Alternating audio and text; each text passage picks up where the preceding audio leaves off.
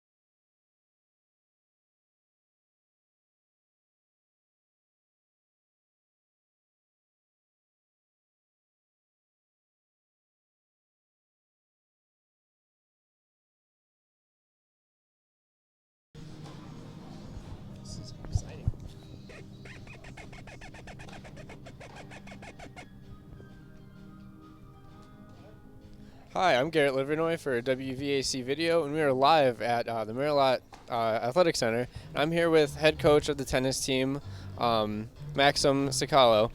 So, this is your first year coaching, right? That's correct, Garrett. Yeah, I'm in my first year, and I came from Florida. I coached down there for 2 years as a Division I assistant coach. So I've got some good experience. I was with Florida Atlantic for a year, and now last year I was with Bethune-Cookman University. So it's been a big change for me to come up here and coach at Adrian, being a Division III school. But I'm excited about the opportunity to coach here and be successful. So yeah, it's my first year, so I'm very excited to be here. All right. So, as a Division III coach and as the coach of this team, how do you think it's going so far with the fall season? You know, the fall season is always an interesting time because you're just getting to meet your players. We actually had 21 players on our roster, which was very big to start out. And, you know, it's a time period where you're trying to figure out who's the best players, who can you use in the matches. Also, you're trying to work on putting together your program standards.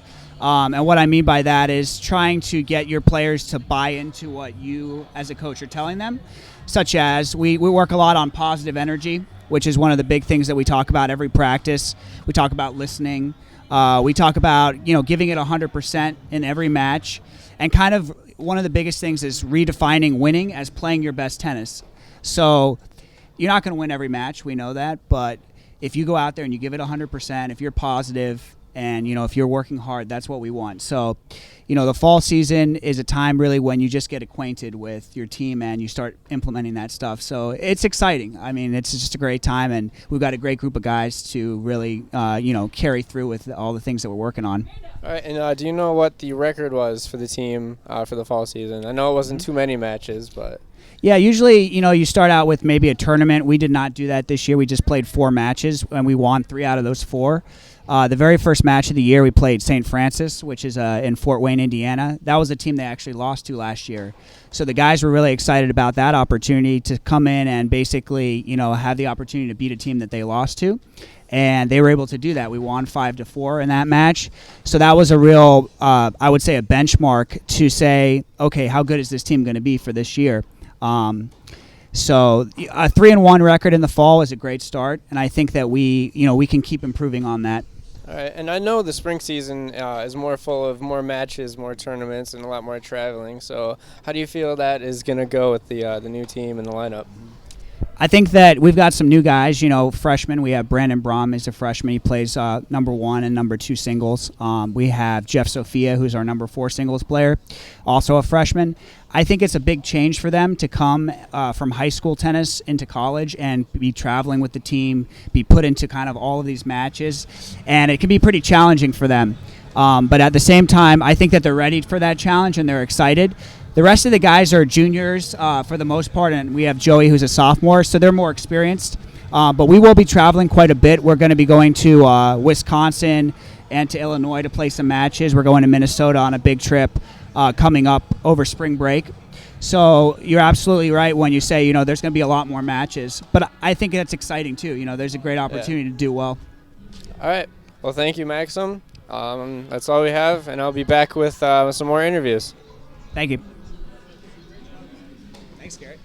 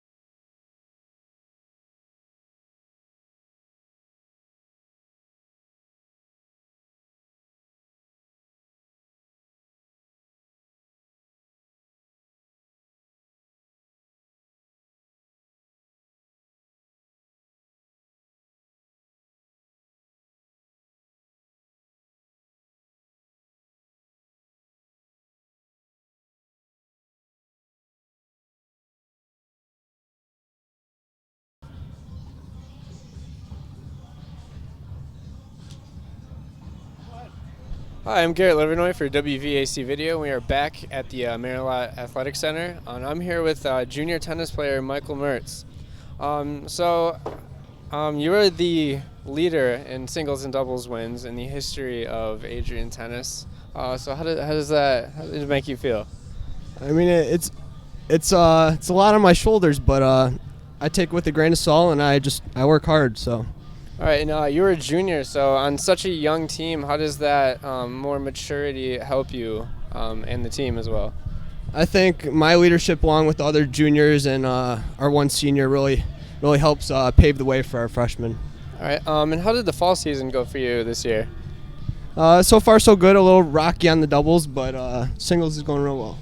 All right, and you play 3 singles on the team right now? Yeah, 3 singles, and I just got moved up to 1 doubles as of right now. All right, how are you feeling for the spring season? I know the fall season's a little bit shorter, and it gets done quicker. This one carries on a little bit long. So how do you feel about the upcoming matches? Yeah, it's gonna be real grueling. We got 7 matches in 4 days coming up over spring break, so it should be a blast. Looking forward to it. All right, well, thank you, Michael. I'll be back with more interviews a little later. Awesome, thank you.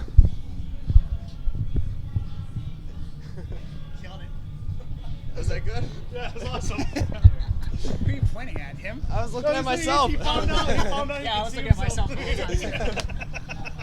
Throws you off. You're like, Yeah. Where's the point? Live on YouTube. My hands were shaking a little bit. Yeah, you were nervous, man. He's looking everywhere.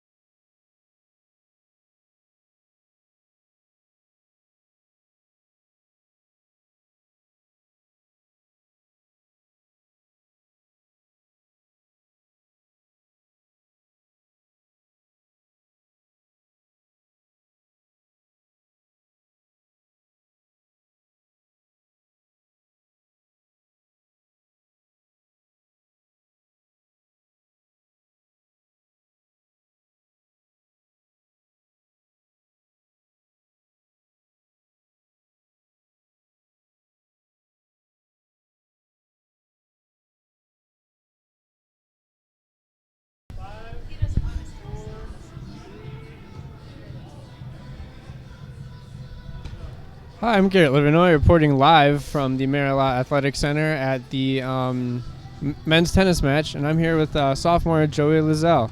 So, Joey, how do you feel about today's match, it being the first match of the spring season? I think we're going to have a good opportunity to win if we all go out here and do our jobs. All right, and how did the fall season go for you? It went pretty well. I think we went 4-1, so we had a pretty nice fall. Maybe shouldn't have lost that match we did lose. All right, and How do you feel about the upcoming spring season as far as the rest of the matches and the tournaments and whatnot? I think we're going to do very well. We have the spring break trip coming up, so I think that's going to be a lot of fun, and I think we can really build off what we did last year. All right, and you're playing 2 singles, right? Yep. And did you play the same in the fall? No, I played 1 singles in the fall. All right, and are you on the doubles lineup as well? Yep, I'm playing 1 doubles. Okay. And do you have a different mindset when it comes to singles versus doubles? Because having a teammate on your side as opposed to not. I mean, I guess I kind of do, and I kind of don't. I mean, I just go out there and try to win each match. All right. Do you have any interesting pre-match rituals? I like eating some strawberries. All right. Sounds good. I'm Gary Livernoy with WVAC. Thanks for Joey Lozelle. We'll be right back.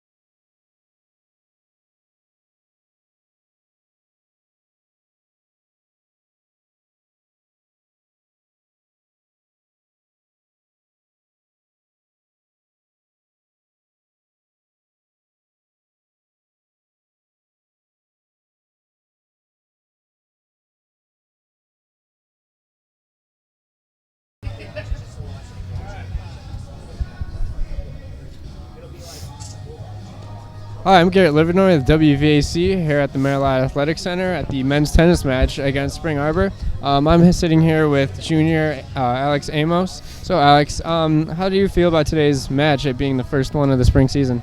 Feel good. We've been practicing a lot, getting ready. We're going to do good today. All right, how do you feel your fall season went this year? I know it was shorter, but... Fall season went really well. Okay, how are you feeling about the spring season? I know there's a lot more matches, there's tournaments, there's trips here, there, and everywhere. So I'm really excited for it. We've been getting ready a lot. We've been doing a lot of work in the gym and on the court. So we're gonna take it to whoever's on the court with us. All right. And you are who are you on the lineup? Playing 6 singles and 3 doubles. Okay. So in the difference between doubles and singles, do you have a different mindset in between the two? Like, because I know you have a teammate as opposed to being alone on the court. Yeah, doubles is a little bit faster. You're gonna try and get a 1-2 punch in rather than singles where you're gonna try and work the point a little bit more. It's the biggest difference, I think. All right. Do you have any interesting pre-match rituals or anything you do? No, not really. All right. Well, thank you, Alex. We'll be right back with some more tennis action.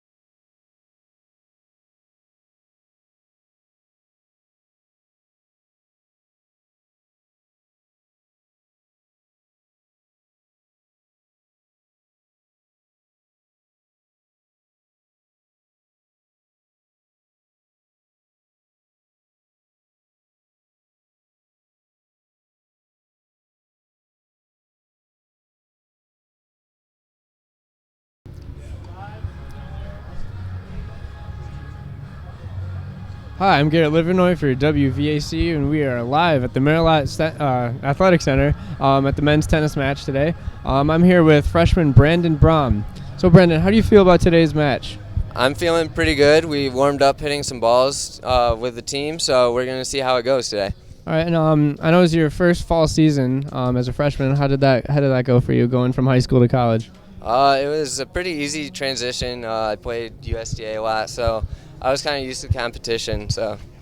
All right, and how do you feel about the future of the spring season? I know today's the first match, but there's a lot of tournaments and matches coming up. So how do you feel about those? I feel pretty good. I'm pretty confident in our team. We've been stroking a lot of balls real well, so hopefully that continues into the season. Okay. Do you have any interesting pre-match rituals you go through, or any traditions or anything like that? No, I listen to music ahead of time, but that's it. What kind of music do you like to listen to? Rap. Like rap gets you pumped up? Yeah, Eminem. That's about it. All right. Anything?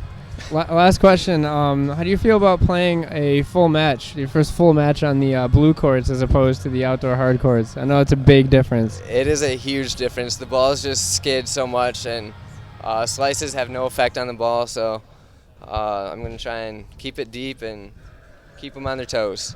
All right. Thanks, Brandon. We'll be right back with more tennis action. Thank you.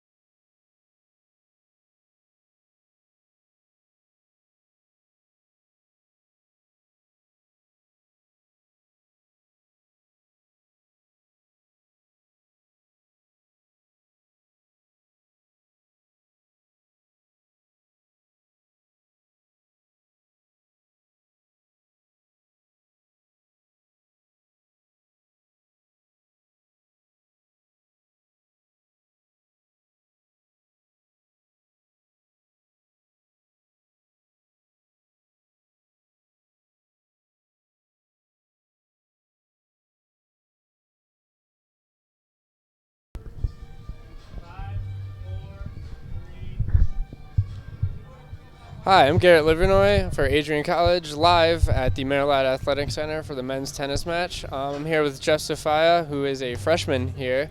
So how do you feel about today's match? I think I'm feeling pretty good. I don't like these courts very much, but I think I've heard that this team, Spring Arbor, has the same court, so it should be a fair matchup in that aspect. Yeah, I was gonna ask how the court difference will affect your match. I just noticed that the ball moves way faster, and you definitely gotta. I mean, it teaches you to move your feet more, which I don't exactly like because I'm usually lazy on the court, but yeah, it's a totally different feel for it. You got the ball's moving way faster than it normally does, and serve and volley is definitely way more of a key area on these courts. All right, and it being your first season here, how do you think the fall went? I thought it went pretty good. We had our ups and downs, but we had a big win against I think St. Francis, so that was pretty cool. And then Lawrence Tech, I was actually sick, so I could only play in the doubles match, so that was unfortunate. But overall, I thought we did pretty good. All right, and how do you feel the transition from high school tennis to college went? I'm adjusting pretty well. It's definitely different. I mean, I've never played doubles in my life besides now, unless it's like messing around, But yeah, this is my first time actually playing legit doubles, so I'm having a good time, trying to adjust, and yeah, it's.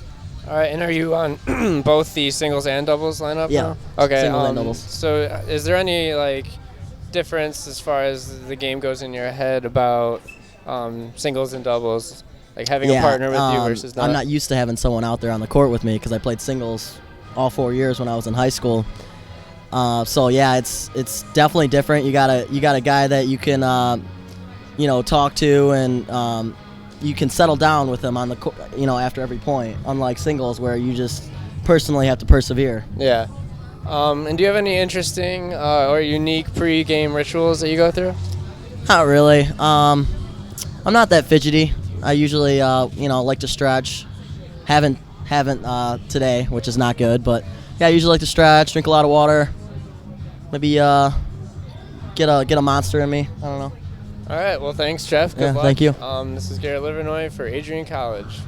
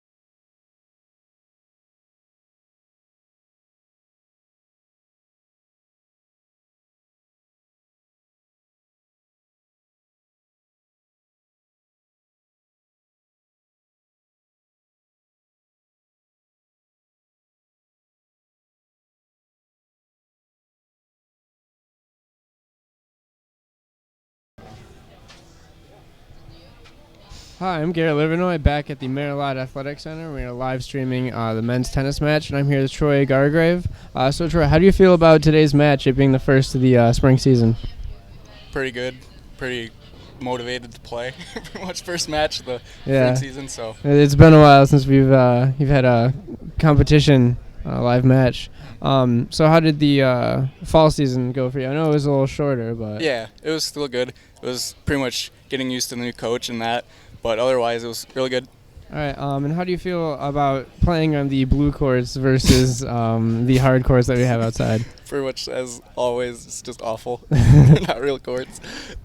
Yeah. And do you have any interesting like pre-match rituals or anything you go through? Not really. None. No stretching or. I guess if anything, just like not drinking soda. All right, that's a good one. Yeah.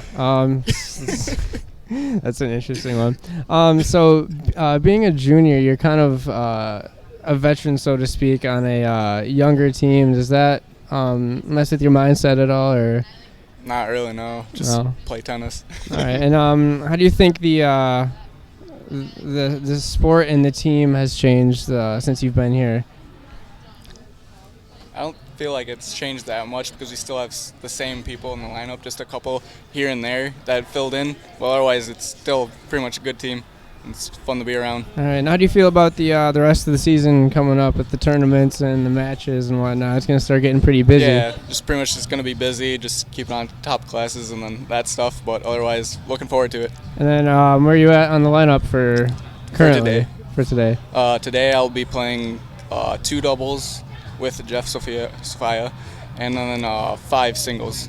Okay. And do you have any difference as far as mindset goes with the difference between doubles and singles and having a teammate? I don't know. It'll with be you? interesting, though, because it'll be my first time playing doubles, at least at college level. Oh, okay. So All right, that'll be fun. Well, thanks, Troy, and good luck today. I'm Garrett Livernoy, and we'll be back with some more tennis action.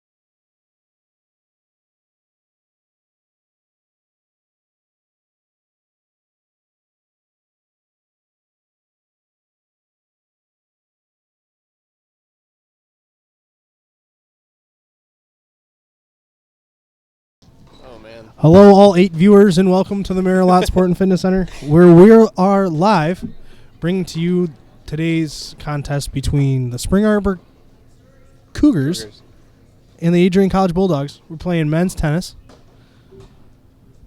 I'm joined with Garrett Livernoy. Hello. Garrett, how you doing? Not too bad. Garrett, you remember this tennis team? I do.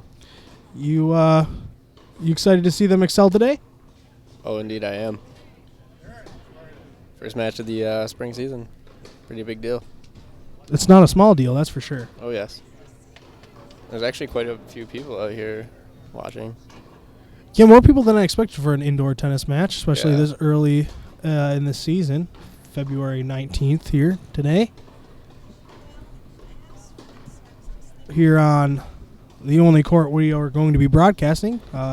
We've Show got court. Yeah, the show court. That's what they call it now. Nothing but number ones. Number 1 doubles. Yep. Coming up here first for Adrian. Joey Lozelle. Is it junior? He's a sophomore. Sophomore. Yeah. From Wyandotte, Michigan, 18-4 overall. Doing pretty well for himself. This was a pretty strong doubles team.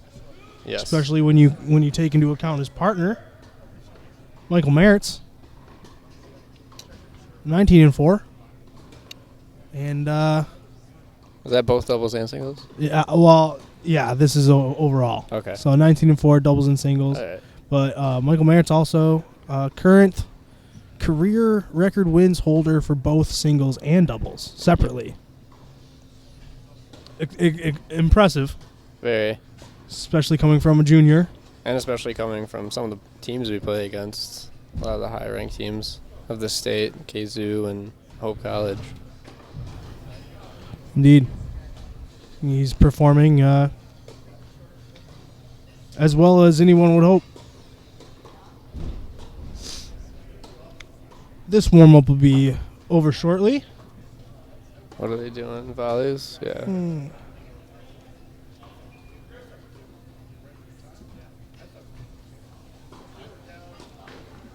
It's a whole process. Yeah. It's like ground strokes, volleys, overhead serves. I'm not sure if they're giving a 10 or a 5-minute warm-up today. Probably a 10.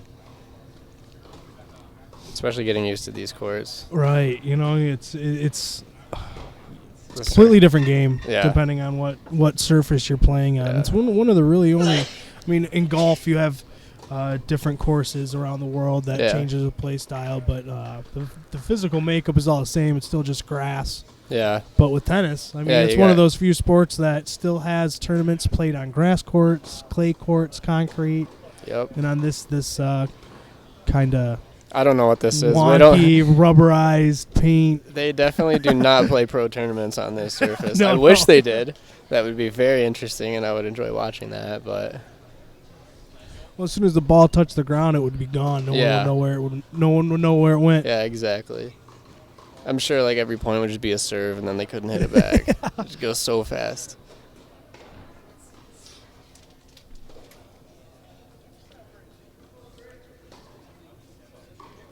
Had a couple of fun interviews with members of the team. Yep, we did. Hopefully everyone caught that. If not, as soon as this broadcast is over, go back, look at the archive of this footage, and take a peep at those interviews. One with the coach and one with all 6 members of the team that are playing today. Did you have fun doing those, Garrett? Oh, yeah. It was interesting. I never really done like so many interviews in a row. It's always been just like one quick 1-minute interview or whatever. Right. It was the lightning round. Yeah, that's what it was, one after another. Just had to get some questions in my head, you know. But yeah, I mean, I knew all the players and stuff, so it felt more like a conversation I was having, more so than kind of like a pressured interview. We got some insights, too, a lot of insights. I don't think too many people know much about tennis and whatnot. It's kind of one of those sports like soccer that's more famous throughout the world, more so than in America. Where would I mean? Because obviously you can look at countries like, or nations rather, like Brazil and the UK, where soccer is, obviously more famous than other places. Yeah. Where would you say the nation for tennis is? I'm gonna say probably mostly Europe. That area, you see a lot of the top Like tennis Eastern players. Europe? Yeah. Yeah. The top players are more from Europe and one from Britain, but I mean, there's like none in like the top 10 or so from America, and there hasn't been for a while. Since like Venus and Serena, if I'm not mistaken. I'm talking about men's. Yeah, I gotcha. But yeah, for women's, there's definitely, and men's doubles too. The number ones are from America, but a lot of the focus with tennis goes for the men's singles, and there's not many American players in the top lineup. Not only that, there's just also not a lot of sports nowadays that are focused on individual effort. Right, yeah. But aside from the Olympics. Or the PGA Tour. Yeah. Or Formula One. But other than that, it's really, you got NASCAR, even NASCAR, you got teams. Yeah. It's not the same. It's not an individual effort in anything anymore, So professional tennis is a world that I haven't explored much. Yeah. It's interesting. It's a fun sport, fun to play. Without Courts a doubt, are everywhere. Yeah, exactly. You know what I mean? It's just like you can cross any town and they're going to have a lineup of like 8 courts or so, at least. Now, the condition they're in, it varies. Yeah, right. Some cities have really good facilities, and other cities not so much. So in the interviews, you brought up a philosophical difference between playing in a singles match and playing in a. Yes. And you asked all the members of the team today, how do you feel when you've got a partner out there as opposed to when you do not? What's different? I feel like I have a lot less stress and worry, I guess, when I have a partner with me. Not necessarily in the fact that I can just blame them, because like when you're on a scapegoat when I'm doubles. Yeah, Right. I mean when you're on a singles match, you got no one to blame but yourself. But I mean when you're doubles, I like it a lot more. It's more it feels more like a team sport, because I mean I grew up playing like baseball and hockey and stuff, so I was so used to the team sport aspect, and doubles has that a lot more so than singles. It's a little more relaxing as well. Not every ball is going to come at you, and you're not responsible for every single hit and whatnot. I feel like singles has a lot more pressure as far as that goes. Now, are there any like strategic systems that get put in play when you're doing doubles? Because I mean, obviously, the placement of one person is a lot easier to account for than the placement of two. Right. Yeah. I mean, the biggest strategy in doubles is to hit it down the middle, hit it in between. Down the middle solves the riddle, eh? Yeah, exactly. Yeah. Hit it in between the players when you can, because I mean, unless they have great communication skill, it's going to be tough, like in an instant, to figure out who's going to hit that ball that's just flying right past both players. And then another big strategy is don't really hit it at the net player, because he has so much of an easier shot he can make, more so than the one who's playing back.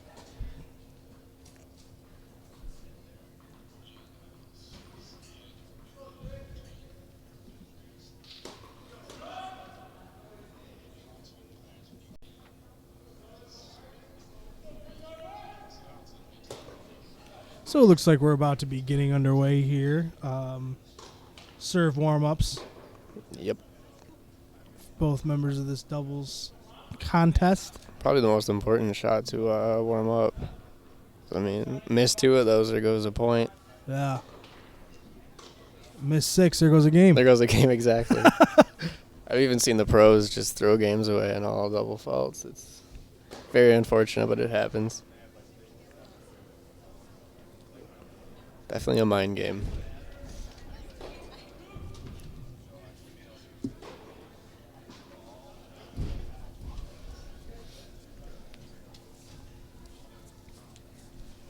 We almost had 2 cameras set up here today, but a little bit of nerves here on the Adrian College camp. Saying that seeing a camera on the court side would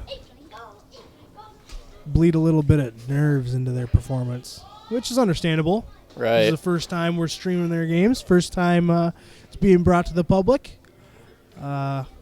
Getting down too close might be a little nerve-wracking. Right. Hopefully in the future, I mean, I don't have a opportunity to set up our equipment up top outside. Right. So they're going to have to get used to it.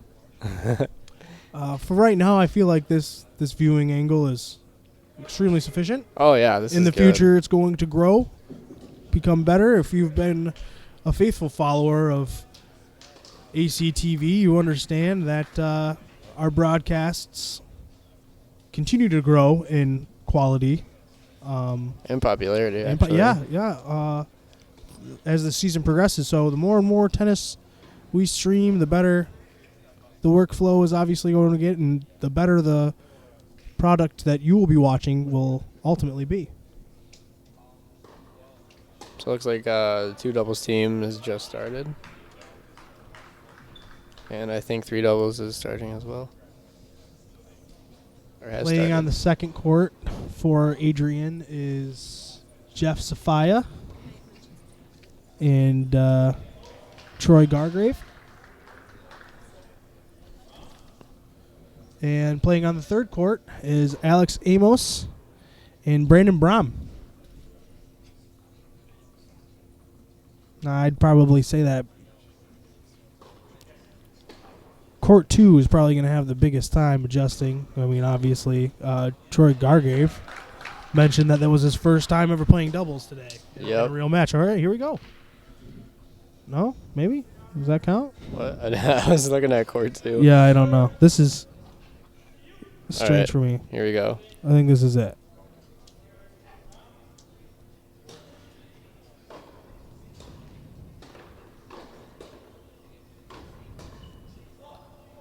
Nice. All right. First Very point good. goes to us. Very good.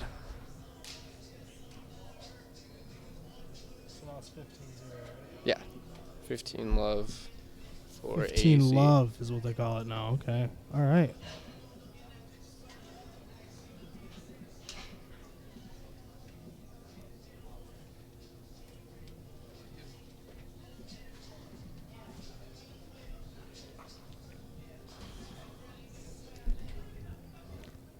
Taking a lot of time before that next serve is the Spring Arbor duo. A lot of time. The return is out. 15-15. Yep, 15 all.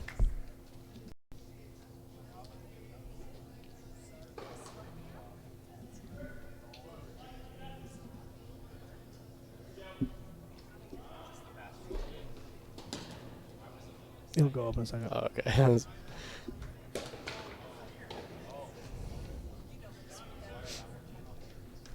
was a first fault.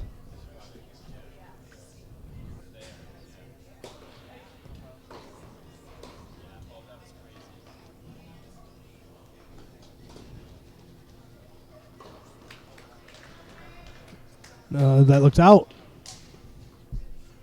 30-15. Yep, 30-15 for AC. A big thing is that Spring Arbor has these courts on their campus as well. So it's not too much of an advantage here for you. Yeah, unfortunately. Most colleges don't. They have either hard indoor courts or some other surface. So this should be a pretty equal match. Man, it would be nice to have some hard indoor courts. Oh, yes, it would.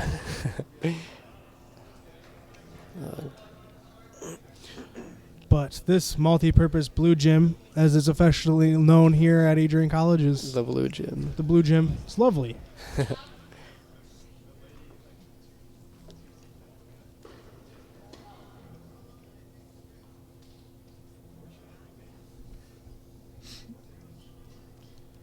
Again, A lot of communication going Lot on of communication. for Spring Arbor over there.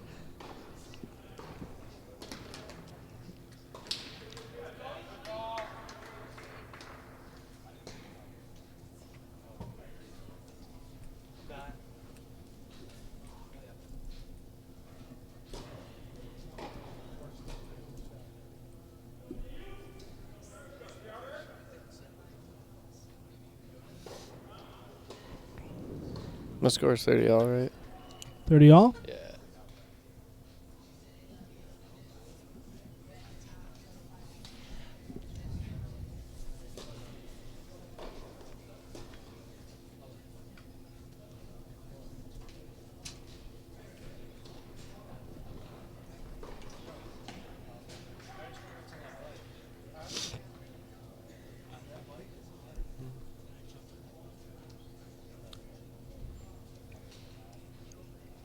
I didn't see who won that. It's 40-30, Adrian. And a wonderful shot by Spring Arbor. Takes it to a deuce. Indeed.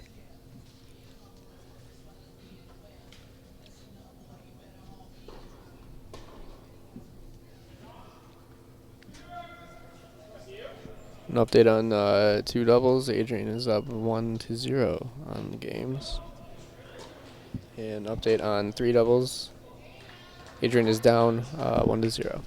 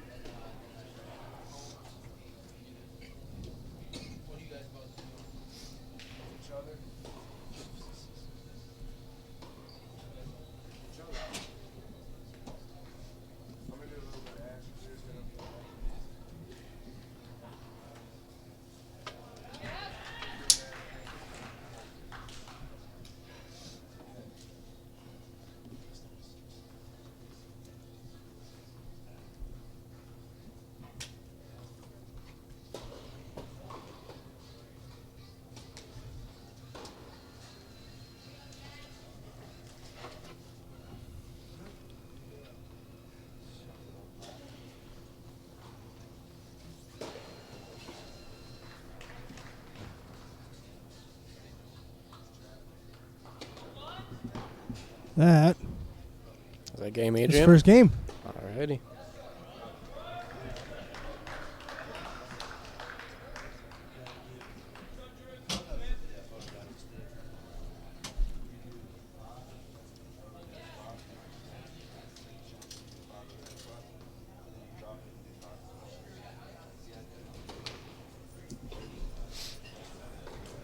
These two guys did a great job returning. And who is taking serve first? Looks like it could be Mertz. Mertz has ball in hand. Looks like he's going to be serving first in the second game of this match.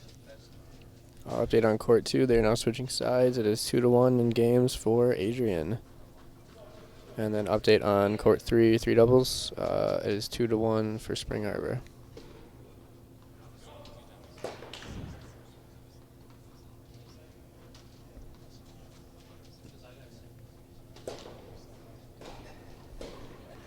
Wow. Nice shot by Joey. Absolutely beautiful. Following that serve by Mertz, the return was spot on, but Lozelle was there to slam it down into no man's land.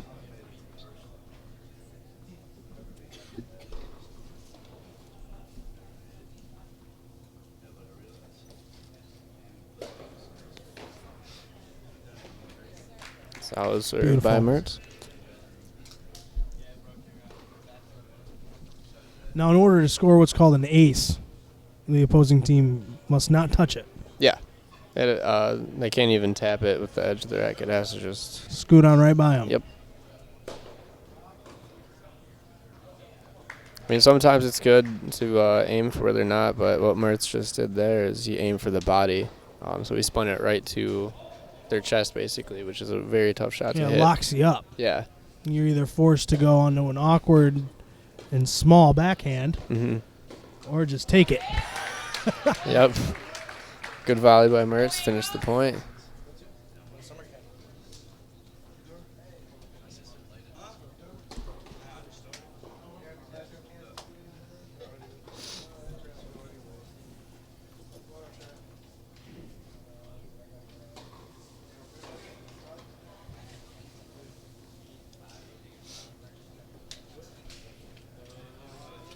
Oh, looks like that was game Adrian. It was indeed.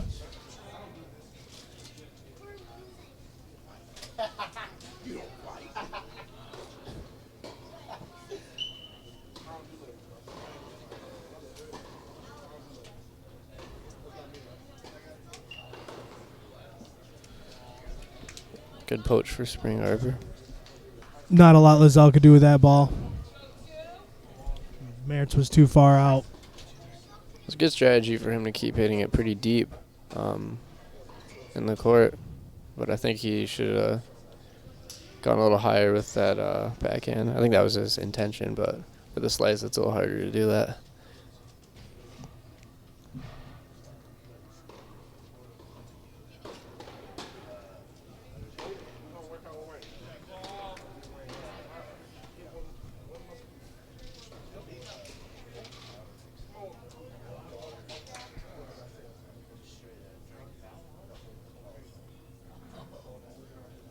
I think we're just going to do game score now. A little hard to keep up with. Yeah, constant changes. Shots. So right now on this court, we're at 2-0 Adrian. And still 2-1 Adrian for 2 doubles, and 2-1 for Spring Arbor for 3 doubles.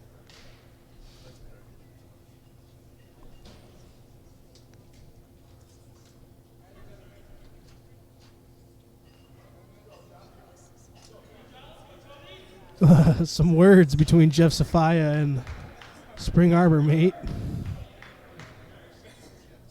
Interesting to know what was said there.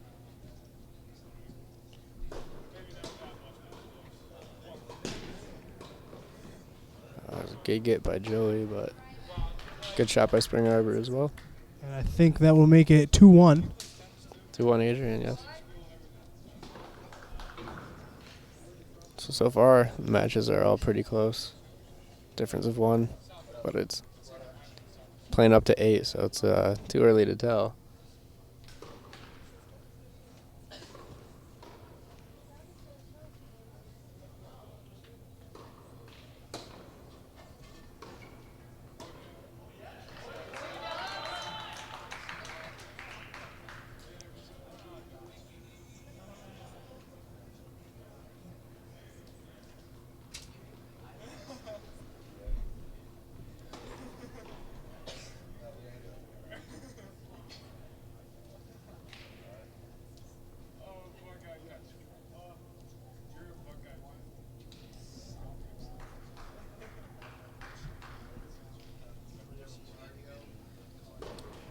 Getting underway here.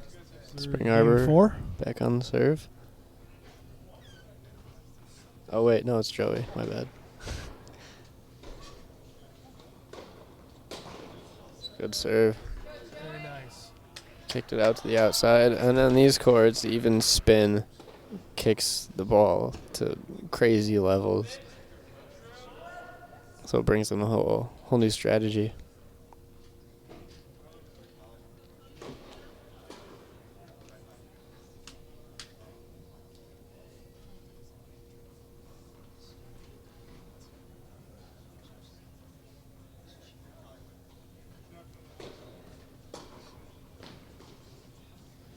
And tough shot to the feet there.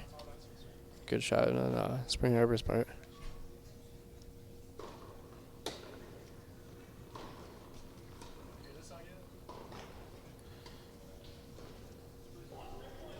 And you're dropping it down into areas that you don't really have a lot of options with. Right.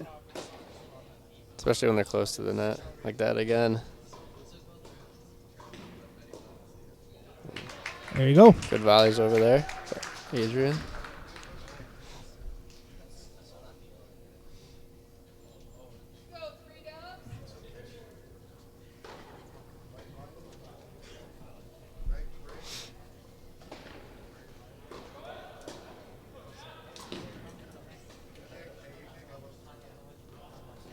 Good job. Yeah, even lobs are more tough to get on these courts because the ball bounces so much away from the player that's running after it.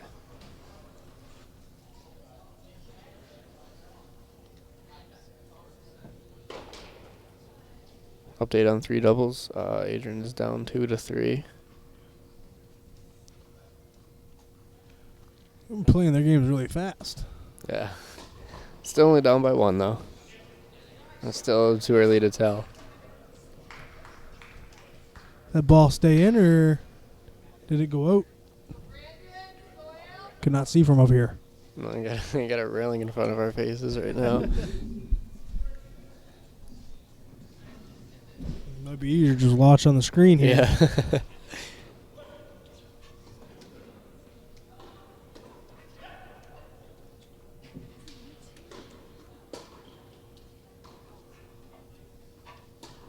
Nice shot by Joey. Nice and deep.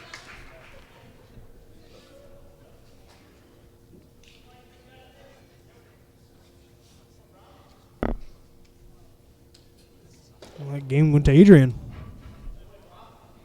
2 doubles. 2 doubles up 3-2. Spring Arbor on the serve. 1 doubles up now, 3-1. And again, doubles plays to 8 games. 1 set to 8 games. So it's first to 8. Yeah, win by 2.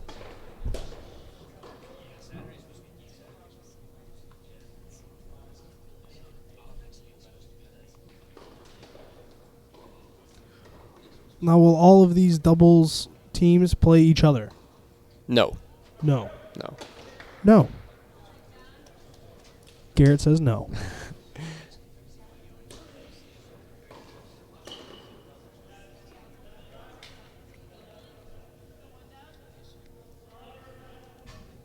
Each of these teams will finish, and then I'll move right to singles. 1 through 6.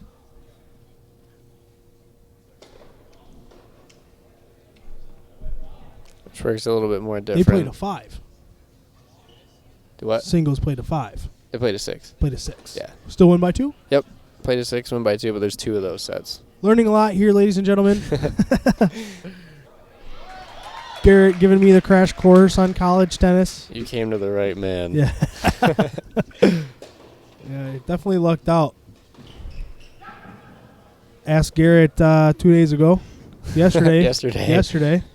If he was available. Here he is announcing the tennis game. Doing a great job.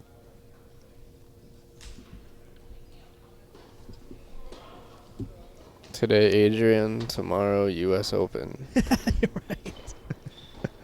Because everyone is watching this. Roger Federer is turning into our ACTV broadcast. Taking some notes. He's like, man, we need Garrett over here. He knows his stuff.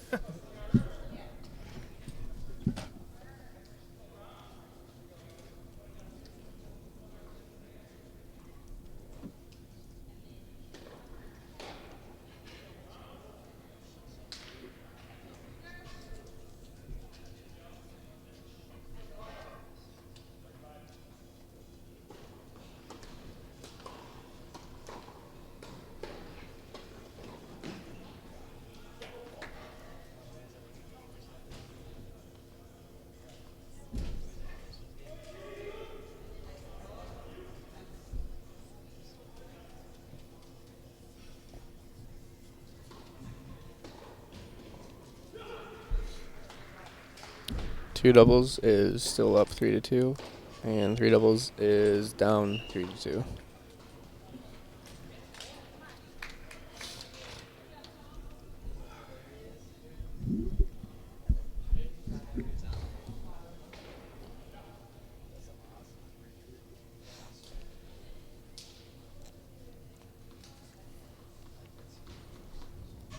Can you see the score?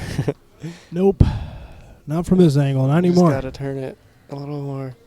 Come on, guy. It's gotta be 3-2 somebody. I I think Spring Arbor took that game. Yeah, I think it's 3-2 Spring Arbor. We'll just go with that assumption.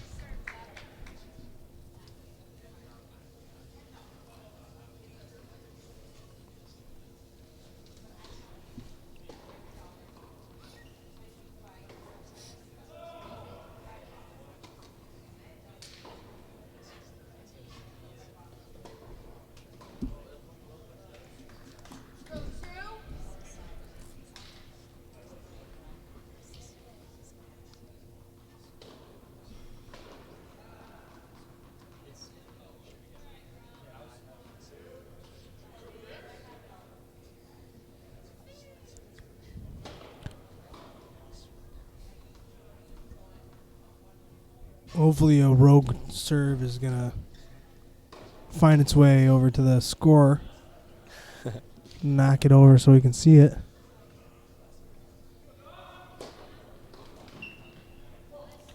Beauty of a serve. From the career record holder, Michael Mertz.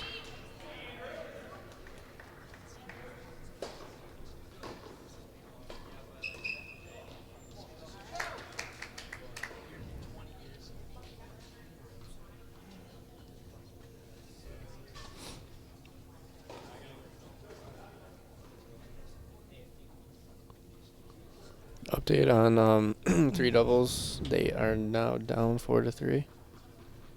So it still remains to be a one game gap. Nice. Solid point by one doubles.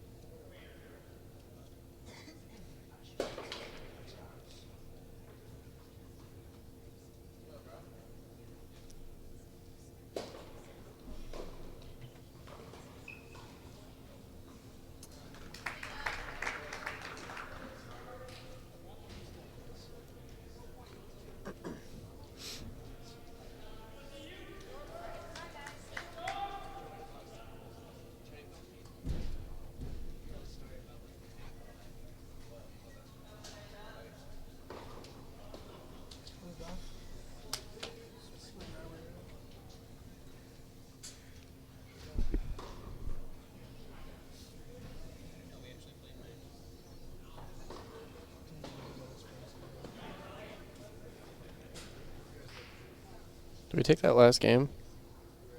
Or is I think it's still got 1 point left in it. Oh, nope. No, I think we took it. We got it. 4-2. That's our assumption. Yeah, we actually have no idea. We can't see the scorecards.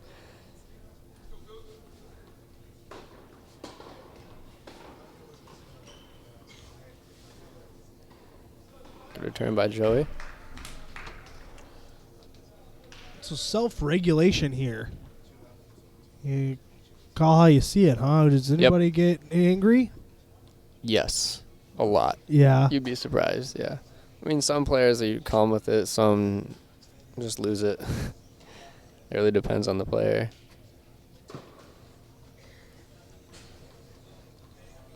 I've had some interesting... When disputes do occur, how do those get sorted out? Most of the time it's resolved by replaying the point. If both players can agree to that, that's usually how it goes. Or one player argues to the point someone gives in. That happens a lot too. So, I mean, it really depends. Or there's fist fights. Wow. That never happens. I'm just kidding. Yeah, usually when you've got a racket in your hands, you don't throw it down to fight someone. Right, yeah. That wouldn't be very good proper tennis etiquette.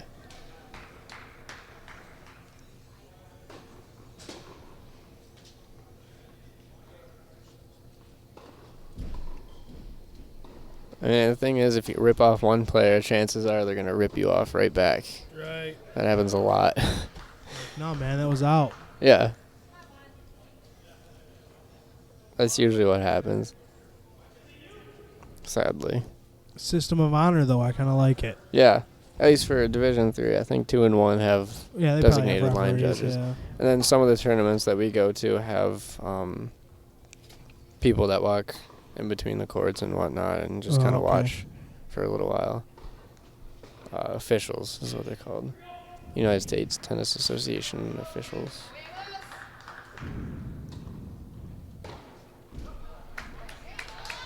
There you go. Court 2. 2 doubles up 4-3. Very nice. I like it.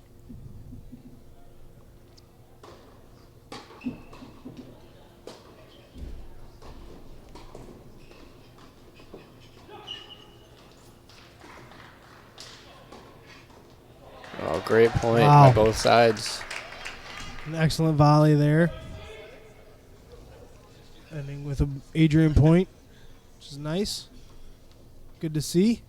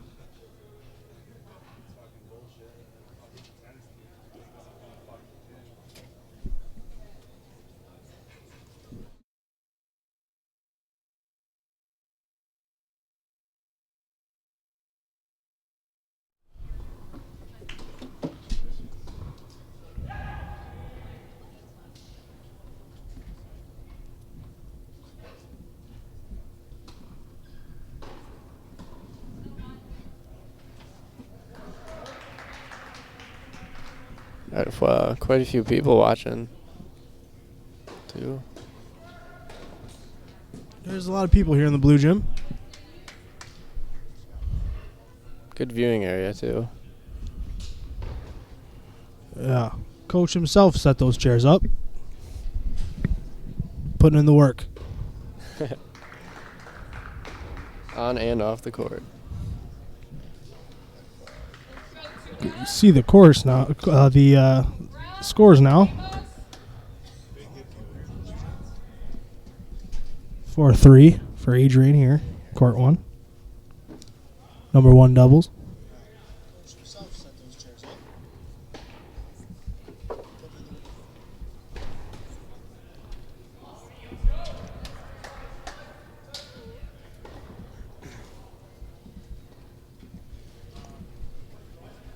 Also, it was 4-3. Or it was 4-2. Now it is 4-3 for both 1 and 2 doubles. And Adrian is down 4-3 for 3 doubles.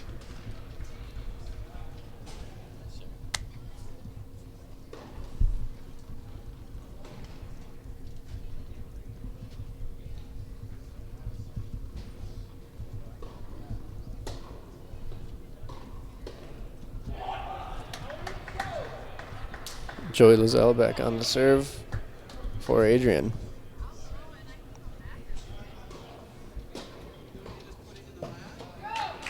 Nice volley by Michael Merck.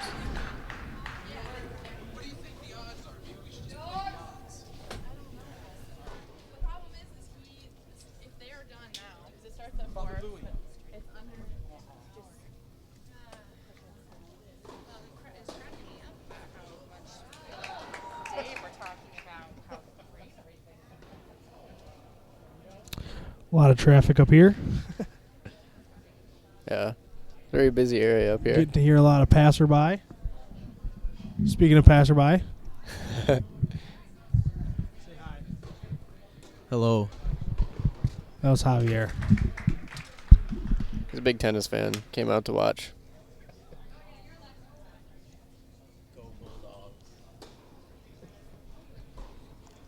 He likes to support his Bulldogs when he can, where he can. And he's gone. And he left.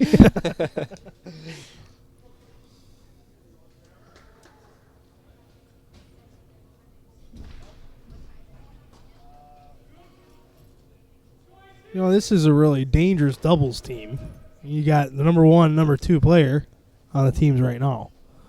18-4, Joey Lozelle. And Michael Mertz, 19-4. Right. Force to be reckoned with. And so far, so good on their first match of the spring season. Still only 1 game differences at each one of these courts. Right. Close match. 4-3, 4-3 Adrian on 1 and 2, and 3-4 Spring Arbor. Yeah, this is how it went last year when we played them, actually. Really? The doubles were pretty close. And then things split up in singles, which they usually do. It's more common for singles to be more of a split type of game scores. Chooses different aspects. Right. Nice overhead by Michael Mertz. Seemed pretty pleased with himself there. Getting pumped up with the racket to the chest. He really digs that one. That's when you know he's Feeling himself. Pumping ready to go, yeah.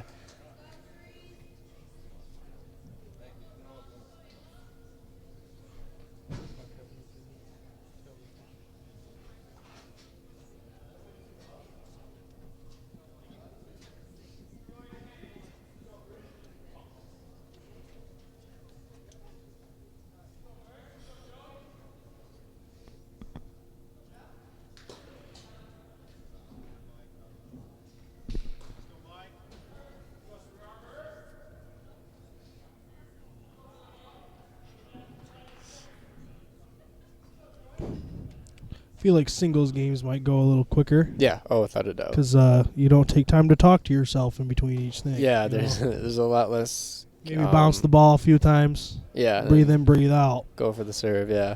There's a lot more communication that happens in doubles because you have someone to talk to besides yourself.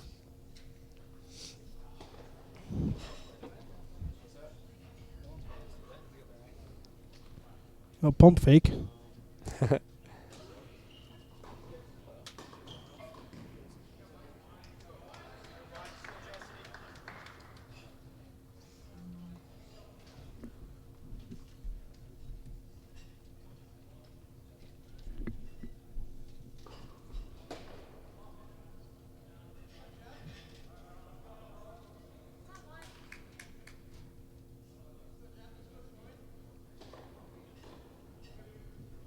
Update on two doubles is now up 6-3, and three doubles is down 4-5. So it looks like two doubles could finish this up pretty quickly. Things keep going upwards for them.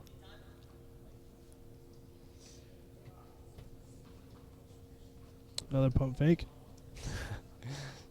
Mind games. He's just messing with them.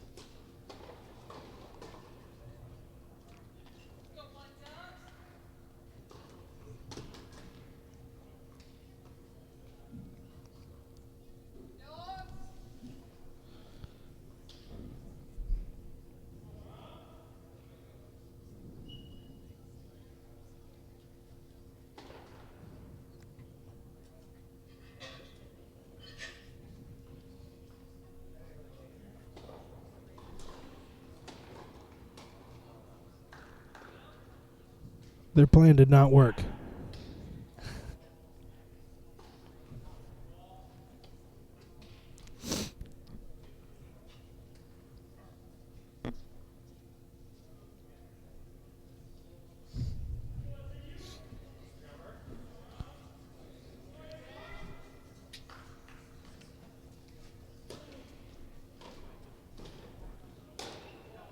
Ooh, a little bit of a miss hit by Spring Arbor there.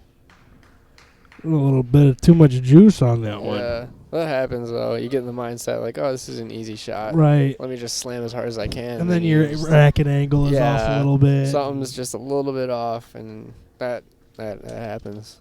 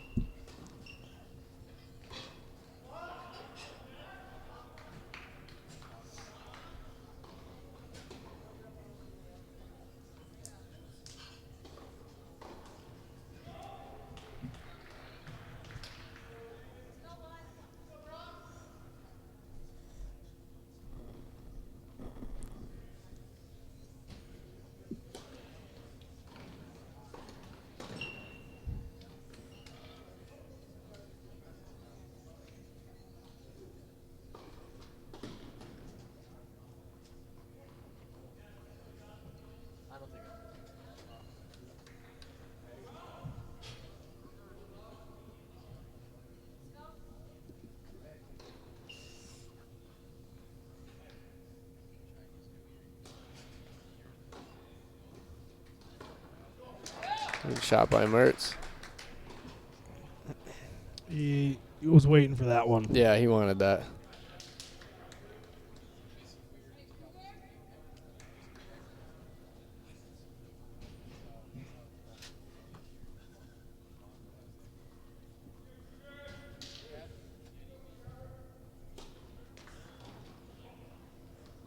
Tough serve.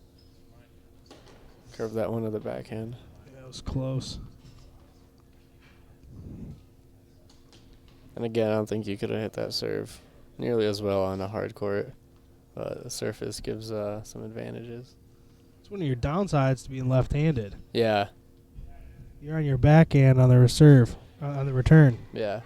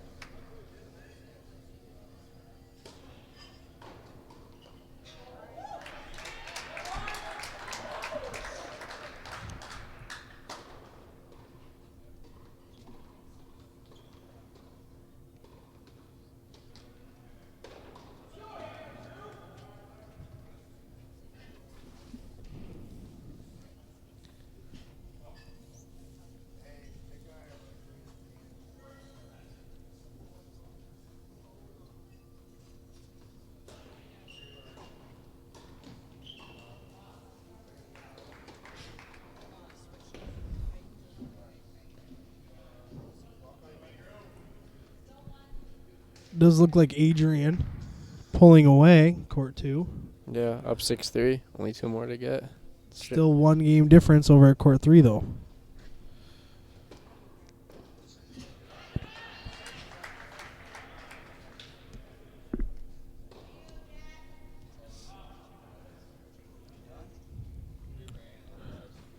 Court 2 is Sophia and Gargrave. Sophia's on the serve. Giving Spring Arbor a hard time. At least that pair of Cougars.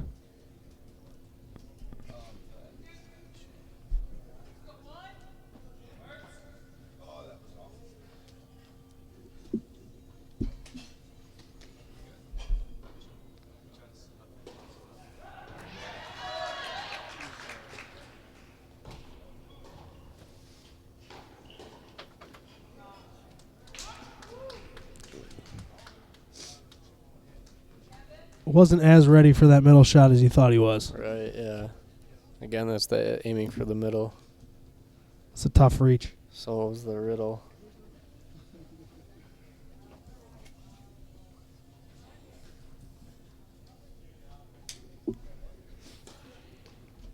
Oh, it's a good serve. Real good. Lots of spin on that. You expect on that smooth surface for it to just skid and not Yeah. get affected too hard by the spin, but That one definitely. that took a bounce all the way over to the racquetball courts.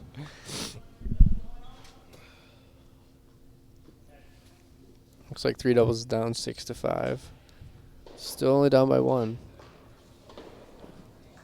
Still a chance to pull that one off. And 2 dubs is up 7-4. Got 1 more game to get. Take this one home. Get us up a point.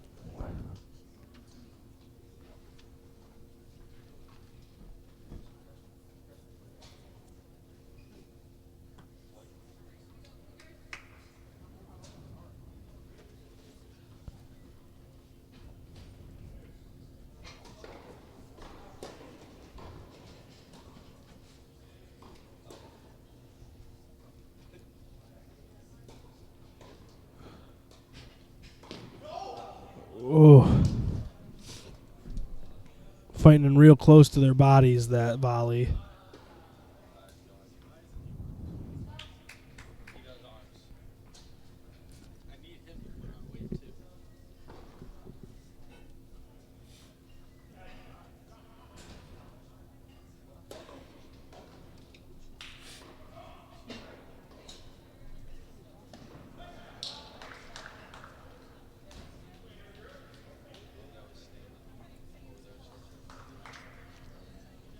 Looks like they're switching sides. Get a score update in a second.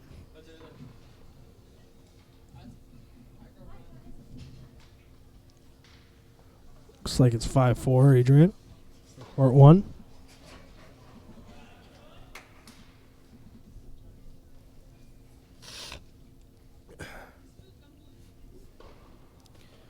Court 2 will be returning for their match point.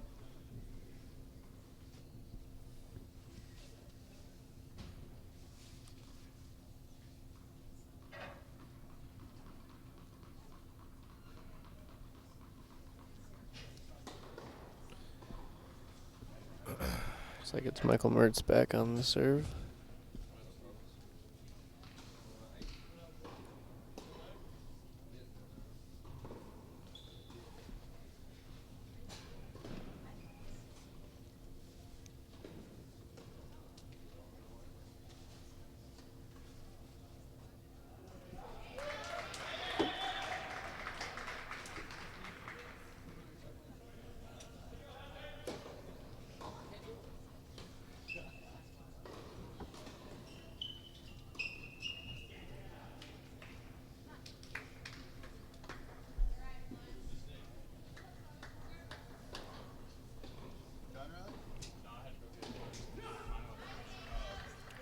Looks like we're down to the final points, hopefully, for two doubles right now.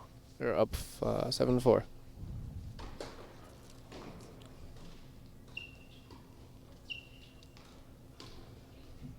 Ooh, tough shot from Mertz Really there. hard break there.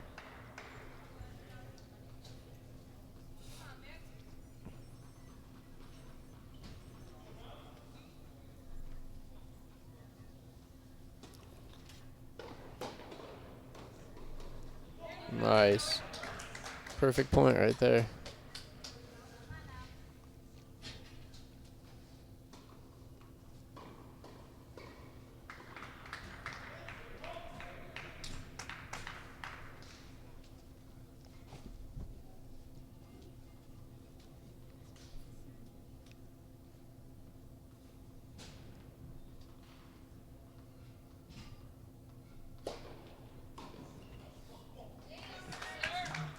Really good serve from Mertz. This looks like where he finds most of his points Yeah. are off of muffed returns off of that serve of his.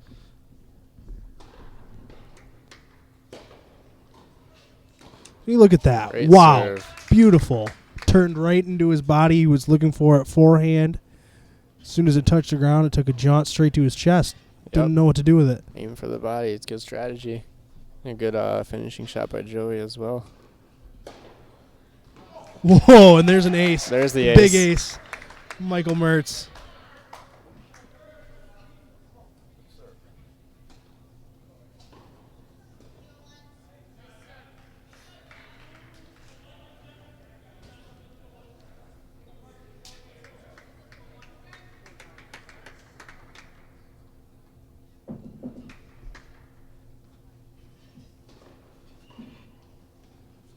So it looks like Adrian, we're up 6-4, I think. Three doubles still down 6-5. Two doubles up 7-4.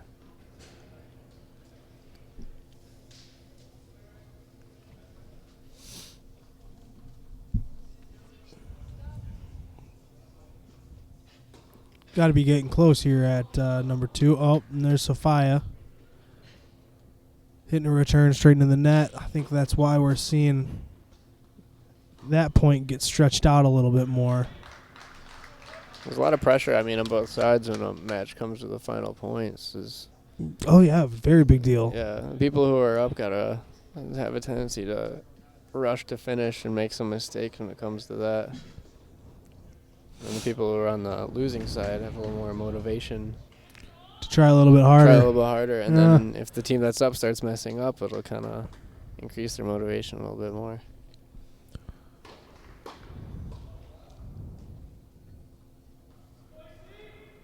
Coach spending a lot of more of his time in between courts 2 and 3. Must be a little bit nervous over his freshmen's performances.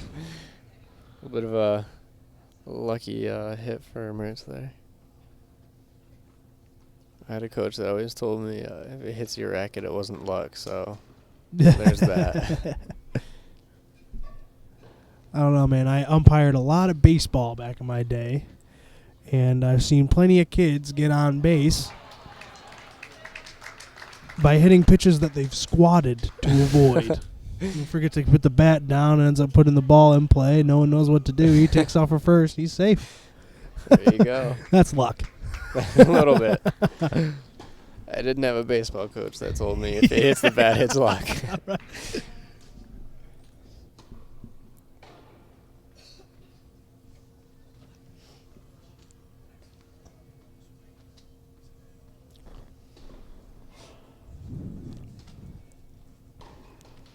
Oh. And I think Court 2 just finished up. Victory, Adrian. 8-4. A sound victory. Solid win. For Sophia and Gargrave of the Bulldogs. And that puts Adrian at the total score up to 1-0 Adrian. So there we go.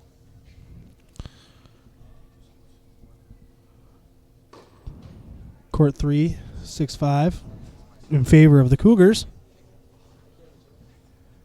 But that could change in any second. And as far as I understand, the status of Court 1 is 5-4 in favors of the Bulldogs.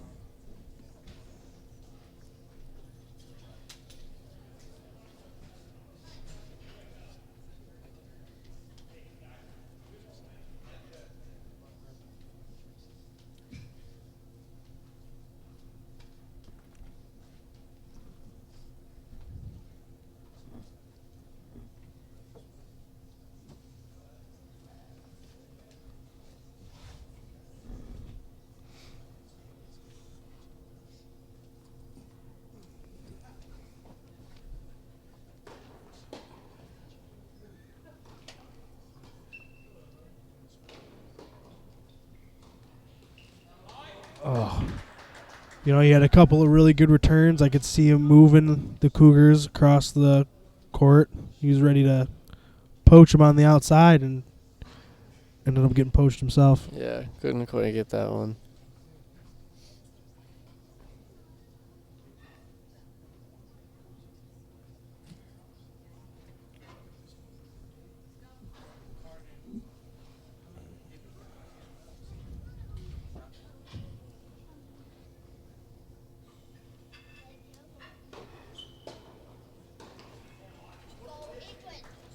Tough point there. Everything just seemed to go in favor of Spring Arbor on that one. Yeah, they got a lot of chances to play the aggressive Yeah. ball. And looks like we're up 6-5 on the changeover. Still in it. 2 more games to get. 3 doubles, it looks like, are down 6-7. hopefully they can bounce back this match for Spring Arbor to a 9th game. 9th point, rather.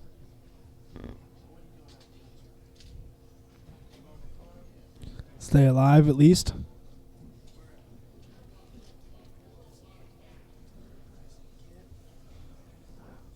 All right, they're all hydrated. Heading back out on the court.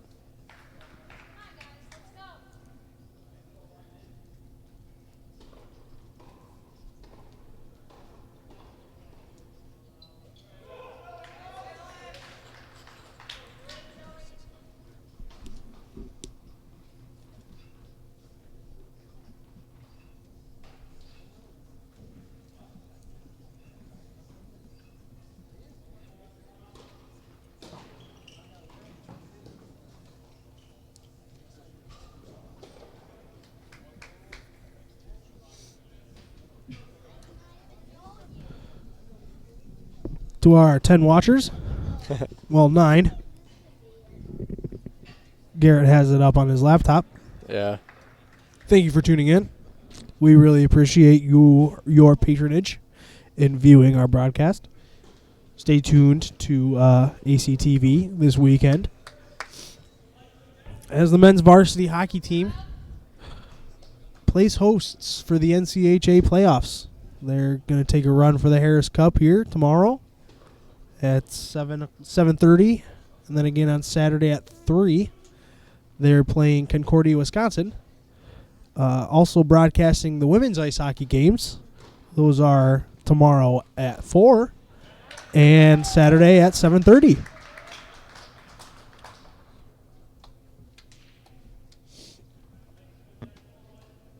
For all of your Adrian College sports broadcasting news, make sure you head over to Adrian College TV's Facebook page.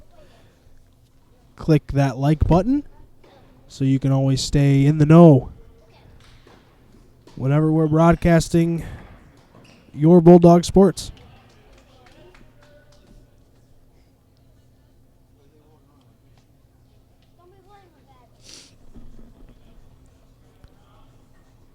Again, that's Adrian College TV.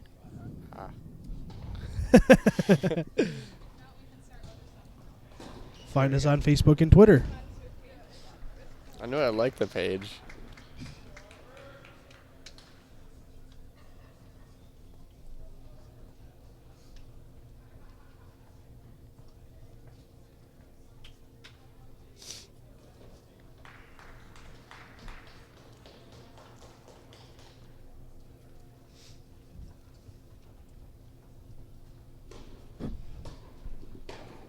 Wow.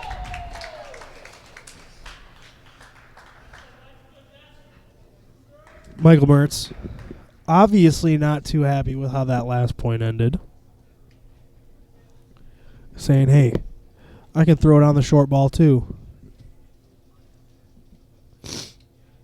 That's exactly what he did. Not sure if 3 doubles finished up or not, but Looks like they're just taking a nice healthy break. yeah.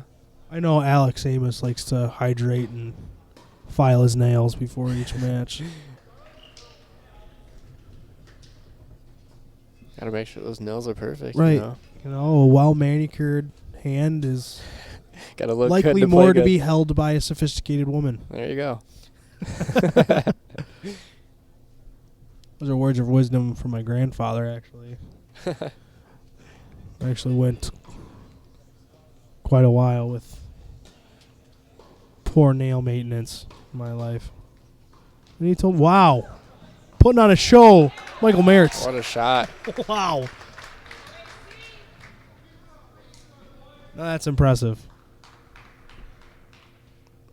Definitely a very tough shot to hit. You just jumped up there, turned around, sent that ball right back, and he had no idea where it was.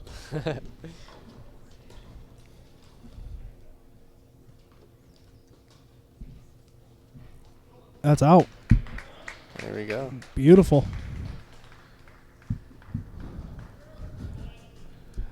You know, it's like getting dunked on by LeBron.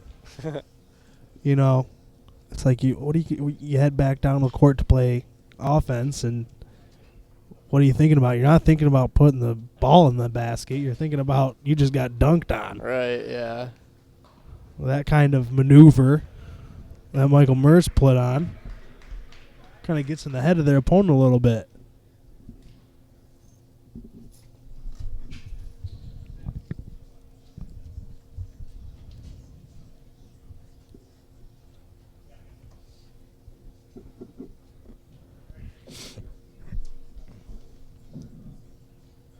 No, it looks like 3 doubles has concluded. Not quite sure what the outcome was. I feel like that ended in a victory for Spring Arbor. I think it did. Unfortunately, so it looks So like we can make our assumptions in saying that the overall score it was 1-1. 1-1. Still very, very early in the match. Hell, we haven't even finished doubles. Yeah, exactly.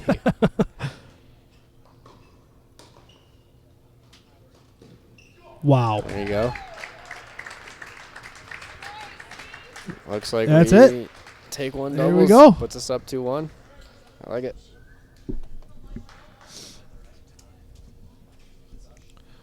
All right, with the conclusion of doubles, we are going to take a quick broadcast break. We will join you as soon as singles start in just a few moments.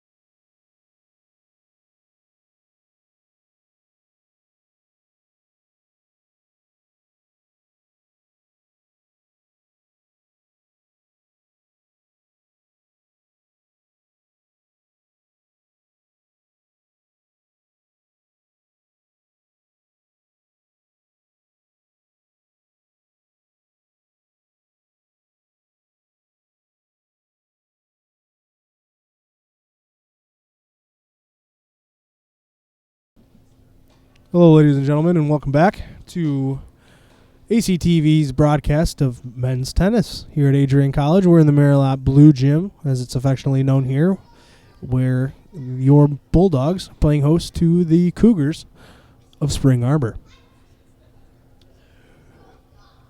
Doubles wrapped up not too long ago. Courts 2 and 3, or I'm sorry, 1 and 2, winning theirs. Court 1 winning 8-6. Court 2 winning 8-4. And unfortunately, Court 3 suffered a loss at a score of 8-6. That brings the overall score of today's match to 2-1 Adrian. Singles are getting on underway. On Court 1, we have Brandon Brom. Unfortunately, I do not have a roster, nor does the Spring Arbor mate have a number, so I cannot give you his name. Michael Darling. Garrett Livernoy can give you his name. I think it's him. Yeah, that's him.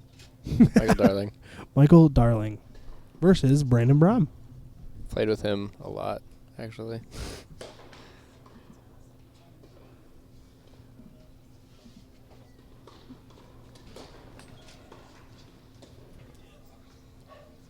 Looks like courts 2 and 3 are underway as well. So how do you know Michael Darling? How do I know? Because I was originally going to go to Spring Arbor. Oh. And so, I mean, I hit with a lot of their team. And then I think summer and winter breaks, I hit with them a lot too. So I guess you can call it a betrayal, but not really. You never signed anything. Yeah, I didn't sign anything. That's only when it counts. As soon as your John Hancock is on something, then you got to start worrying. But yeah. Before then, you're I'm golden. good to go. Not too worried.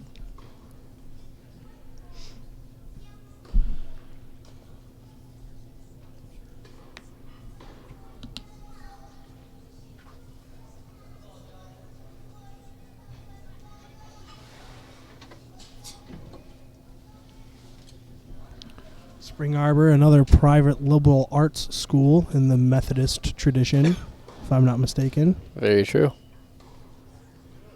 Similar to Adrian in a lot of ways.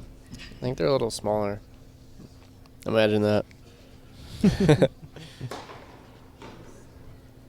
But yeah, quite similar.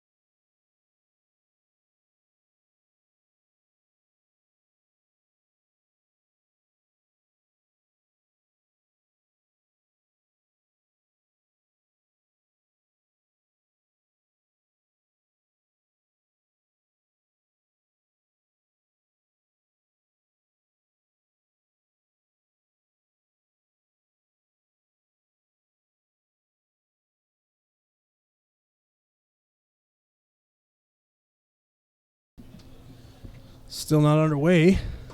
Still practicing our serves, even though all these guys played a double just 5 minutes ago. You tend to have a tendency to serve in a different position, though. Of course. A little closer to the center during singles. And Yeah, you send it a different way. Yeah. And, which sounds like a minute detail, but I mean, it can be quite a big change. Looks like Joey Lozelle is up 1-0 in the first game. Wow. His match. Yeah, that went by quickly. 4 volleys, 1 point.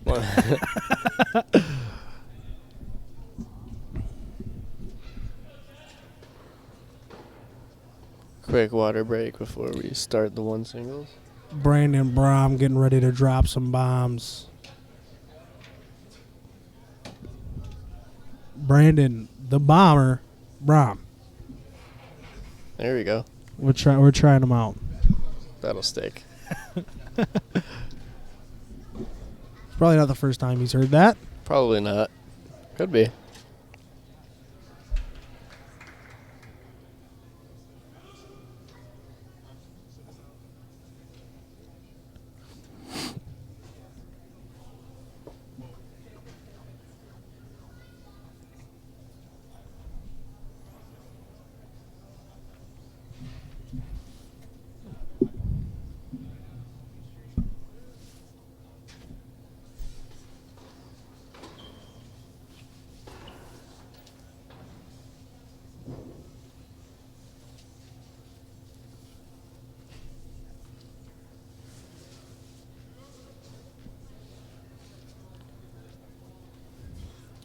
Brandon's Brom, his opponent, is just nowhere to be seen. He took off. Got a doctor's appointment. He completely forgot about it until now. He's like, oh no, my root canal. Oops.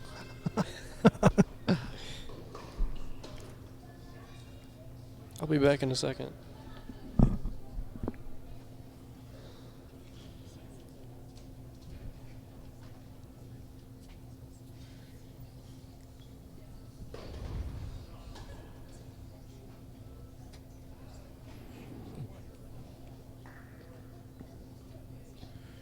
You know, tennis is a nice change from the standard collegiate sport fare. Coming from one who doesn't attend many tennis matches, there's a nice lightheartedness Right. in it. It's just, it's two teams from two schools playing tennis together, not against each other, is what it feels like. Yeah. Obviously, there is some strict competition, and obviously I want Adrian College to take the victory. But it seems a little bit less electric. Yeah. You think that something wrong can happen at any time that could tip the emotion of a hockey player. Yeah. That doesn't really happen here in tennis. The structures of the matches, the way the days go. Yeah.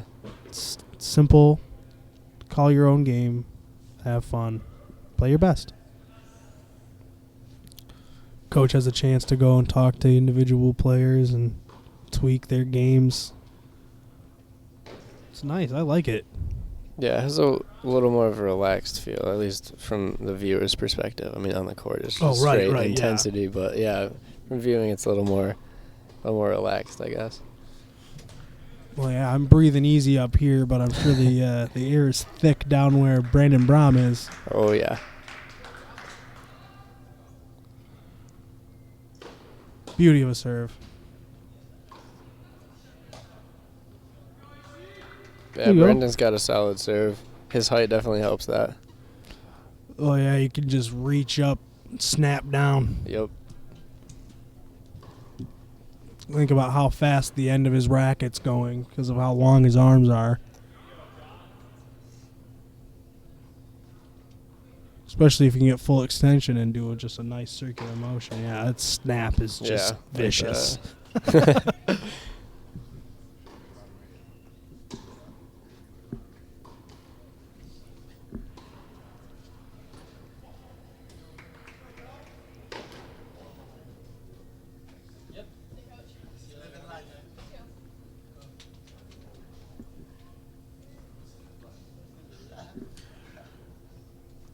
been in the gym past couple weeks.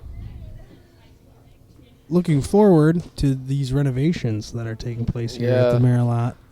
They said it'll be done, was it April? I mean, when I walked in there today, I saw a drinking fountain that I hadn't seen before. Did you see that? No. It's got a place for your water bottle. Oh, really? Oh, yeah. Wow. Huh. Pretty nice. I hear there's going to be a juice bar down there, too. That's what I heard. And you think they're going to take dining dollars? They better. For real? Yeah. I'm not bringing cash to the gym. No. It wouldn't make much sense for them to not. And if they don't have wheatgrass and protein powder, I'm leaving. I'm just kidding. I'm out. Very excited. That TV is going to be cool. I mean, I've seen the architectural drafts that I'm sure everyone has seen. Renders. But sometimes things get lost in translation and ideas don't come into fruition in place of other ideas that do. But overall, I did walk into the gym this past week, and I tried to hop on a treadmill, and then after about 2 minutes of struggling, someone leaned over and goes, "Hey, man, that doesn't work." Like, oh, well, thanks. Why is it here? Yeah. But it's exciting, all these changes all the time to Adrian College. It's never stagnant. It's always a pool of stirring water. Refreshing all the time, and it's just a new outlook for every student here on campus. Came here in 2009. I can remember what Kane looks like without the terrace. Yeah, I was surprised how fast they got everything built for the new weight room. It seemed like especially the exterior went up in 3 weeks. Yeah. It seemed like the shell up. The Peel and Jones renovations took a little while. There's a little bit more wiring involved. There's a little more detail there, but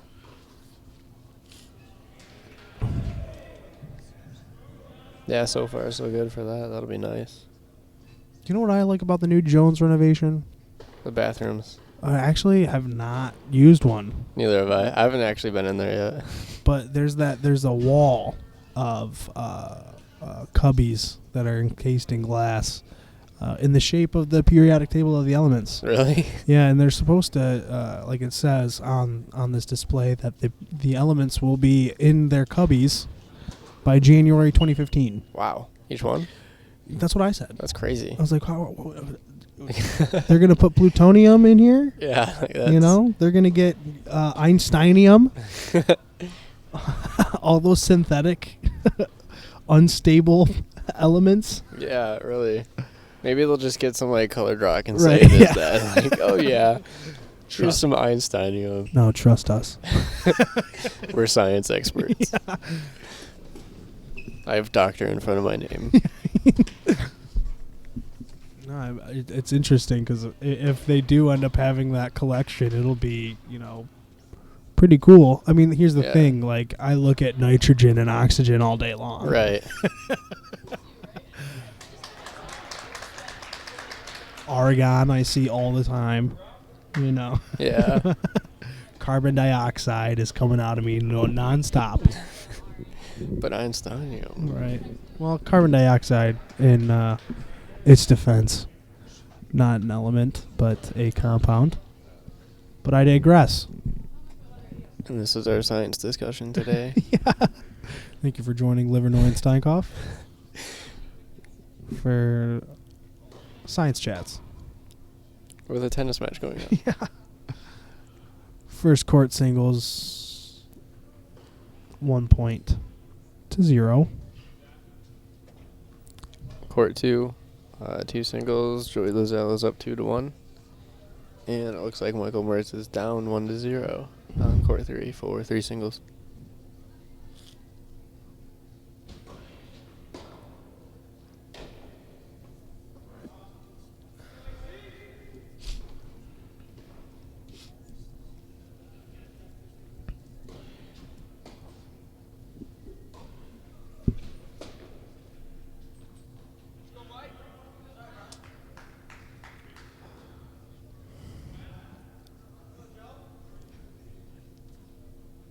So much velocity lost on the return here on the blue gym. Yeah, without a doubt.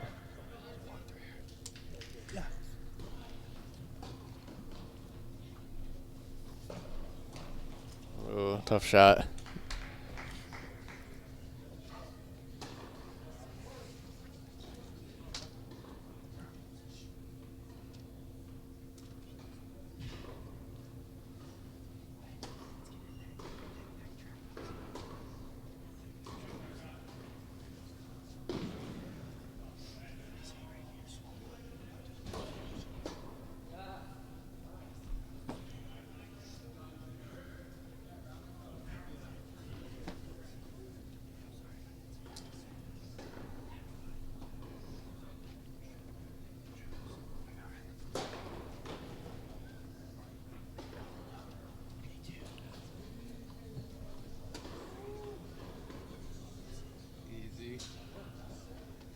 I know that. I'm waiting for We've got our own police back there now. There we go. I no longer have to quiet everyone else.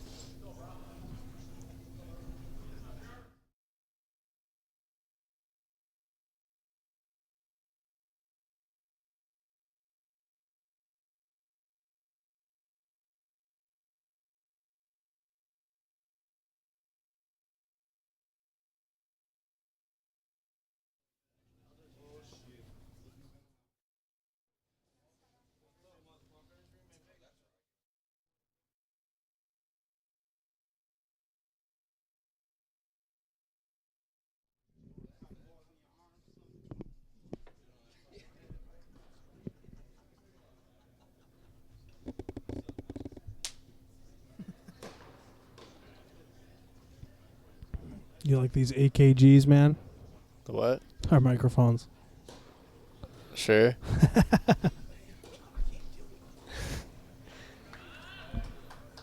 Don't sound too bad, I guess. I've heard plenty worse mics. That's for sure. Like a $10 Radio Shack, like quarter-inch input microphone. My lord. Yeah. Tip ring. There's no ground. Yeah.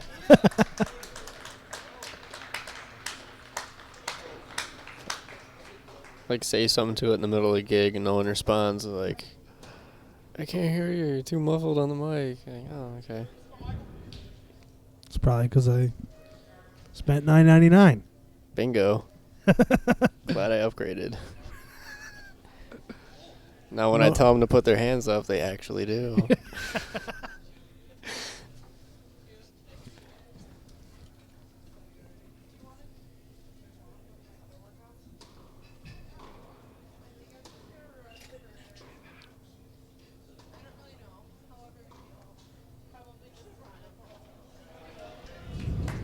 I don't know who won that last set for court one.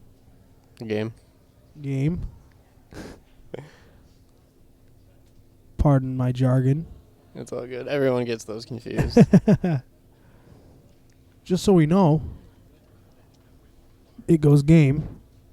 Set. And how many are in a set?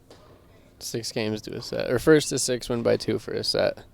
And then win 2 sets is a match.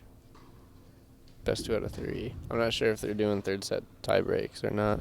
Which they might, I think, because they, like, with the split courts, they want to get the matches done quicker. Right. So I assume the third set would be a 10-point tie break.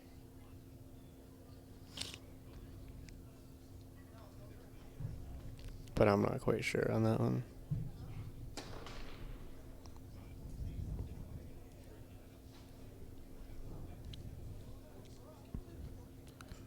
Michael Darling, a senior for Spring Arbor? I think so. Because I know his brother graduated 2 years ago. So I think he's a senior, yeah. Looks like a significant age difference between him and Brandon Brom. Yeah, senior versus a freshman. Which is interesting. I don't think I've seen too many of those lineups.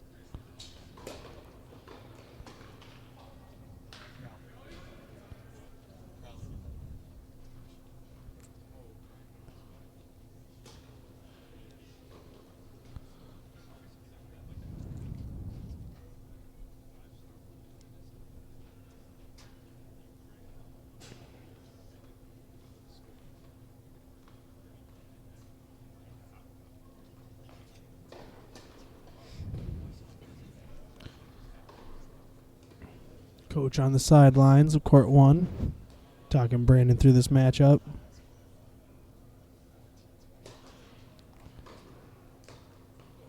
Good return. Right at the feet. Must have had some good advice. Tough shot.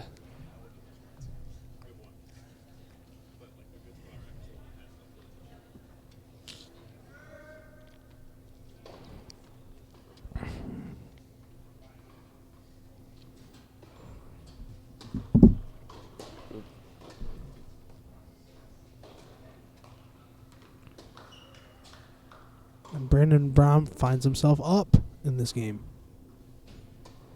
Let's see. Two singles rather. Joey Lozelle is up 2-1, and Michael Mertz is down 2-1 for 3 singles.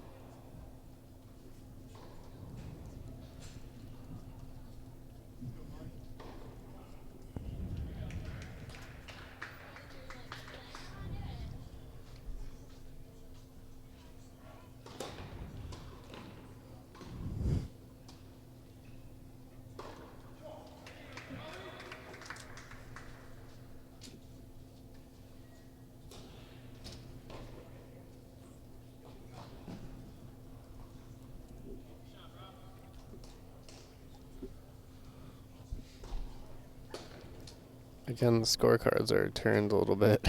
Yeah. So you can't see what they are.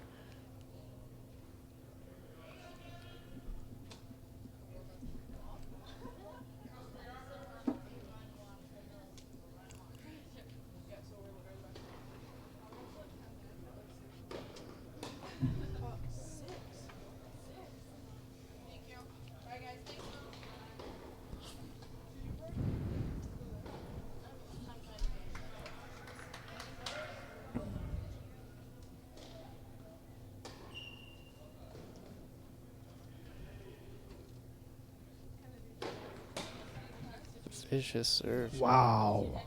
Oh, was it out? Oh.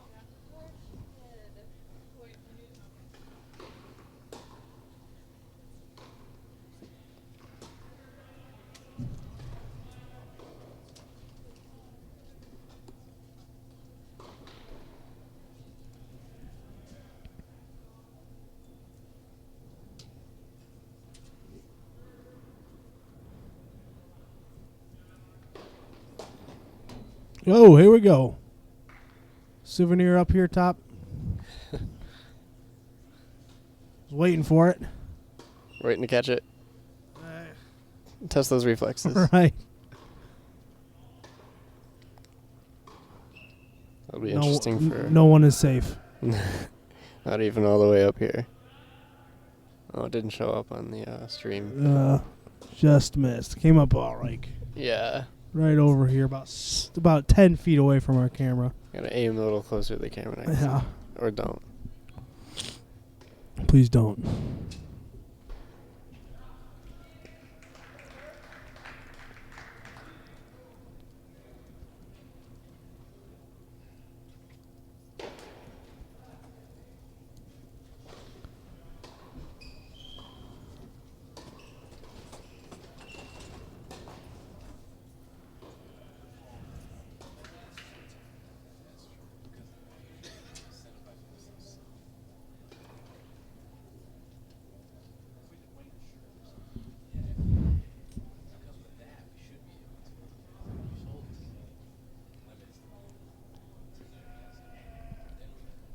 Quick score update. 2 singles. Joey Lozelle is down 2-3. And Michael Mertz is still down. Still down 2-1.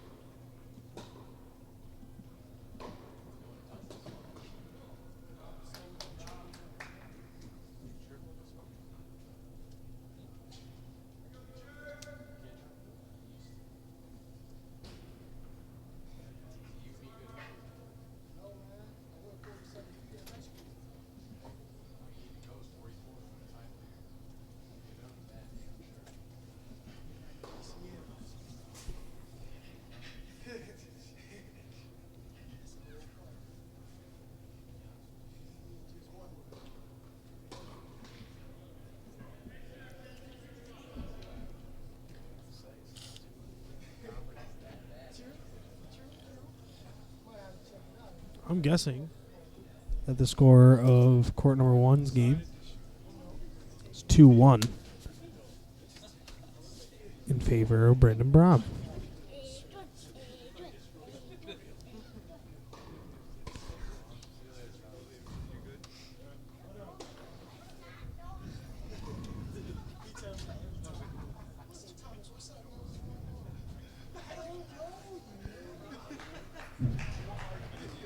I think I was right. Brandon Brown was going to rotate it and give me a little bit of help, but he rotated it too far. It looks like 4-1 4-1. for Adrian. Smoking. I can go check in a second, though.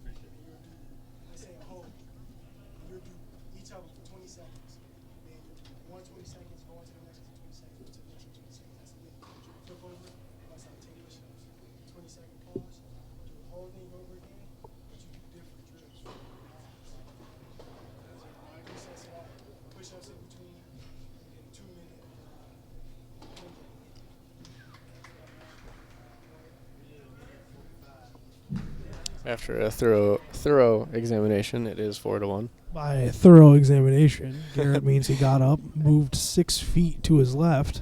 And then came back. It's 4-1, you said? Yeah.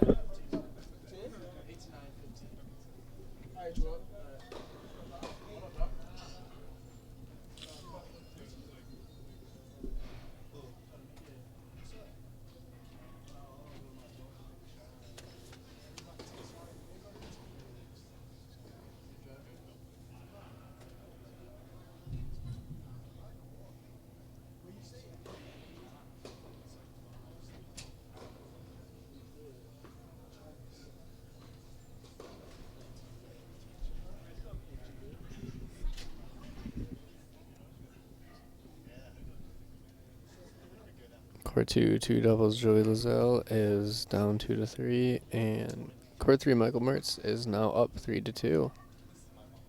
A bit of a comeback for him.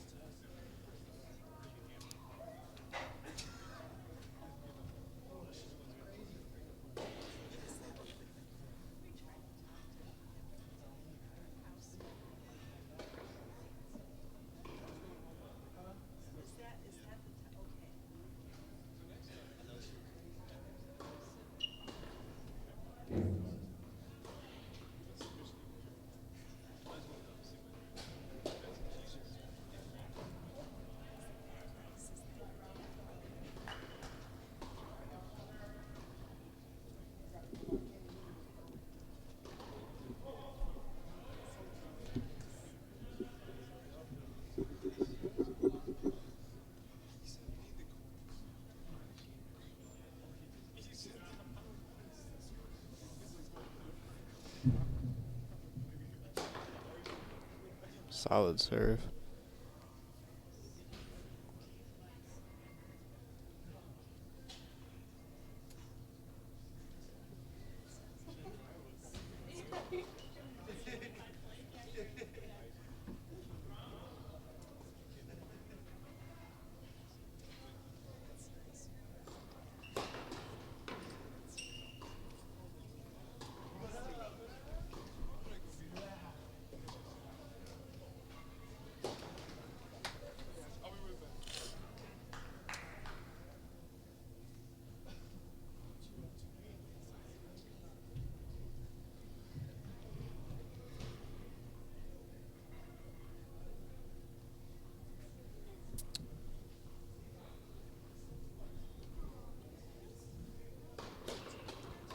Man.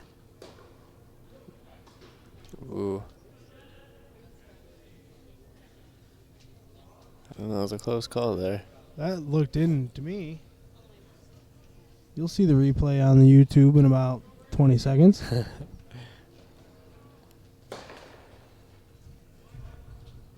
it comes. Oh, it could have gone either way. Looked in from up here.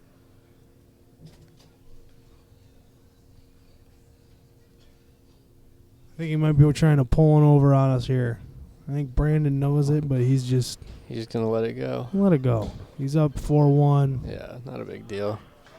And he got the point there anyways.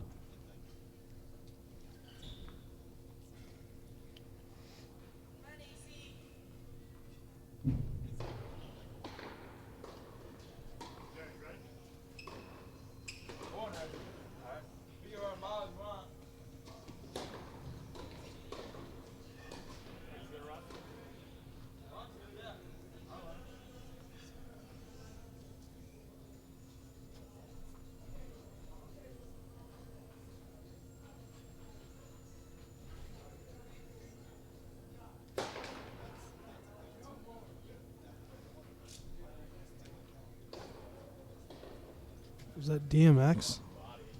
What, playing in the weight room? I have no idea. It's creeping through the headphones here. I don't know what kind of playlist they got going on in there.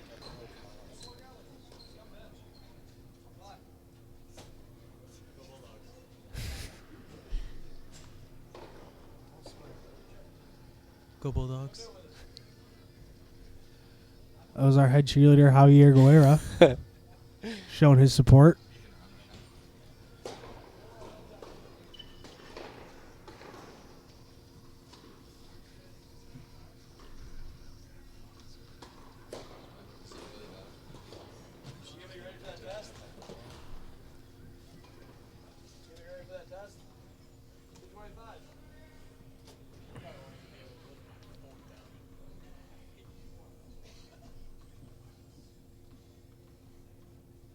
I wish I could give the score update for 3 singles Michael Mertz, but Still looks like it's 3-2. I can't tell. Yeah, I but think so. it might be a 5. It could be a 5. I have no idea. I'd have to walk more than 6 feet to look at that one. It's a Schrodinger's score right now. Yeah. Living in a state of duality. Man, Brandon Brom just finding the positions, winning the Finisher. games. Excellent. Good way to finish that game right there. 5-1, court 1. Court 2 is 3-2, Cougars. Wait, it can't be a 5-1 if they're doing a switch over. Whenever they change the some of the score has to be an odd number.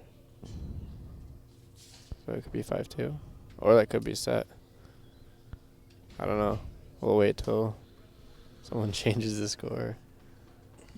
I think that's just where he had his stuff. I don't know if they're switching sides. I think they're just sitting down. Because it was 4-1, you said. Yeah. So it could either be... And it looked like Brandon just won. 6-1. Okay, so you probably won the set. Or it could be 5-2. Because they switch every 2 games. Oh, okay. Unless you're playing in the Arizona heat of 120 degrees. And then you don't switch at all? And then you switch like every game. Well, you take a break every game. Take a break, yeah. That was interesting. I can imagine. It was awful. Just dripping, eh? Oh, yeah. Never been further west than Chicago myself. Oh, I don't know. It's different. People complain about like, oh, it's so hot. I mean, it's completely different as far as the heat feels. No humidity. Well, from right now, I'll take I wouldn't mind 101 degree weather. Right. What is it? Because I walk outside and my nose hairs freeze. Right. It is a whopping 4 degrees right now. Yeah, and those thermometers don't have skin. Yeah, You know? exactly. We have skin, we have nerves, we feel it. The thing is, the summer's here. It's like 85 degrees feels like 95. There, it's like 73 feels like 65. It's really like it's just interesting. the air pressure. Yeah. And humidity is just way different. Right. We don't have to worry about any of that today. Right, because it We're is in the climate-controlled 4 blue degrees. gym. Oh yeah, and here it's nice. I'll take this. Ah. This is good. comfortable. It is 5-2. Wow. How about that? One more game for Brown to take this set. Score update on court 2. Joey Lizelle is down 4-3. And it looks like Michael Mertz took the first set on court 3.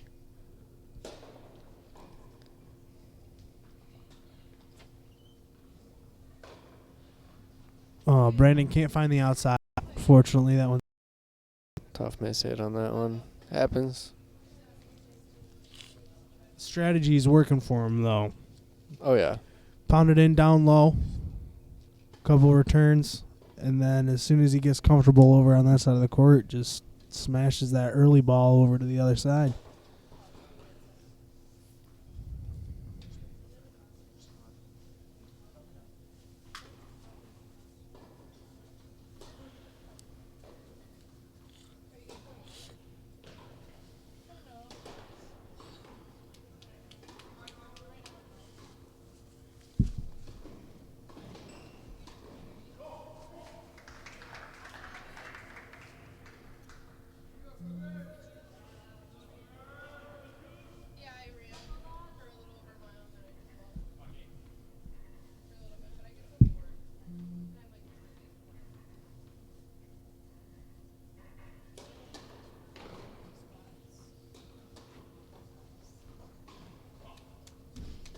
Is yours going up like this?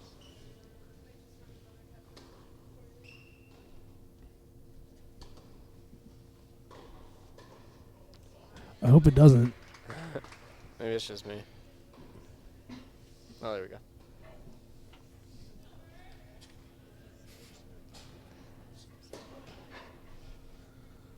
Just YouTube being YouTube, I guess. Yeah. Apologies, folks. That might have just been me. I don't know. Not sure. Because we know the stability of the internet at this school. There's well, it's just hard to account for mobile devices and Yeah, stuff. exactly. Oh, I don't blame him at all. Getting adequate bandwidth to everybody here is an impossibility. Oh, yeah.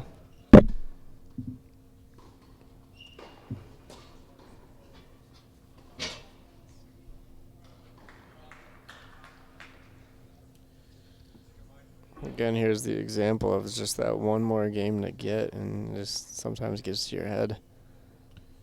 You can't quite finish it as quickly as you want to. It's like that last cup. Yeah. You know, go on a 9-cup run, and then all of a sudden,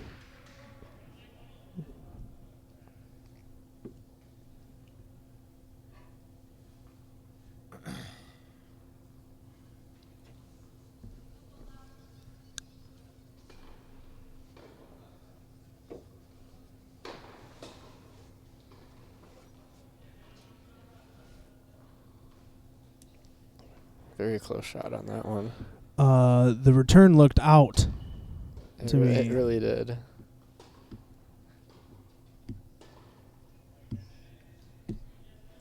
I just feel like Brandon just doesn't feel like fighting it.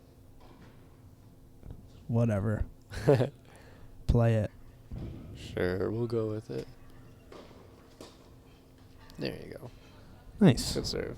Right to the backhand.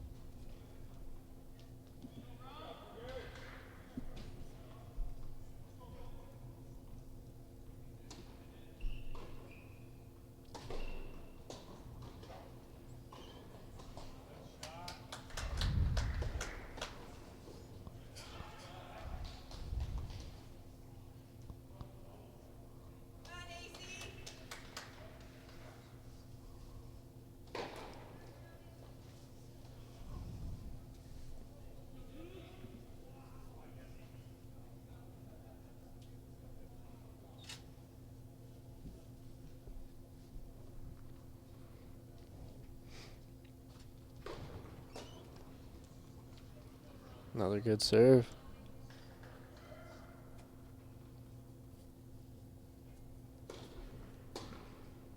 Already into the second set on court 3. Looks like Michael Mertz is down 1-0, but up, taking the first set already.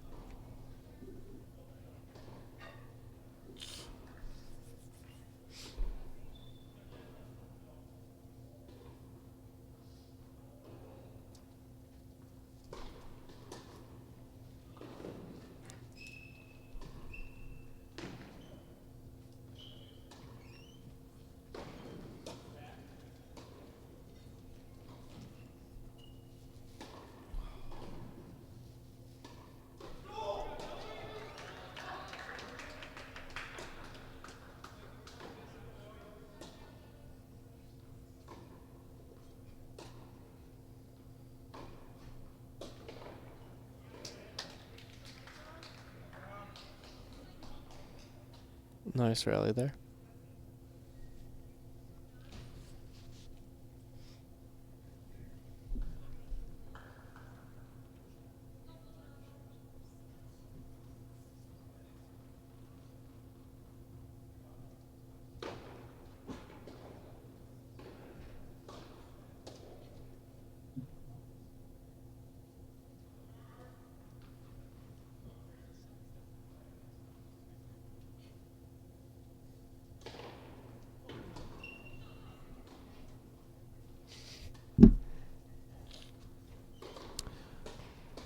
Just got a noogie from Alex Amos.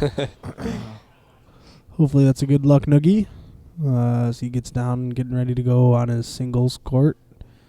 Probably going to be on court 2, looking like, because Sophia is going to be taking the spot of whoever finishes first, and looks like that's going to be Michael Mertz. Yeah, the way it's going. He's still down 1-0 in the second set, though. Well, that could change in an instant. It's still only 4-3 in the first set down at court 2, with the Cougars having the advantage there.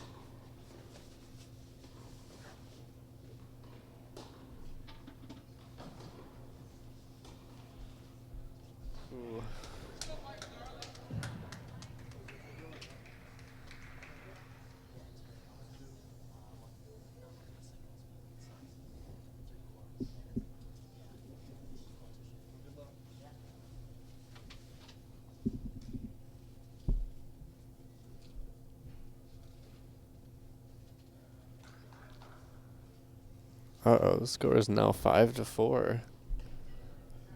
Oh, boy. Yeah, just like you said, you got that one more point, and it's just unobtainable. Just 4 more points for him to get that last game. Just an overwhelming amount of pressure. Now, in order to wrap finish. this set up, he has to win this set, or this game. rather. Matt, what set? Set, Yeah. To wrap this set up, He's got to win the game. he has to win the game. If Michael Darling finds the victory, that means we're going to keep going. Until when? Is that an indefinite win by 2, or is there a max? It depends. Eventually, it'll go to a tie break, Like eventually the games will go to a tie break, but the tie break could go forever. Forever.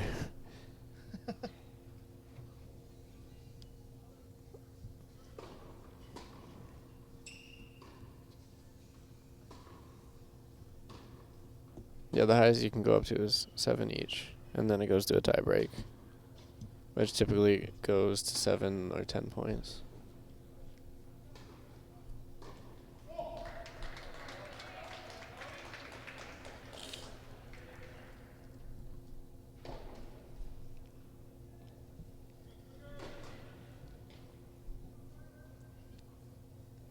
Looks like Mertz turned it around over there on court 3. He's now up 2-1 in the second set. Hopefully he can continue winning. It'd be nice to see him extend this record that he's setting. You know, it's just it's cool seeing that history be made. Yeah. Also, it looks like Joey Lizelle turned it around as well. He's up 5-4 in the first set. So there you go. We got two courts up 5-4. I don't know if you know this, Garrett, but the former record holder is an alumnus of our fraternity. Really? Theta Chi. Yes, sir. Who is it? His name was Christopher Ludwig. Huh. Graduate of 2011, I'd like to say. I did not know that. There you go.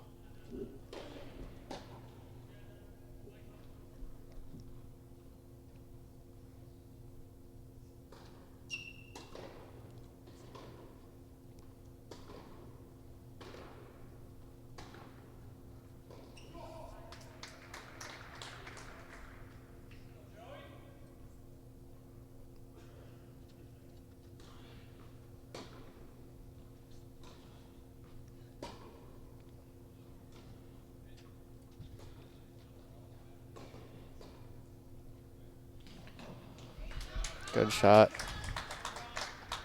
Pulled him Brandon up a little Brown bit. finding his stride.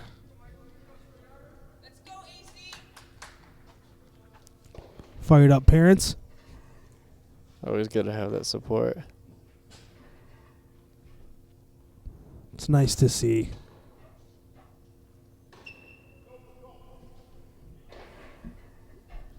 From beginning to end to have that kind of support system. Right. In a sport like this, it's really important. Oh, especially because it's the individual effort is maximized. Exactly. You're the only one out there. It's good to have someone backing you up.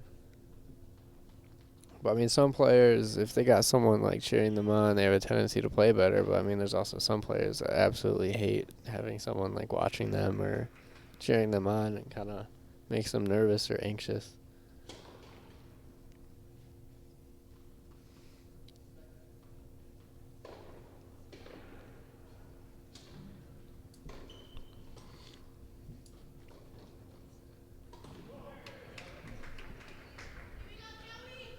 Joey Lizelle scores on an empty court.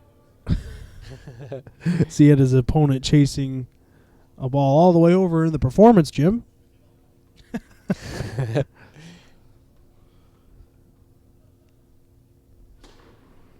like Joey's also serving for the win over on court 2. And ball just hit the ceiling.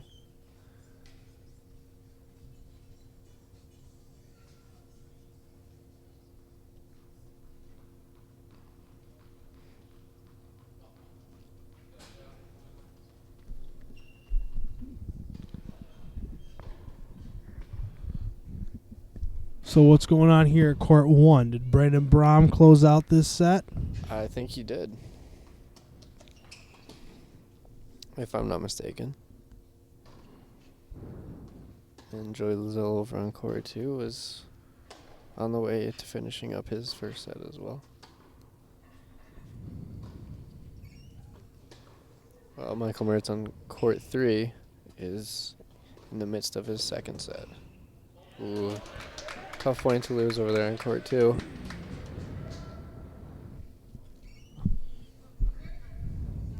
Joey getting poached. Like an egg. Yeah, here we go. Yep, 0-0. Back to zeros with Brom. Set 2. Yep. Brom taking the first serve. Very nice. Or first set. Jeez. There's that serve. Solid. Wow. Got a little good mixture of speed and spin on that one. Oh, it just sat so pretty right where you Yeah. wanted it to. You could tell where he was aiming on that. Yeah. Right at the outside, right on the inside corner, hoping to catch him on his backhand. And he did, scoring that ace.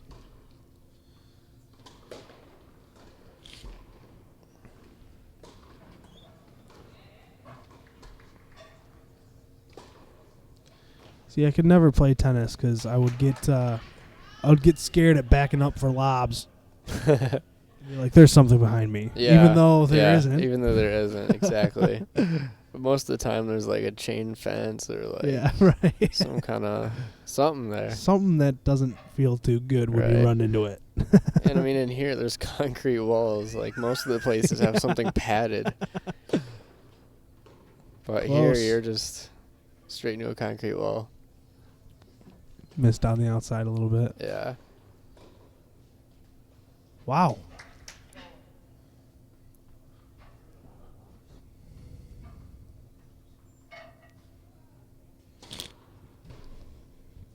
I think it's 40-15 here.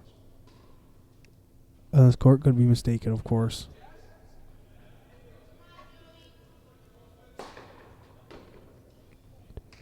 Missed on the inside of that one. Great velocity, though.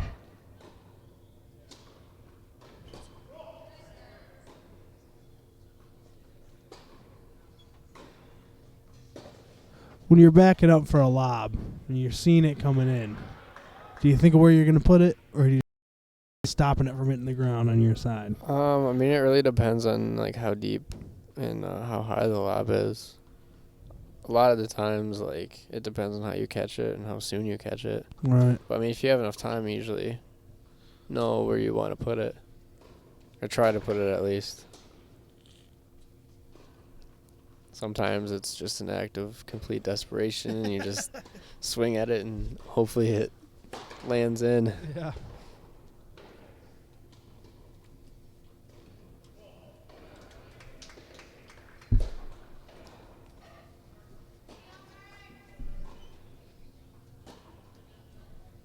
On court 3, Michael Mertz is now up 4-1 in the second set. Holy moly.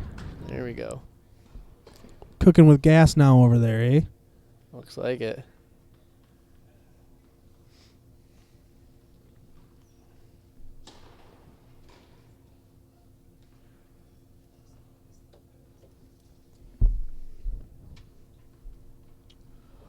Oh, I sure hope Mr. Lozelle can serve his way to victory in this set.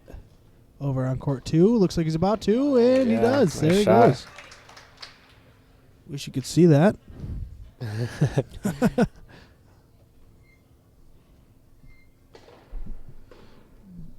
Joey Lozelle wraps up his first set with a victory over on court 2.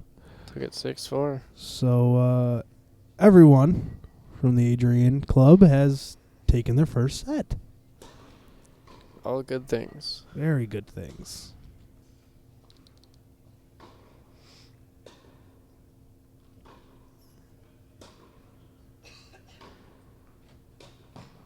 Good down the line backhand. If these first three win their matches, Be up then Adrian 5-1. College will have won the match. That's true.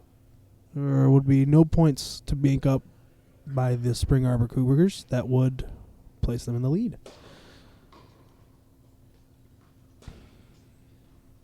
And even in light of that, we will play this match out. Yeah. That happens.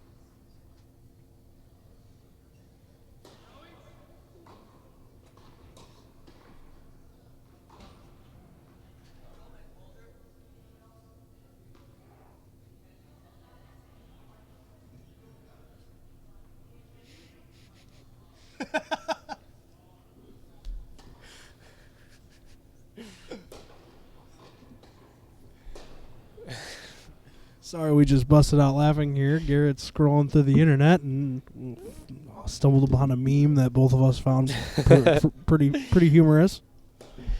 It's true though. Yeah, it is pretty true. It's a electronic dance music meme.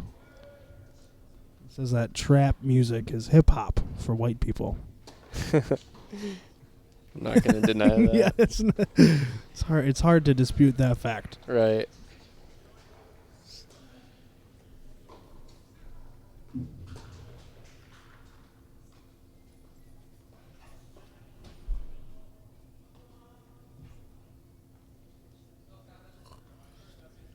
It's still 4-1 over on court 3.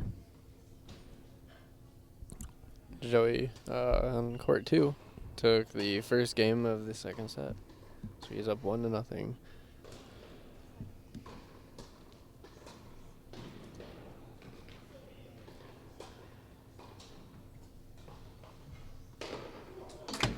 That one was There closer we to go. the camera.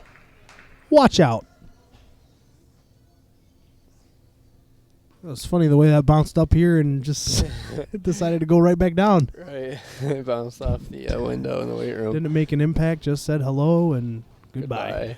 I thought I was going to hit the tripod or something. For sure. We were That would have been a close. little sketchy.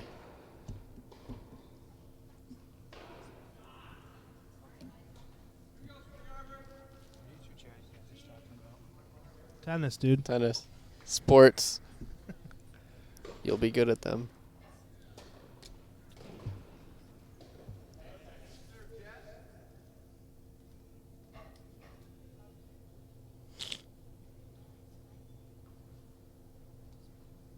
Apologies for my sniffles.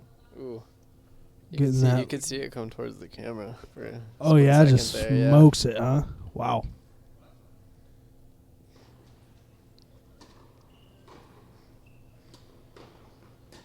Just hope none of those come up and hit the expensive technology that is up here. Luckily, tennis balls are soft, but they are Yes. going really fast. They're going quite fast.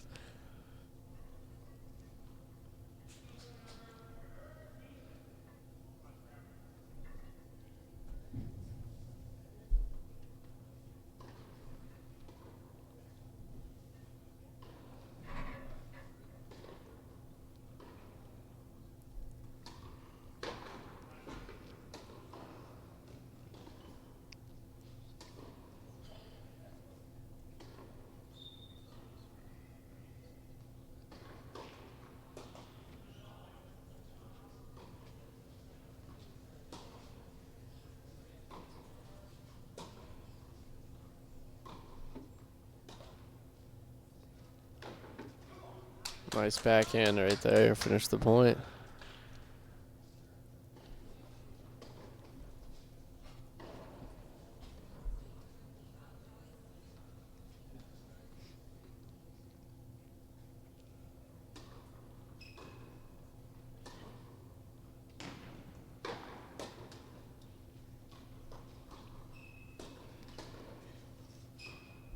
Again, solid serve from Brandon. Brandon Brom has that kind of serve that makes the rest of the volley unenjoyable. Kind of comes in so fast that you don't know what to do with it. And by the time you've reacted to it, you've still got to react to your reaction. Exactly. Ooh. Try to Tough get shot up there. miss.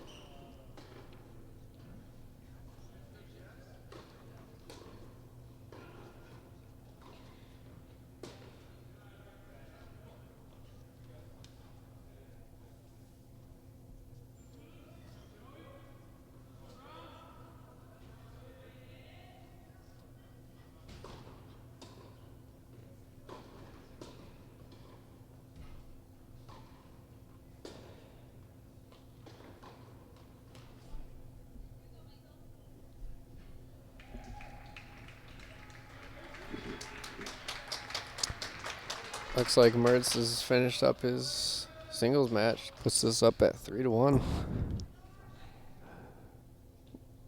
Mertz winning the second set in decisive manner. Yeah, I took that one 6-1, it looks like. It's funny because he was battling that opponent during the first set. Yeah, it seemed pretty close then, and I guess he had enough of it and wanted to finish him off quickly.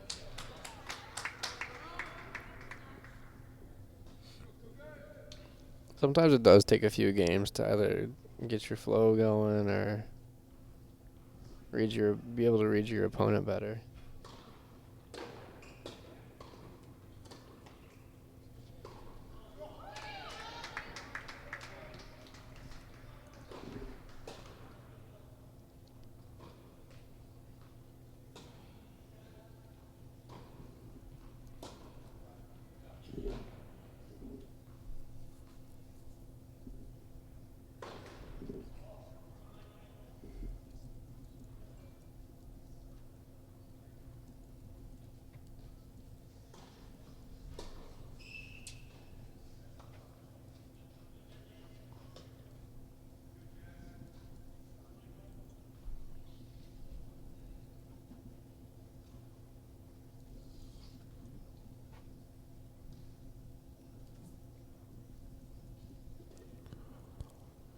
So far in this broadcast, our viewers have watched a total of 24 hours.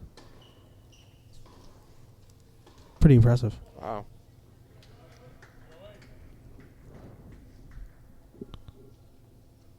I mean, that's cumulative, of course. Right, you yeah. know.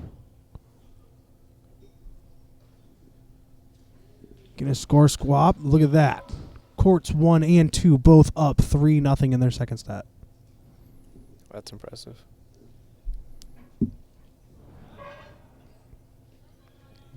Coach was pretty confident today, but I don't even think he expected this.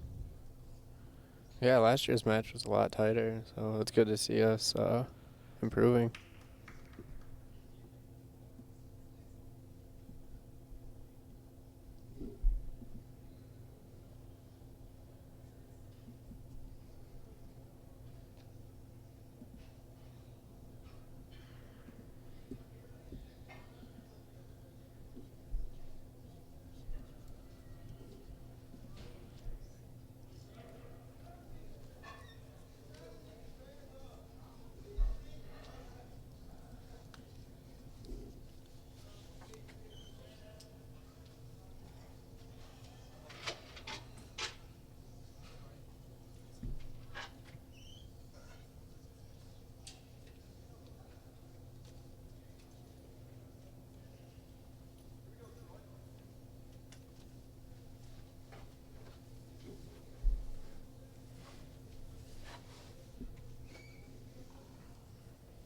I don't think the score is up on the live stream, is it? Or did you just change it? I just did. Oh, okay. We'll be up in 4 seconds. Look at that.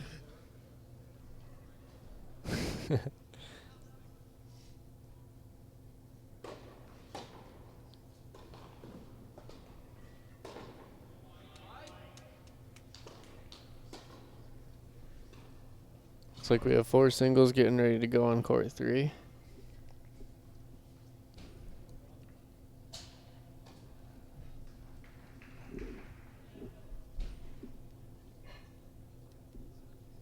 Be Justify against Andrew Herline.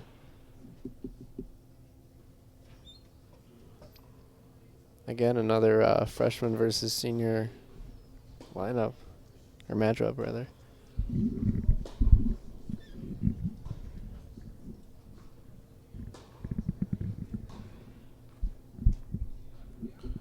No seniors for Adrian playing today. Nope.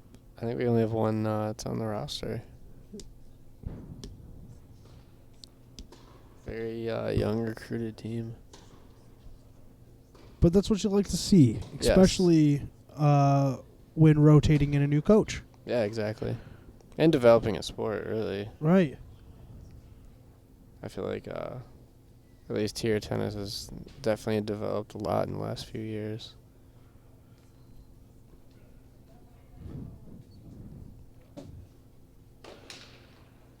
You're catching men's tennis live here at ACTV. So that's an improvement. There you go. Yeah, exactly.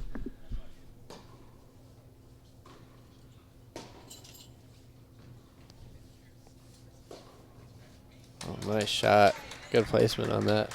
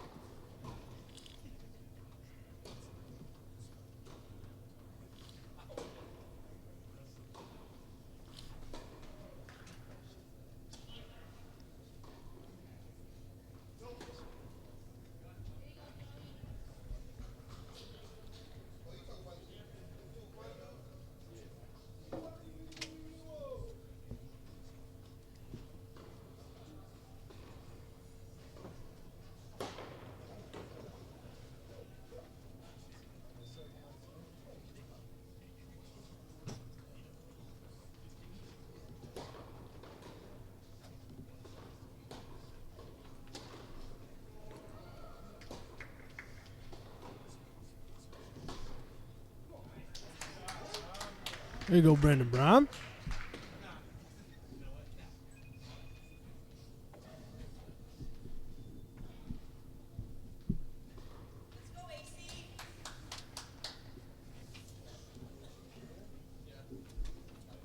Good job, man.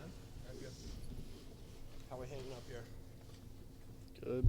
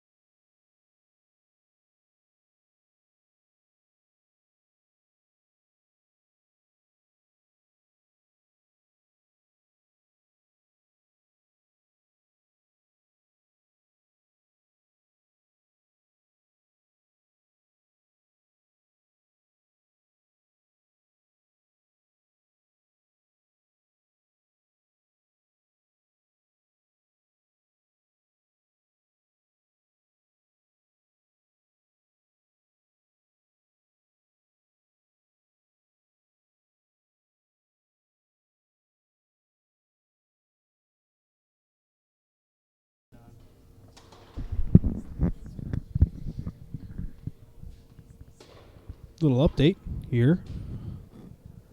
Court number 2. Joey Lizelle up 5-0 in his second set. Just finished the match, actually. Actually, it just wrapped it up there. There you go. Joey Lizelle skunking his opponent here in his second set. It's impressive. 6-0.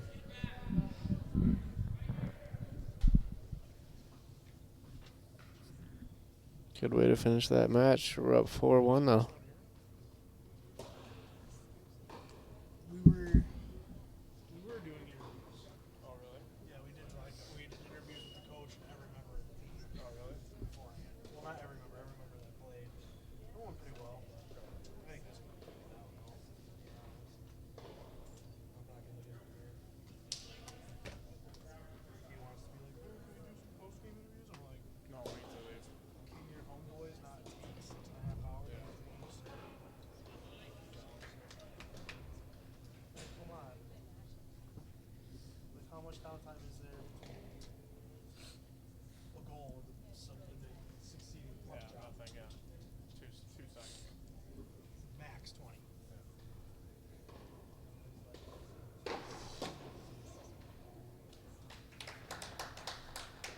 Which I understand the stress is a little bit different because it's a single effort.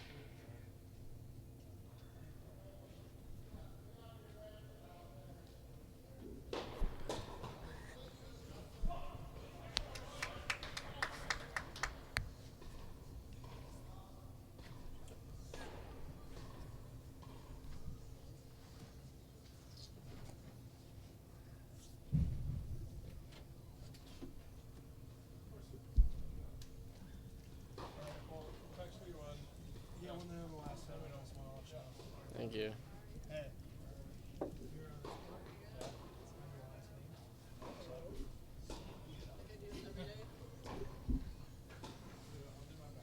Bounce the ball like once.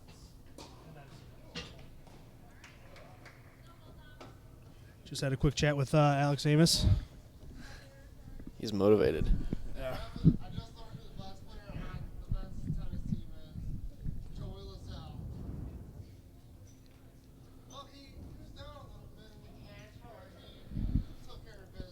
Derek Pittner, sports analyst for Adrian College, has a new opinion as to far as who the best on Adrian College men's tennis team is.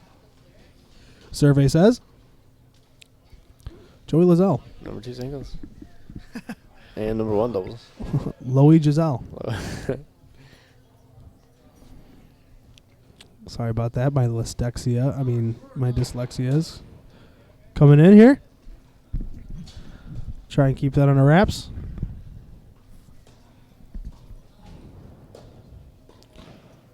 Brandon looks like he's feeling pretty good right now.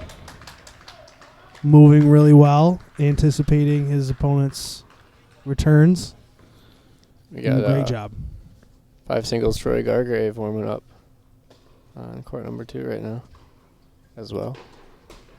Right as 1 singles finishes up. Could put us...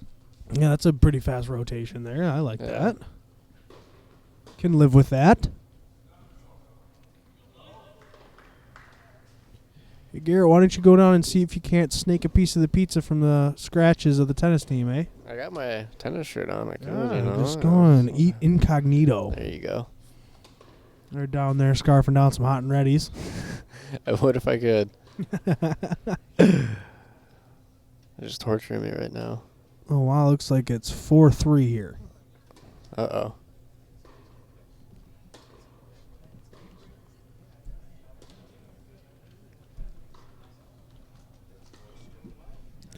That means that on stream, to close out the match, unless the unlikely event Gargrave or Sophia wrap their match up before Brahm does, we'll have Alex Amos On the show court. Jr. Does he know he's going to be on the show court? I'd rather not tell him. Good. We'll find out later. Yeah.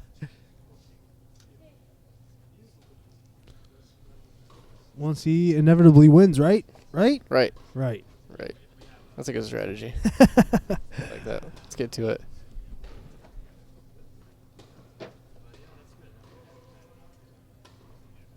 Two more games for Brown to get to take this match.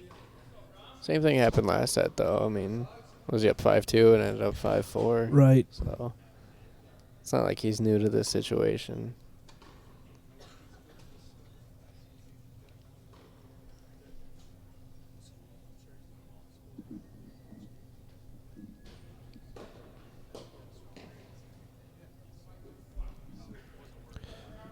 Brom doesn't put enough sauce on his return there. Probably ends up having the ball hit his racket a little weird. Not used to the spin of this blue gym or the lack thereof.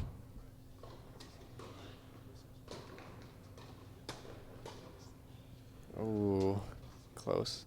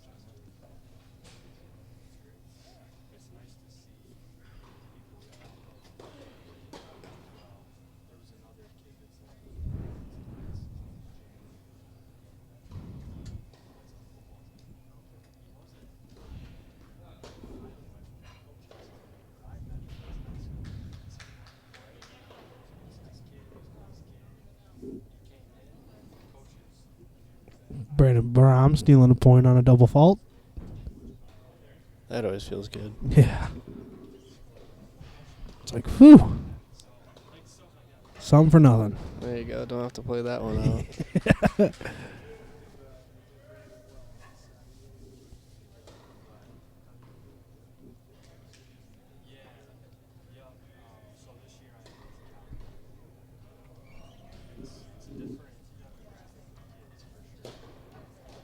Wow.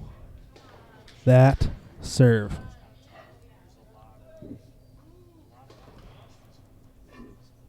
You see the way he just coils up, springs. Just, wow. Just all the potential energy.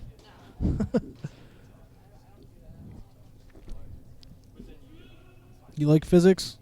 Me? Here's some physics. No, I don't.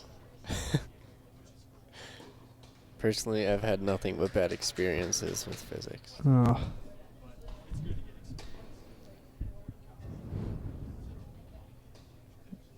Might have picked the wrong sport then, Garrett. I guess so. Oops.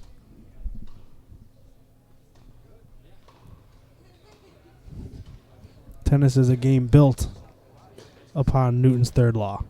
Yes. Well, I mean, I'm not on the court out there just thinking of like calculations and whatnot. I'm just worried about where the ball's going, not the velocity or trajectory or all that. Yeah. You're not the Rain Man of tennis, eh? Yeah, exactly. Well, it's good to see Brom is going for the shots that he needs to go for. He's not hesitating, which is good. And that serve is wicked. It's awesome. It's a fantastic serve he's got going. Like, I mean, he just coils up and unloads. He bends his knees and torques all the way back and then just turns everything into racket power. Just finds the line. Just going to scoot his shot up.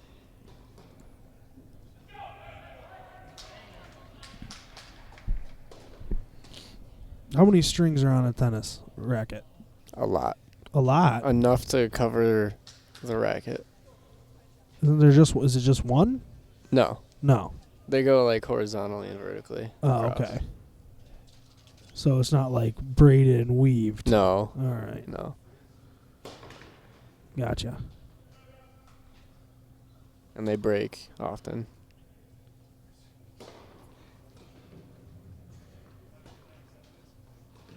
Which everyone thinks like tennis is an inexpensive sport and whatnot, but cost builds up sometimes.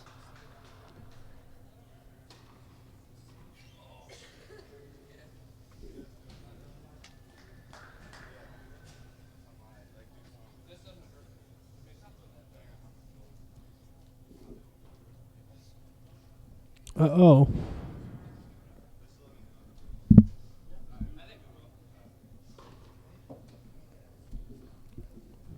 Show court. This could go to a third set or a third set tiebreak, whichever one happens. If anyone wants a weather update, it is now 2 degrees, a whopping 2 degrees. I don't want to go outside. I really don't. I don't either. I mean, there's such short walks, but with the cold, it feels like forever. I think it's almost worse that it's a short walk. You never get time to adjust. You're outside, you're miserable. You never stop being miserable, and then you get inside. You know, sometimes when you're outside for a long enough time, you kind of get used to it. But on this short of campus, you got no time for that. Yeah.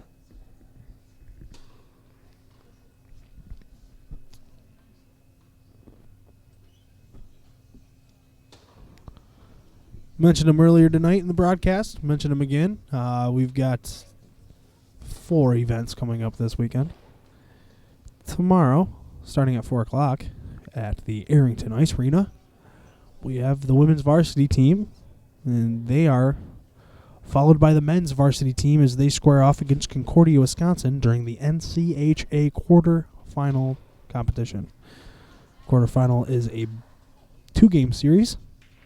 Second one is tomorrow, Saturday rather, at 3 o'clock against who else? Concordia. Adrian men's hockey team is seeded number 1 in the West region. It's fantastic. Very exciting. Very exciting. And then the women play again tomorrow evening at 7:30.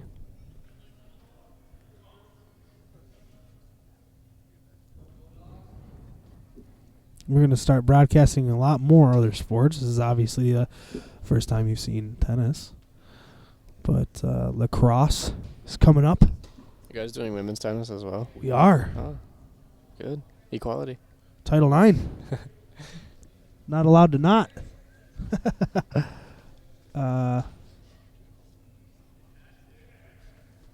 What else? Baseball and softball, of course.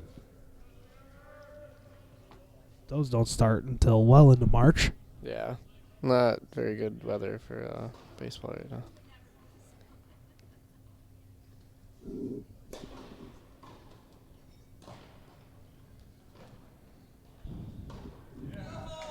Brandon Brown finding it.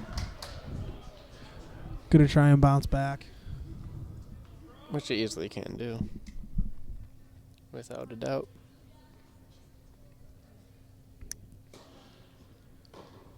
It's on his return side where he's weak, because that serve is of his. Yeah, the serve he has is a big, strong point for him. Very hard to beat. Very good tool. Looks like he's in keeping Brown's it box. nice and consistent. There you go.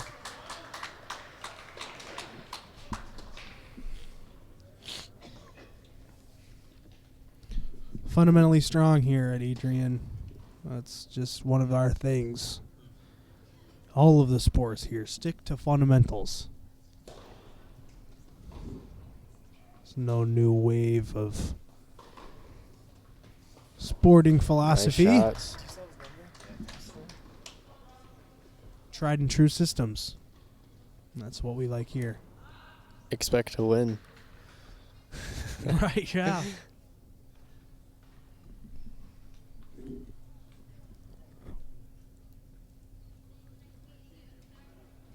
coach of the D1's men's team. Taking a look at the action. That's Rob Hodnicki. Got a big weekend planned. Him and his boys going out to Western for their playoffs. That'll conclude on Sunday. You may or may not be able to catch that game on ACTV. Whether or not we'll be broadcasting that is yet to be determined, as it is not up to us, but up to the rink manager over at Western Michigan University. See if he's got space for us.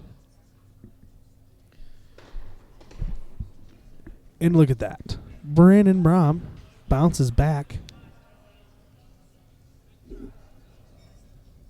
bringing the beat down. It's 5-5. There you go. And then at this point, they'll play to 7. Still win by 2.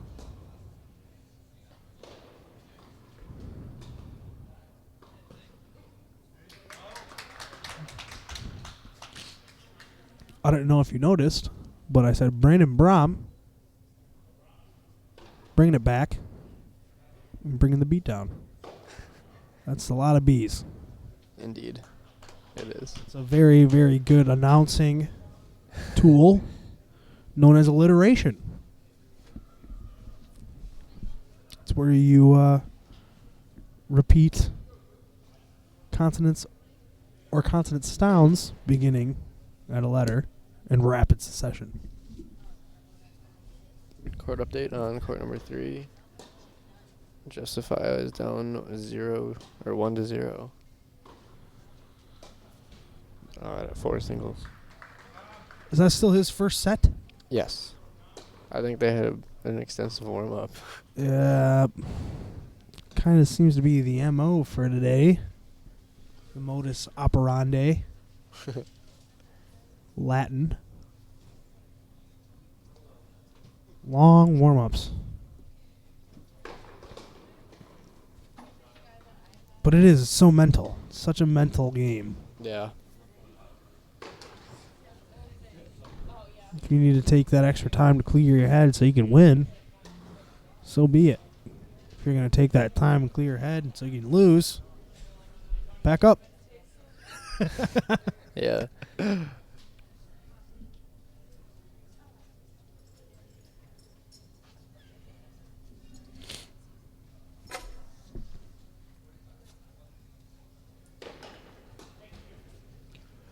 Now, a question that's probably been on everyone's mind ever since the conception of said item.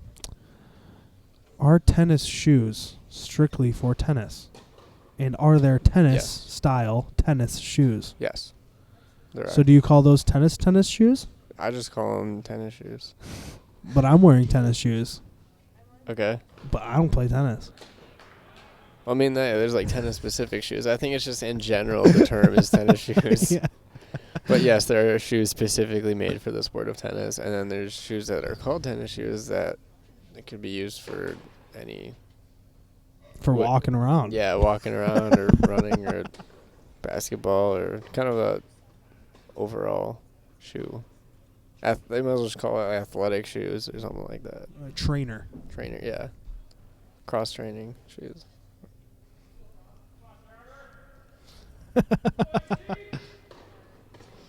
That's humorous to me.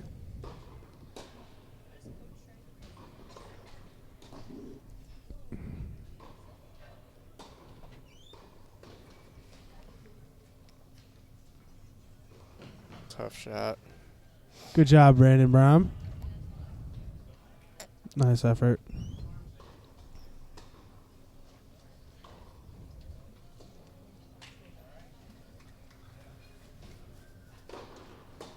Looks like court 2, 5 singles. Troy Gargrave has begun his match. And they haven't changed the scorecards from the previous match, so I can't really give you a score update there yet. Troy's already winning 5-0. In the second set. It happened in an instant. Keep on banging my headphones into this microphone, man. It's just Bad etiquette.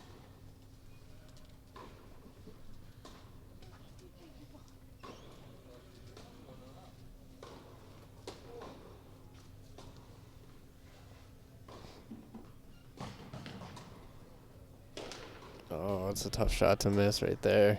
It's all right. Easy shot, but also easy shot to mess up. I just plooped it right down instead of trying to smoke it, you know? Yeah, it's all about the timing on those. If you're just a millisecond off, you're not going to get the result you want. You're accelerating its downward motion instead of its forward motion.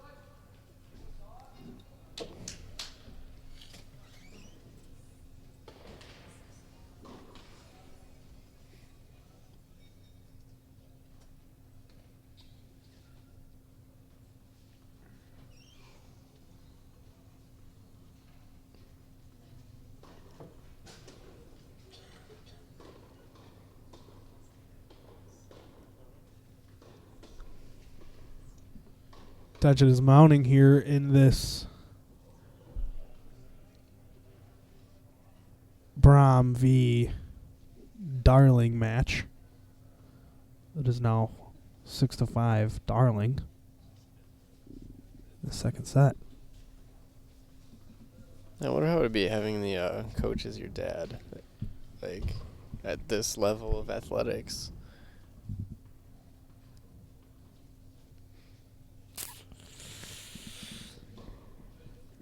I wouldn't be so much worried about it as I would be worried about other people caring about it. Yeah, I think that makes sense.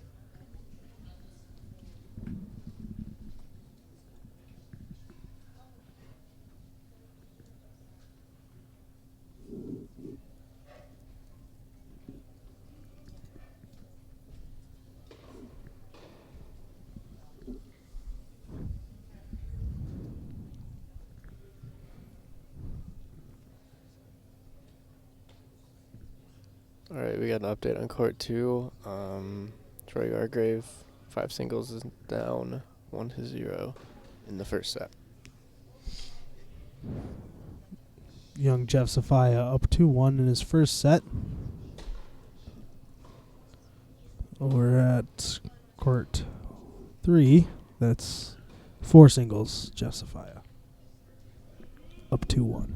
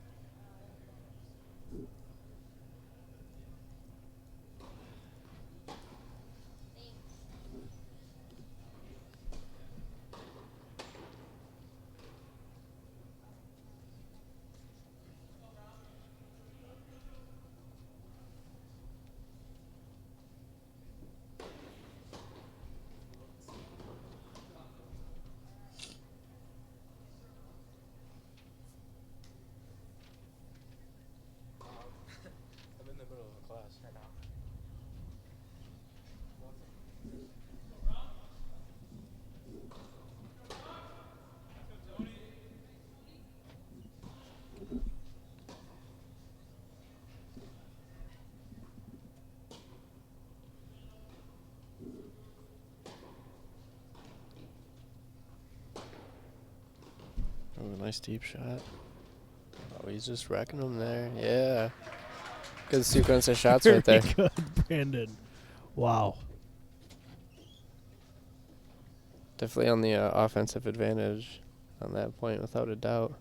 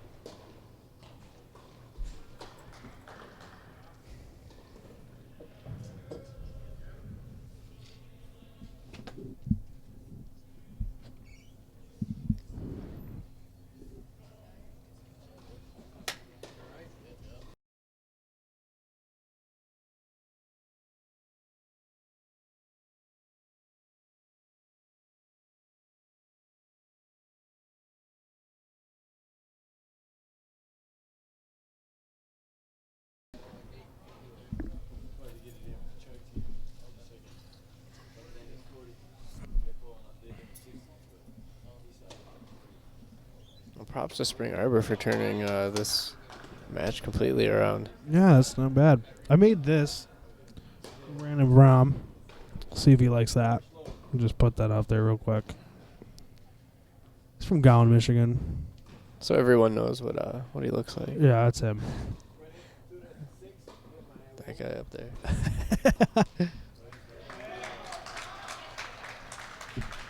And at this point, every point is important. Every point is intense. Every point needs to be won.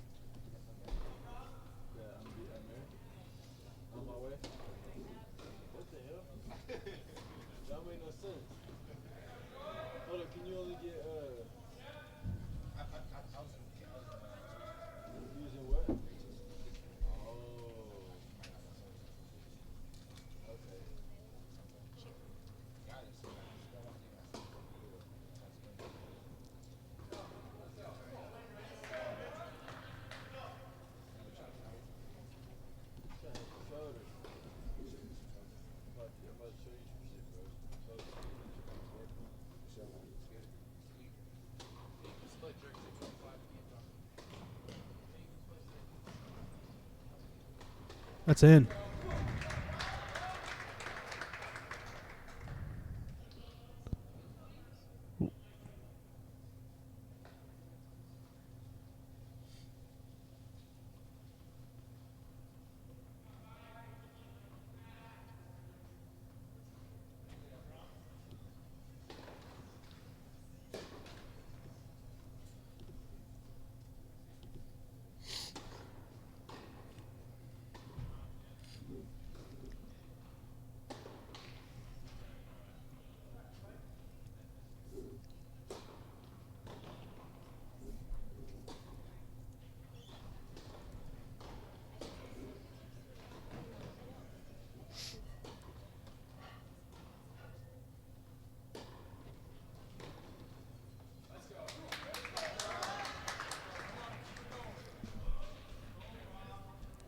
Brendan Brom rallying. Trying to stay in this set. Not giving it up without a fight. He knows he's got that third waiting for him, but he doesn't even want to use it.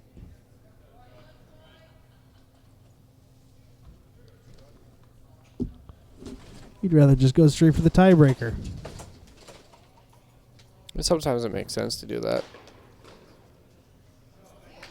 Especially when you got to serve like Brandon Brown. Exactly, you get more of a serve advantage.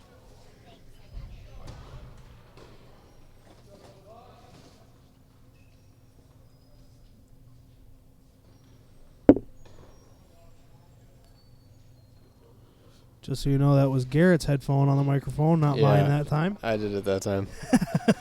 Got some wide headphones right now. Yeah. Kind of stick out a little more than I thought they did. Maybe I'll just keep looking straight. That'll solve my problem. Right.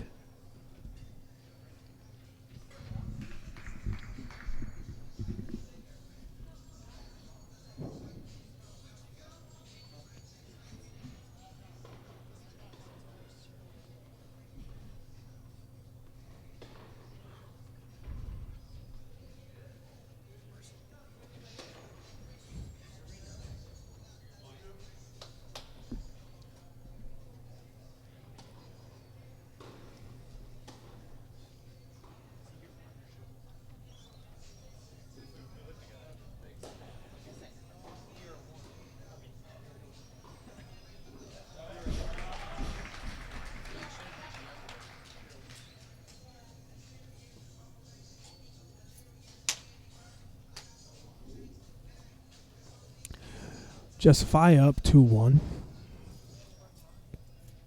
It's 4 singles over on court 3. 5 singles, Troy Gargrave.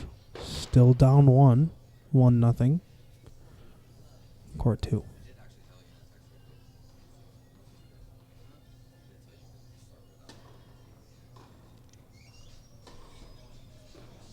Wish we could give you a tiebreaker score update.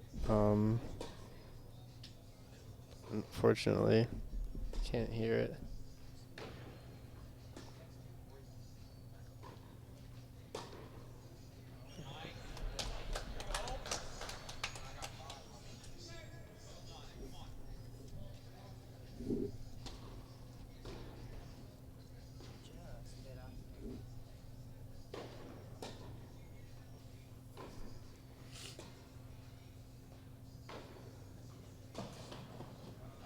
Nice deep shot there. Good way to finish That up looks the like match. it's it. Nice. Match 2, or set 2. Concludes in the tiebreak. Very good. Brandon Brom taking home the win.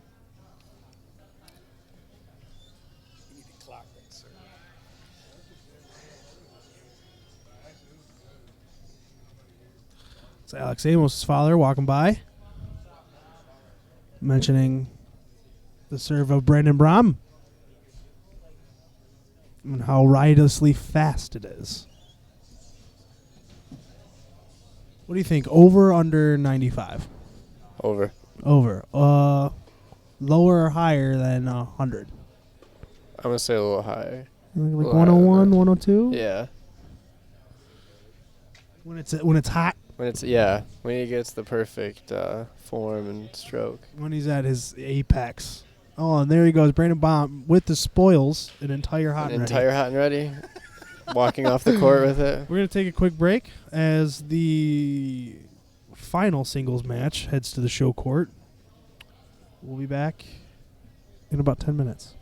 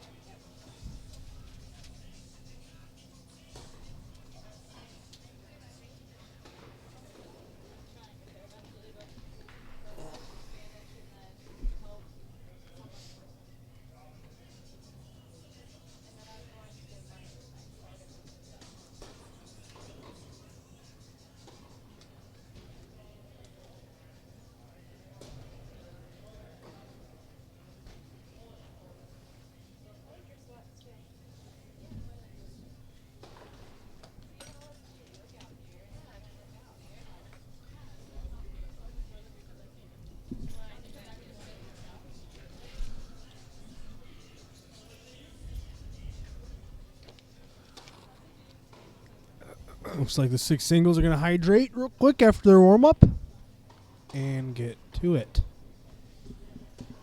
My name is Dan Steinkoff. I'm here at the Marilot Sport and Fitness Center, the Blue Gym, for some men's tennis. I am joined here with Garrett Livernoy. Garrett, how are you doing? I'm not doing too bad.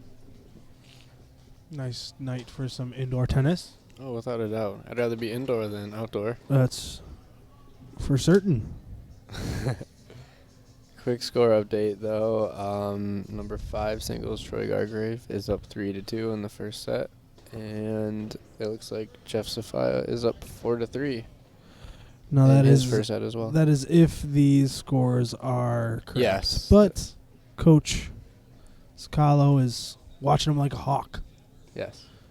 So when he's over by a court, you can kind of assume. Well, it looks like the score is correct. 5 Although singles is changing their score yes, right it now. is.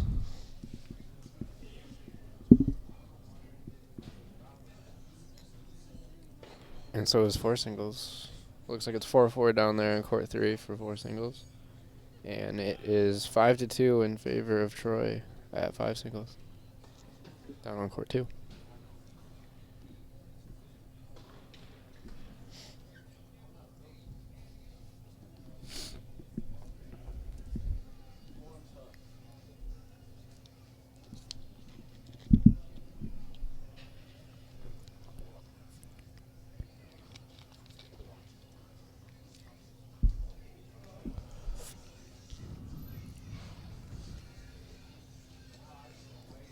Alex Amos is back with his trademarked gallon of water.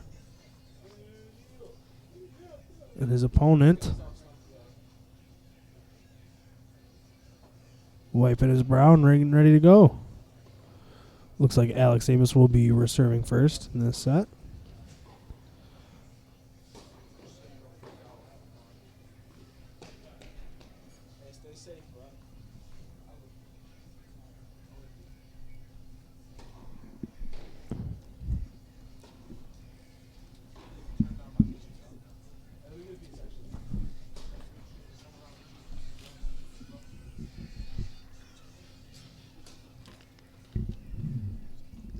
Steals some points with a double fault.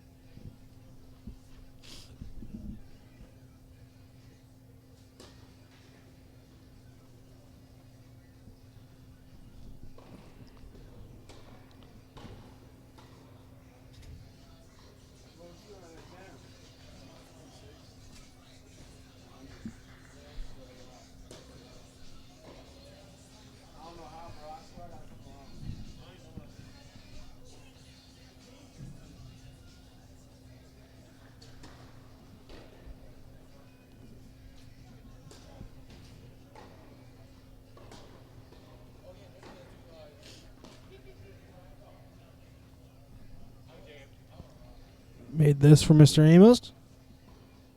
A little graphic, make him feel special. From Delton, Michigan.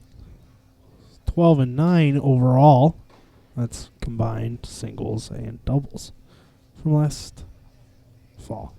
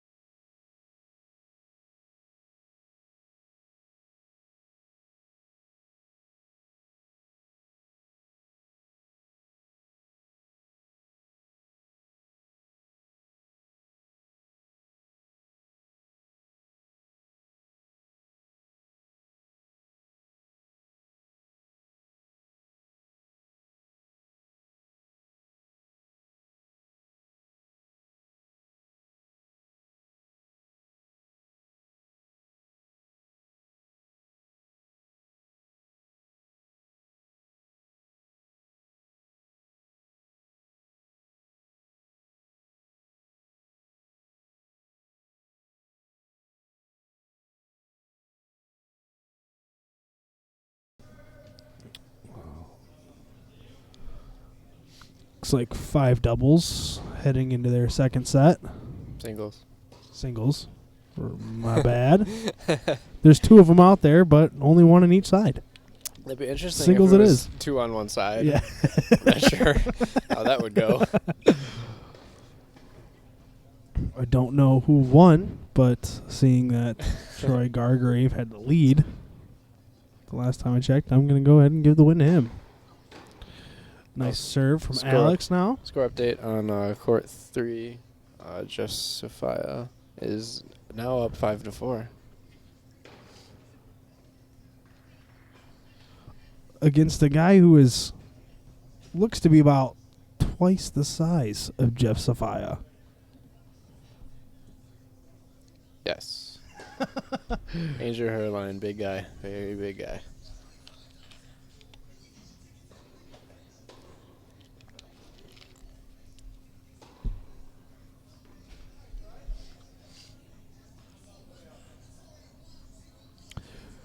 Sophia hanging with the big boys. Yeah, that's another freshman senior. Yeah. Senior. Seen that a lot today. Out of the 6 singles lineups, I think 3 of them were between a senior and a freshman. I'm sorry, 2 of them. Just Braum and Jeff, the only 2 freshmen that are playing today. Get it together, Dan. It's been a long day, okay? Set up at 1:30. It's now 7:30. 6 hours in this chair. Well, not consecutively.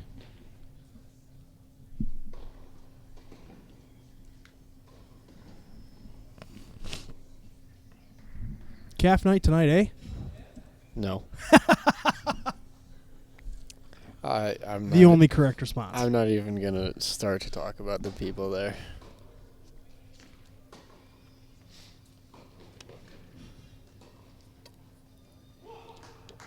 I wish I could, but I'm pretty sure I'd get kicked off of this show immediately.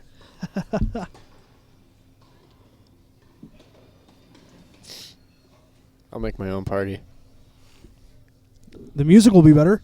Indeed.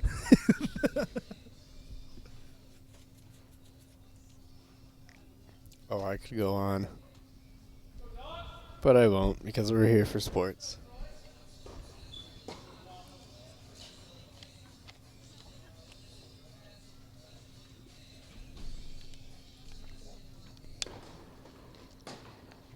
Justify is still up 5-4 on court 3.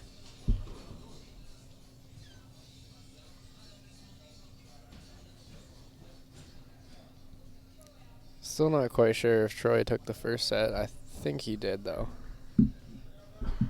The yellow and the white on that little strip. It's hard to tell. They look too similar. But You sound like an expecting mother. Oh, my Lord. It's just, I don't know. Is it?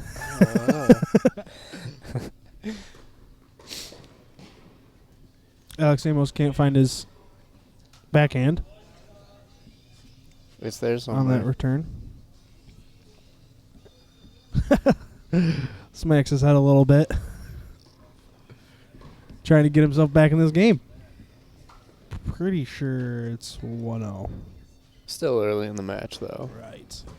He's got to get his groove flowing. Sometimes takes a few games to do that. Just got to take it point by point.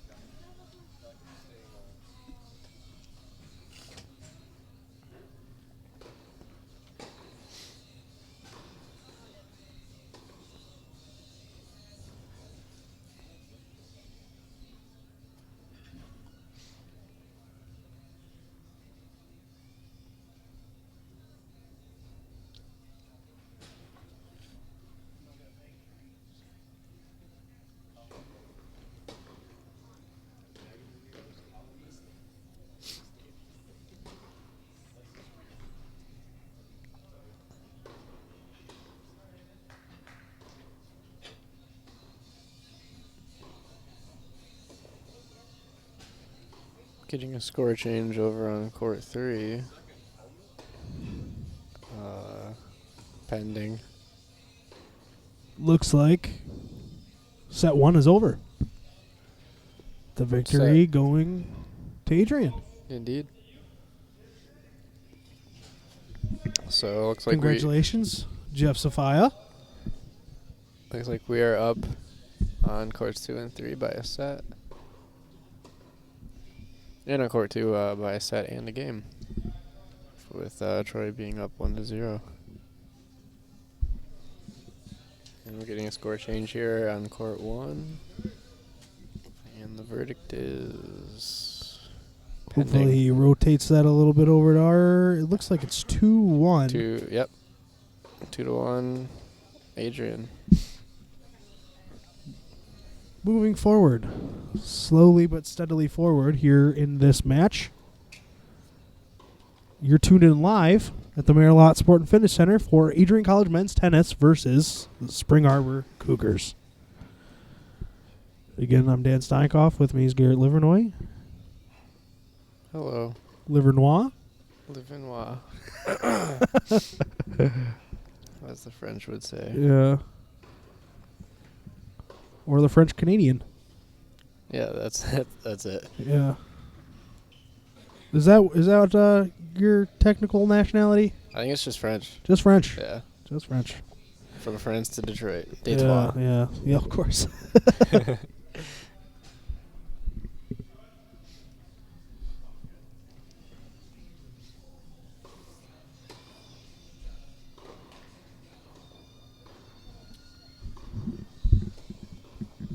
Amos trying to find his groove.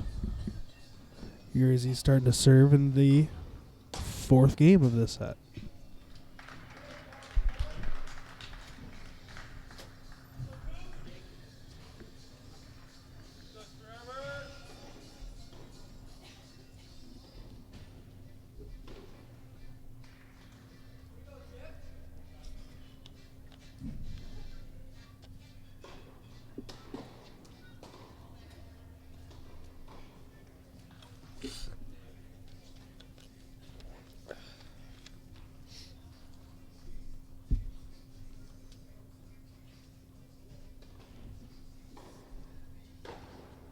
There it is. Alex Amos has got his timing down on his serve now. That looked well timed.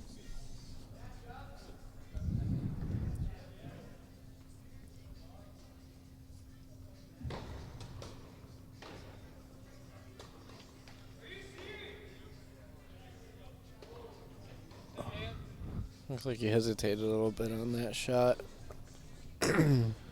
Didn't really fully commit to which side you wanted to hit it. Ended up dropping right in front of the net.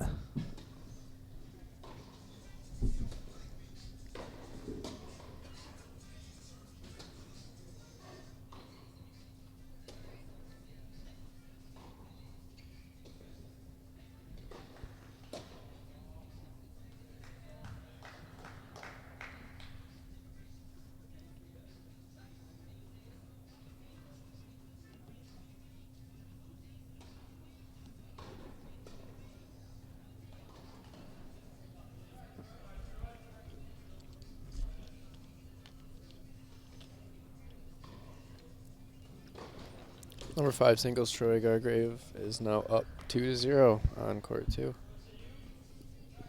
in his second set.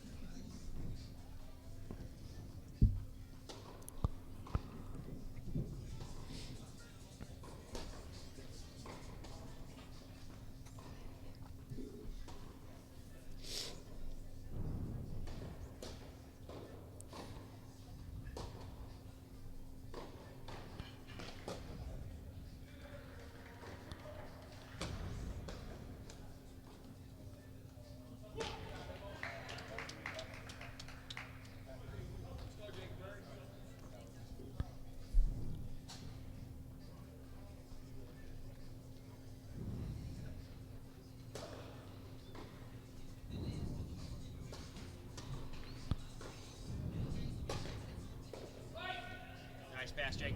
Come on.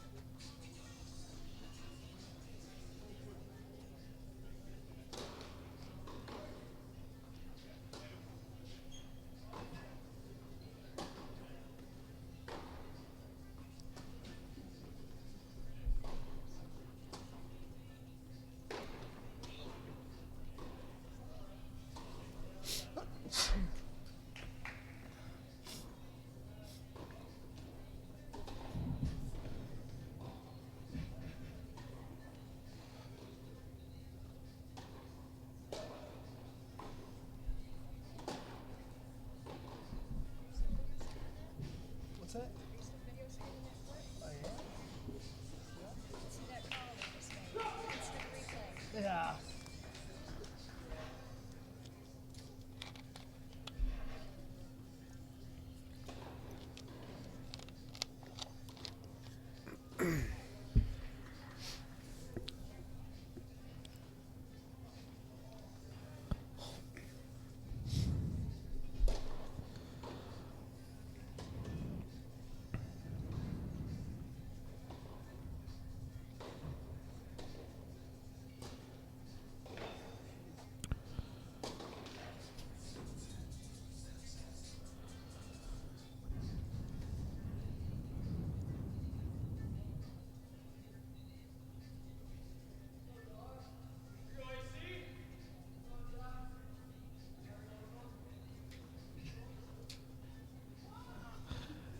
Alex down there trying to pump up his teammates over on the other courts.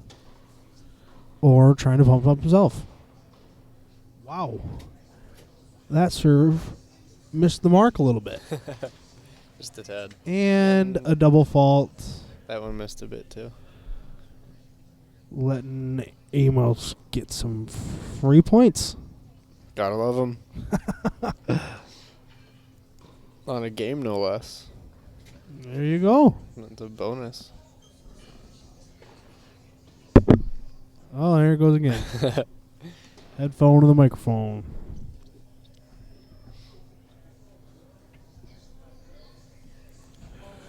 Four 1 for Alex Amos.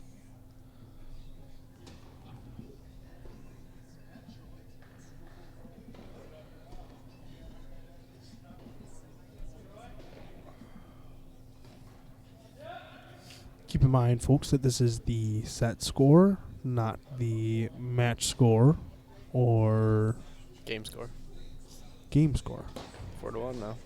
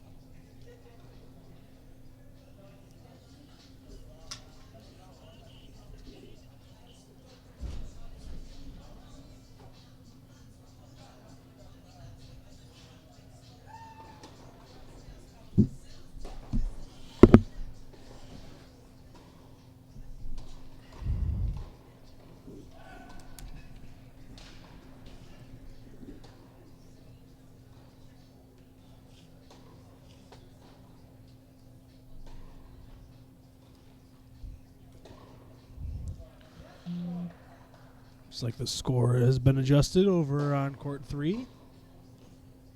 Jeff Sophia down 2-1. In the Against second Andrew set. Hertline.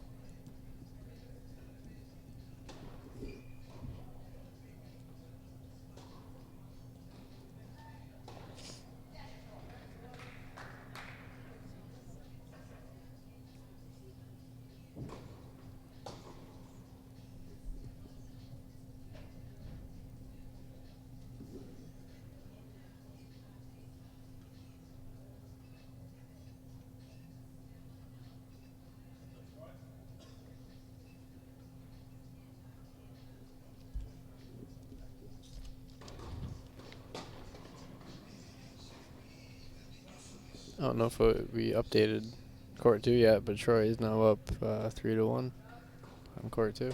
The second set. Second set, yes. Only 3 more games for him to get. That's match.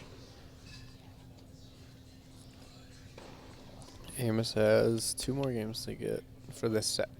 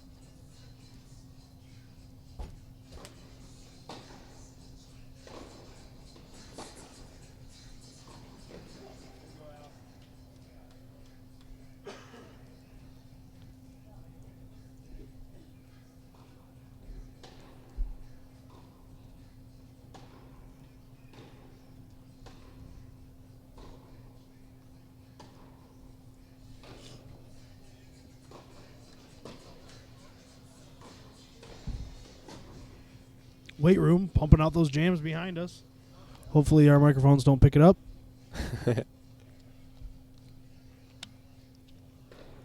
Eminem will get mad. Oh, I'm sure he's watching this.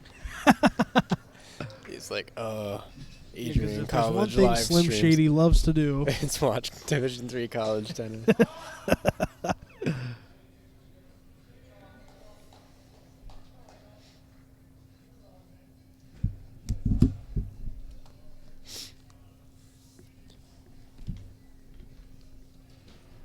Troy is now up 4-1 in his second set. And Jeff down on court 3 is down 2-1.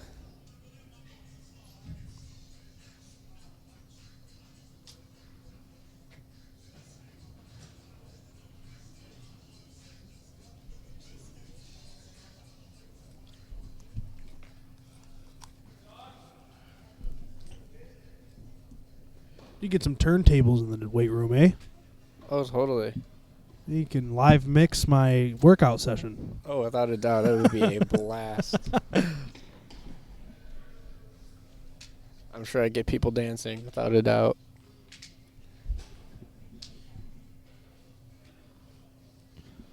For those of you that don't know, Garrett Livernoy has a alter ego. I do. He's out there on the SoundClouds, in house party basements, and back alley nightclubs as DJ Tech Master. Quite true, yes. Pretty good stuff. Give him a listen if you can. If you Google DJ Tekmazter, his SoundCloud pops up. Indeed it does.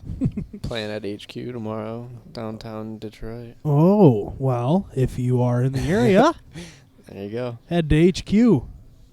11 to 12. Bringing in Saturday.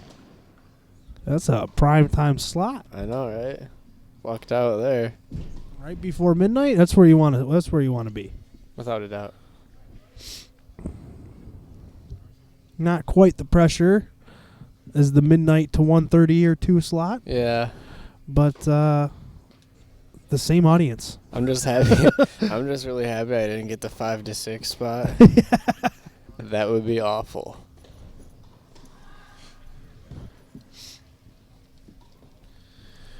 Looks like Alex Amos getting ready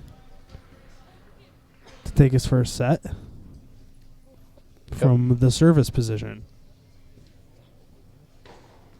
He's up 2 to 5 right now. All it's gonna take is one more game. Take that first set.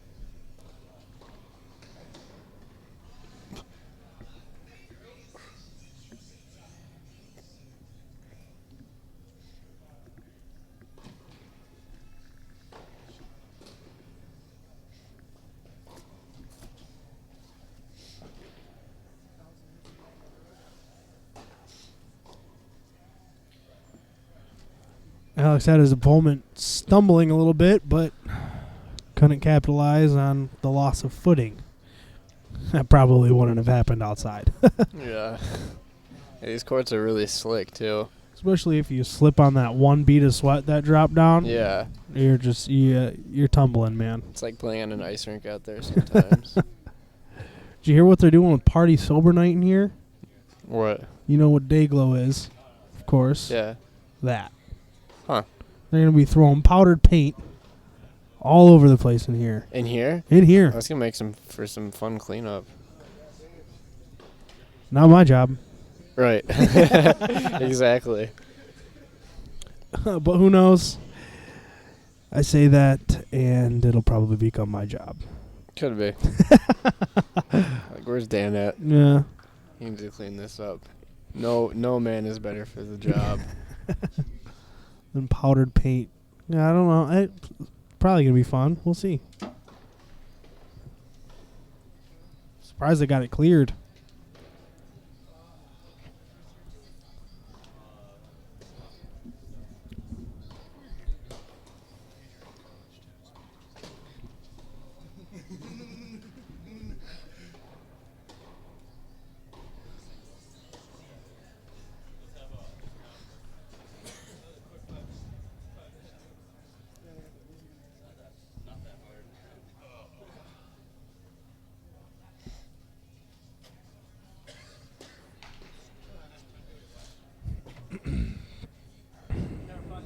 How many points off of faults will Alex Amos get?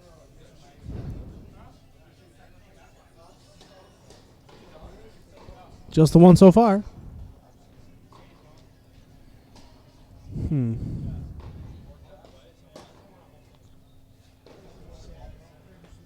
Alex plays that one off the net and gets a nice smash to go out of bounds. Tough break, Alex.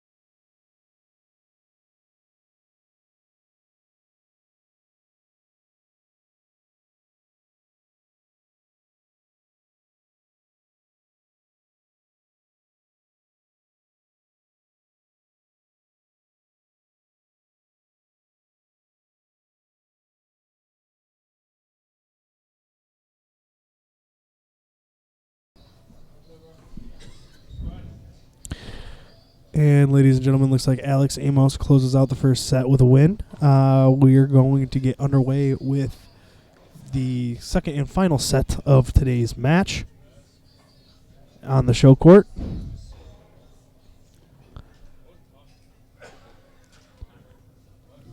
Troy Gargrave up 4-1 in his second set. Jeff Sophia still struggling. Oh, looks like we're going to have a score change over on court 3. Been a while.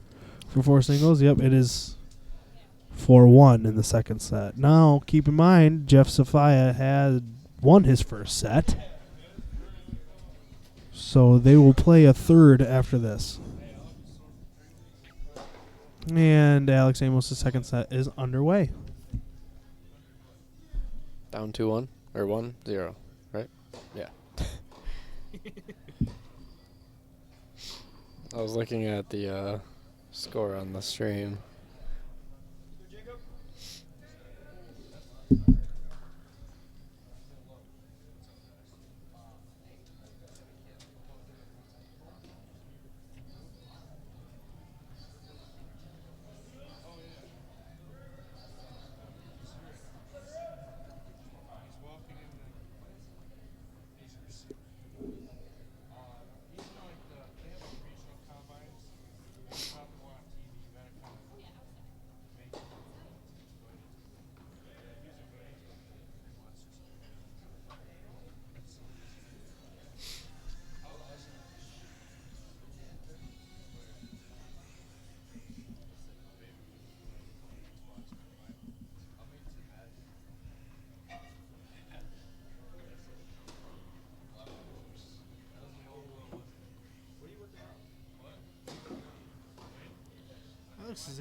Alex Amos' serve is looking real good right now.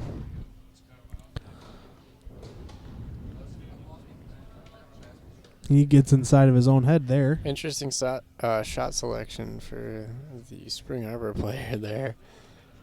Mid-court slice.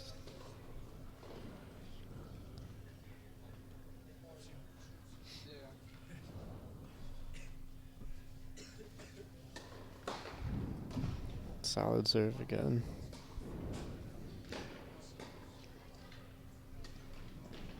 That's a good shot. Oh. Tough to miss that one.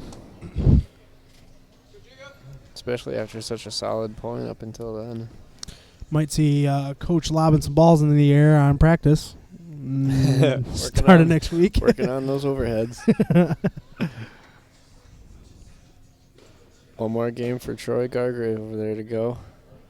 Finish off his match. He's currently at 5-2. Just a few more points for him. There's one in the net. Second finds his mark. Is slow. Alex can handle it.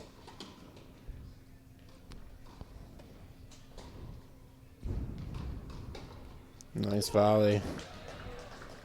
Good way to finish that point. Alex read that slice from very far away. Like a book. Yeah. Was up on it and sent it the other way. Now, correct me if I'm wrong. There are 4 types of shots in tennis?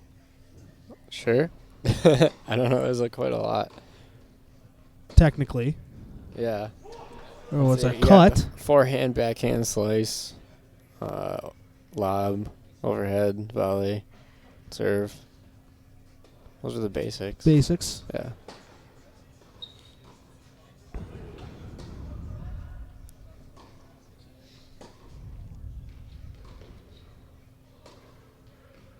Oh, he's just running him around now. Wow.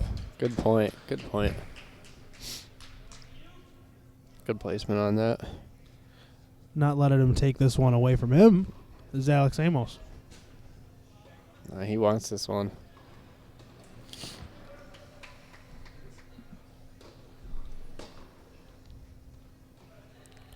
That one was out.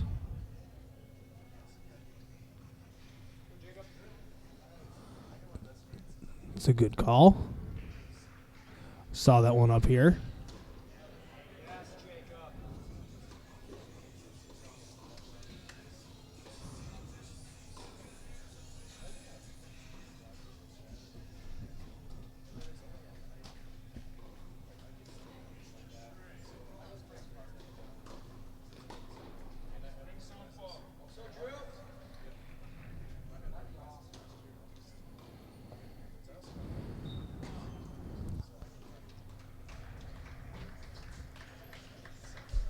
was good.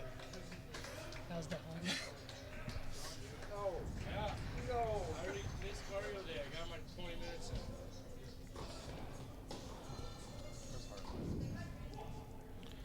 in. Spring Arbor player sacrificing some velocity on his serve to make sure it hits the mark. Decided enough was enough. Wasn't going to give up any more points. Looks like Troy Gargrave has pulled it out with a win. There you go. Adrian College overall with the victory today. Doing smashingly well.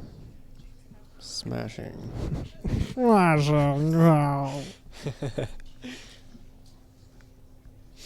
It's too bad I didn't have a Nigel Thornberry graphic ready queued up to just pop up on the side. You could do that. Just put it up after every overhead. Smashing. Smashing.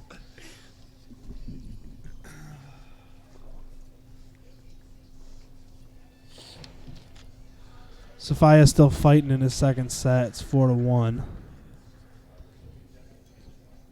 Spring Arbor in the lead over there on court 3.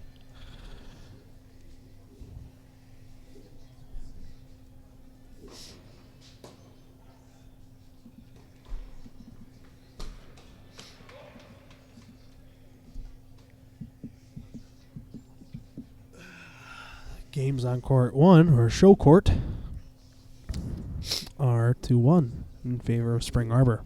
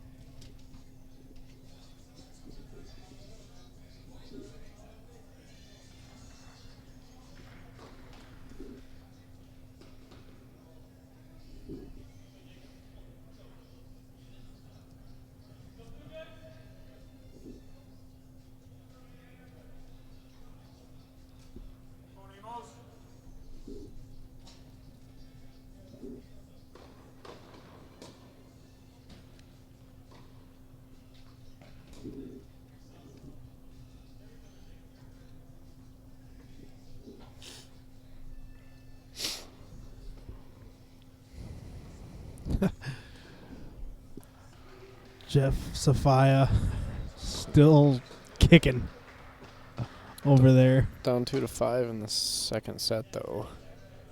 Looks like that one could possibly go to a tie break. Unless he comes back, which would be very impressive.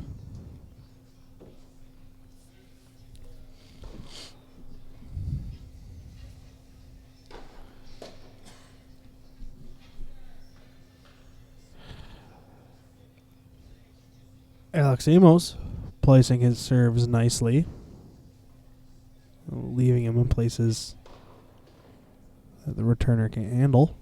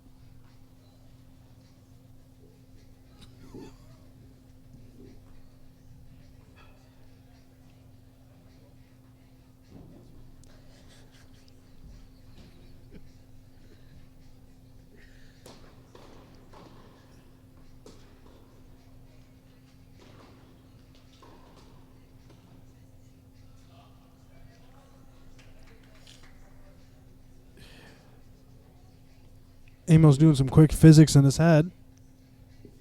Planning the trajectory of that tennis ball. Plans it correctly. That's out of bounds.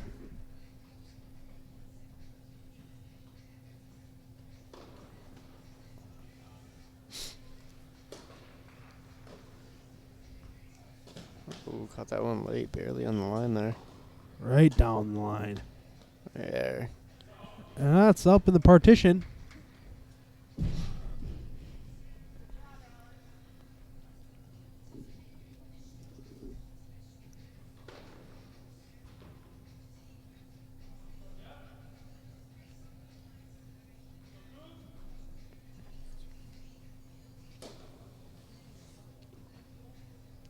Serve just out on that one.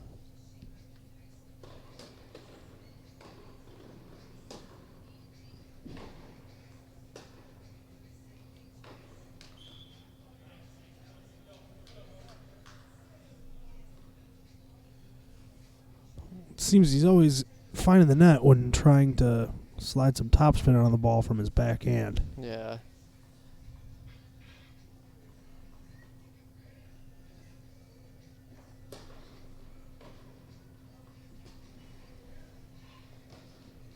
Tough shot there. I think he was going for the down the line shot on that one.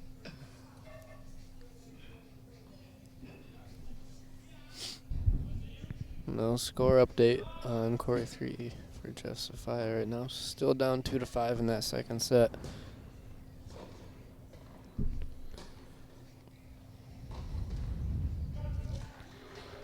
It looks like that's it. Over on court 3.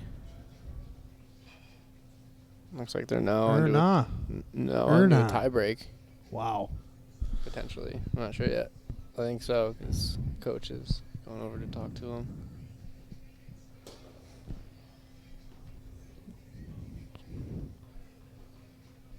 You know, when you see the matchup between Jeff Sophia and Andrew Hertline, it's not far away to call it a David versus Goliath scenario. As far as size goes, Right, yes, without yeah. a doubt. I mean, with only being a freshman, it's hard to gauge Jeff Sophia's actual skill ability, but Right. from what I've seen today, a valuable player, to say the least, on this Bulldog club.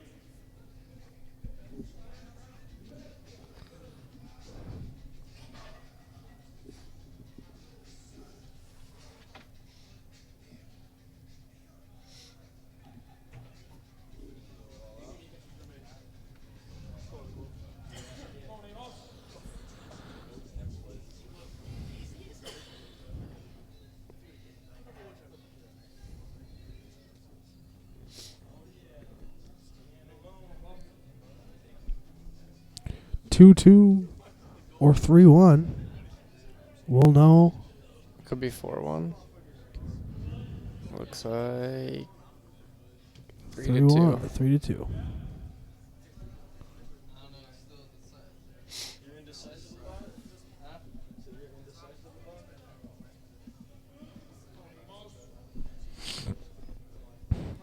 Still in the first set. Second. We're in the second set. Second of two. Second of 3. Alex Amos winning the first one. Well, best of 3. Best of 3. Yeah. It could easily be 3, just like down there on court 3. Well, hopefully Alex Amos can rally together. Win a couple points back, point by point. That's how this game's played.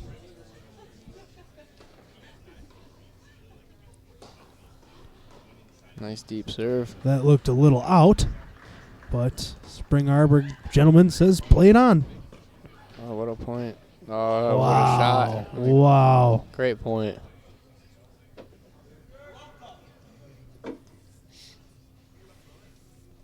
Again, I wish I could give a tiebreak update there on court 3. Yeah, shoot. But there it is again. We'll just hope and pray that we're up.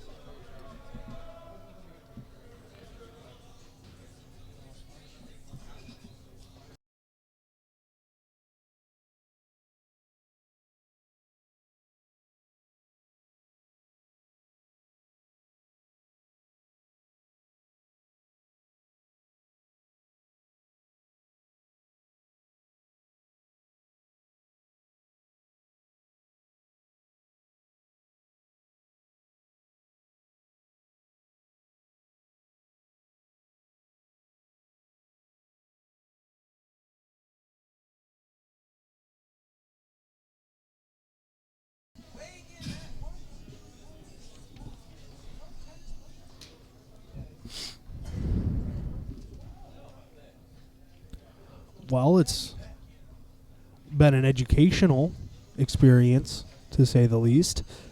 I've learned a lot about tennis. You hit the ball over the net And then faster and better than the other guy. Yeah. Bam. I guess any sport can be summed up into something simple like that. Yeah, you can shoot the ball into the hoop. You can boil down just about anything.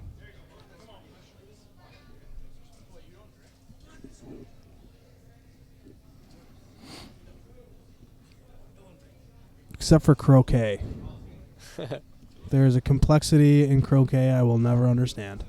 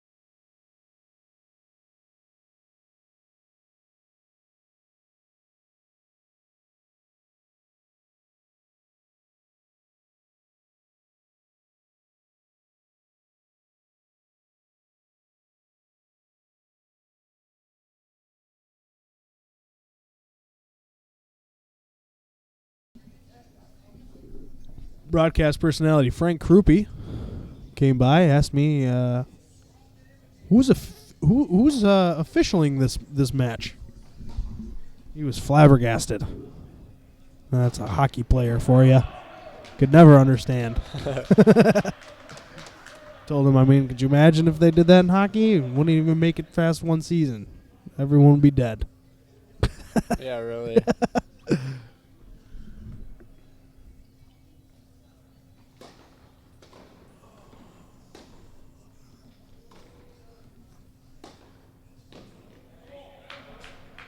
Here we go.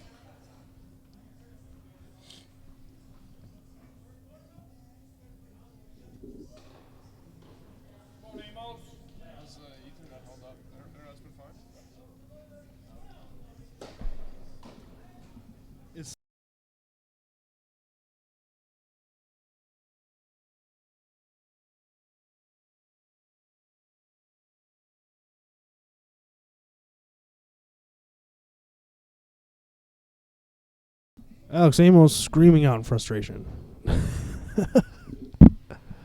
Yeah, that happens. Especially after the first set was yours. Right. You just want to get it done.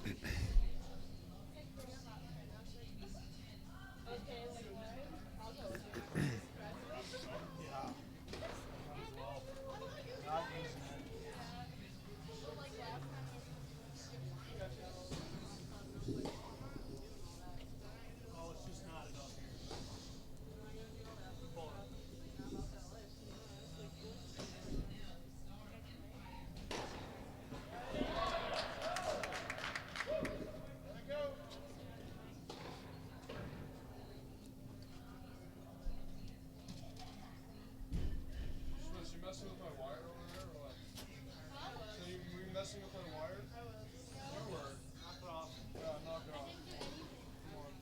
It's not nice enough.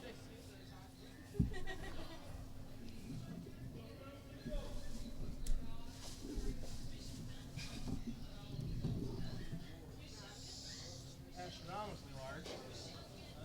No. It's like 300 feet.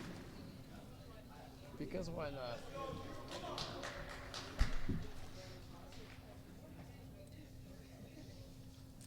Need a spool. You know what I mean? Oh my God.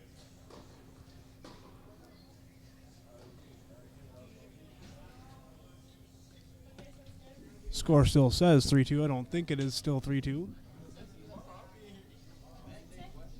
Back then, that's when you're supposed to be trying to match me. Huh? You gotta get 6 to beat me. I got 5. Oh, I did 4? Who going for 10? He ain't getting 10. There's no way. You got one of them. You got a strong one. You gotta make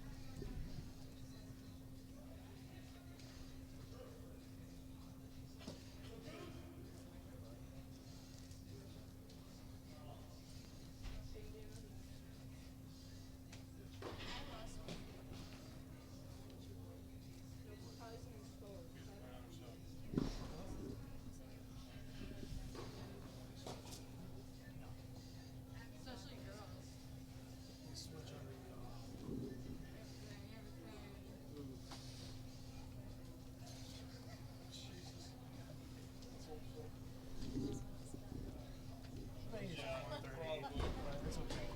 I'm having fun. Alex is a friend.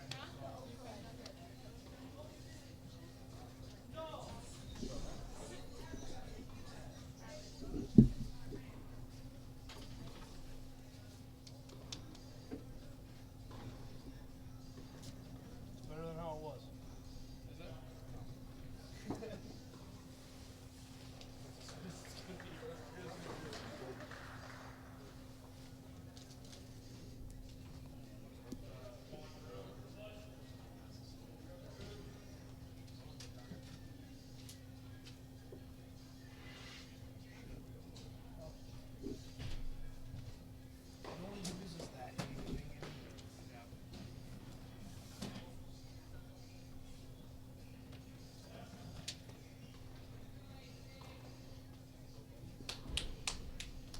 Josiah is still battling down there.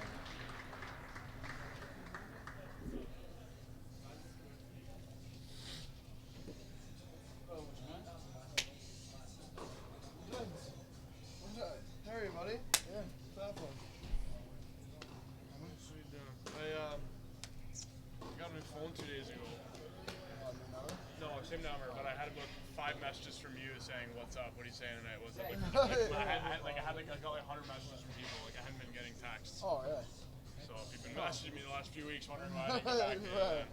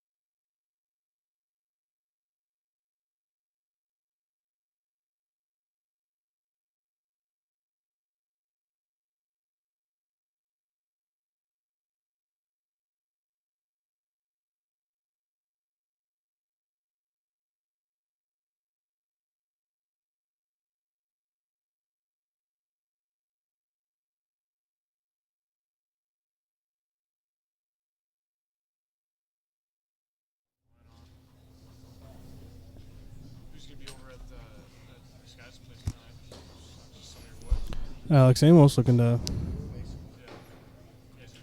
close the gap. Did Jeff end up winning? I think he did. Really? Yeah. He pulled it off. And the third set tiebreak. Unbelievable.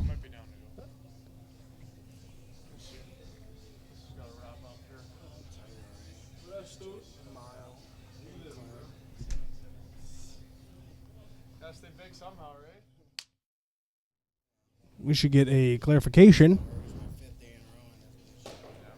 from someone down there. As soon as the new gym's done, we're out of here.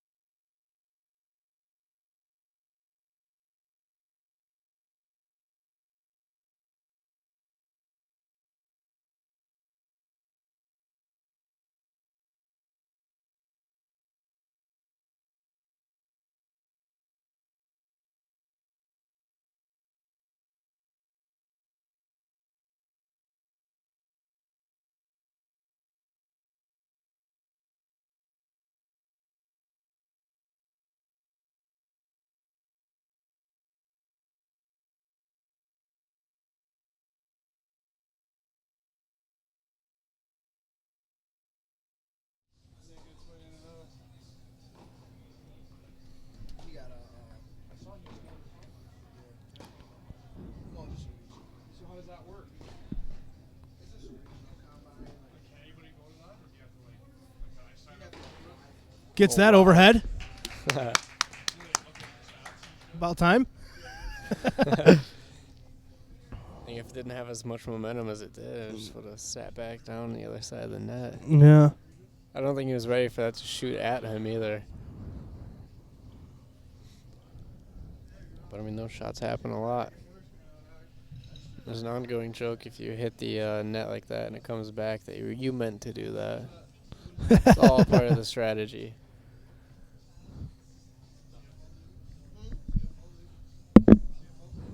Dang it. So much is going on up here all the time. It's hard. Really? It's hard for Yeah. me to not want to turn my head. Everyone is Especially hanging when out. so little is happening on the court right now. Yeah, just because I break time. think we're gonna go into a third set here, which Third set tie break, not a full third set. just so explain to me again how that works. That looks like it's 5-4. What part? The tie break.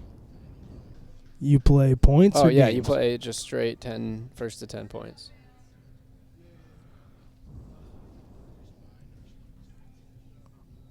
And when do you switch serves? Every 2 points. Every 2. Yeah. Except the way it happens is the first person to serve only serves once on the right side, and then the person on the other side serves left and then right, and then the other person. So it just rotates every 2 serves basically. Gotcha.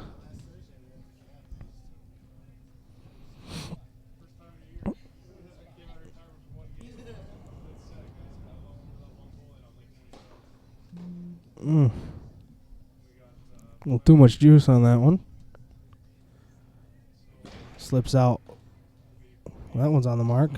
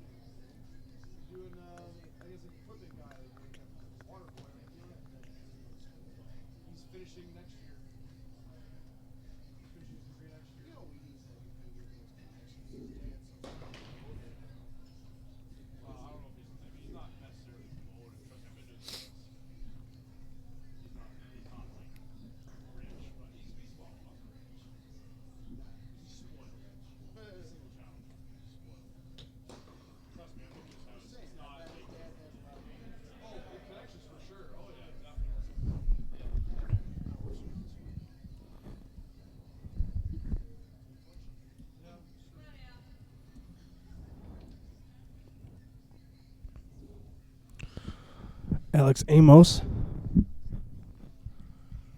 toying with the idea of throwing this match, this set, to go into a tiebreaker. Just kidding. Oh, wow. Solid return there for Spring Arbor. Straight down the line.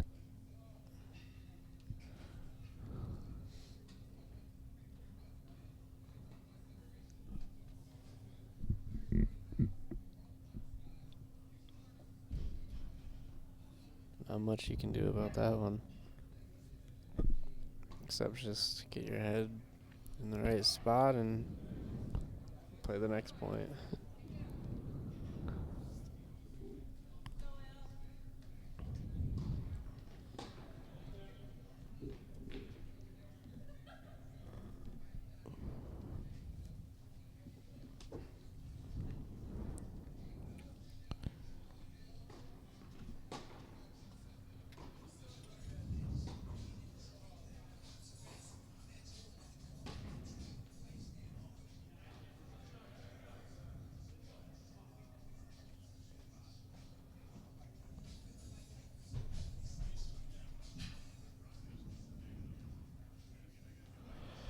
Ladies and gentlemen, it looks like we're going to a Game 3 tiebreak. We first to 10 points. First to 1 point is Alex Amos.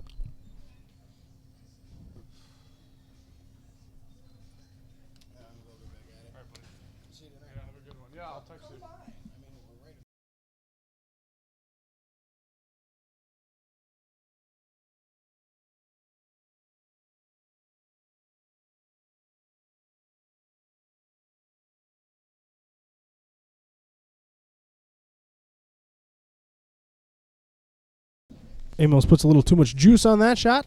Ends up going out of bounds. They start the tiebreak. They did. It is now 1-1. Alrighty. Spring Arbor on the serve.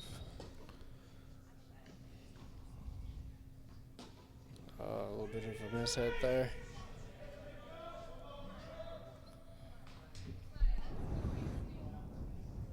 An incredulous Alex Amos wants to know what he's doing.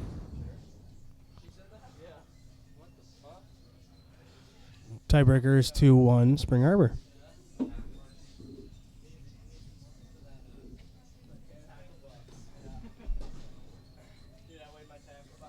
Tough serve.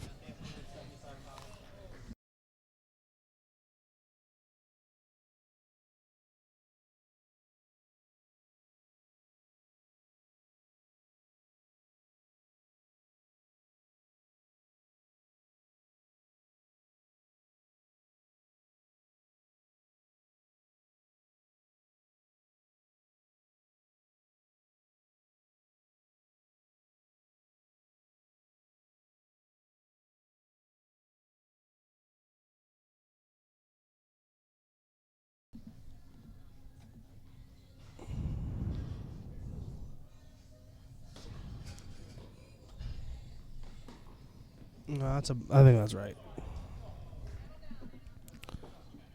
That make it 4-1. Let me hear. It's kind of hard to hear what they're saying on the court, though. With that lovely music playing back.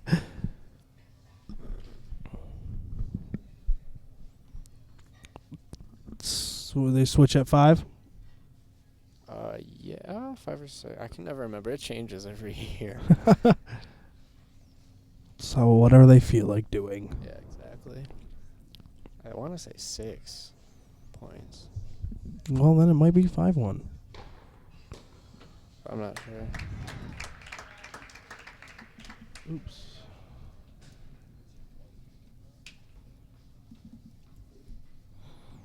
I'm going to say it's 2-4. Is he going to say it?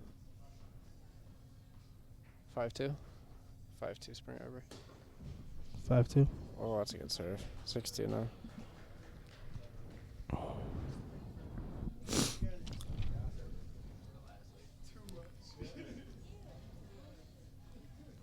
Let's see if he says it again.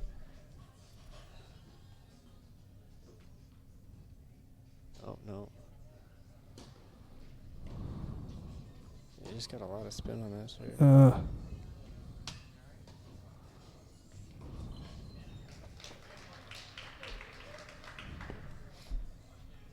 Amos's timing just seems to be just a hair off. It's costing him.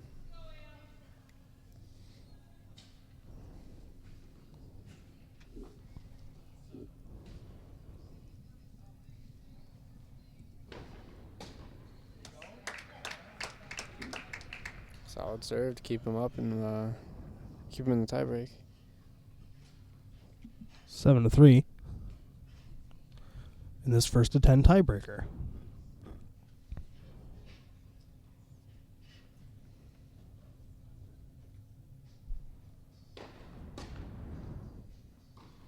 Good serve and a better return. It's a tough shot. Deep and right at the feet.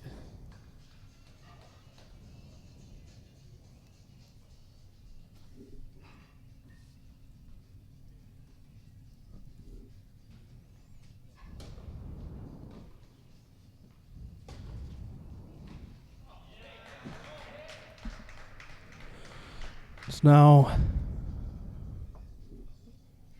Oh, no. It looks like I missed a point for. Oh, no. He's just grabbing a ball.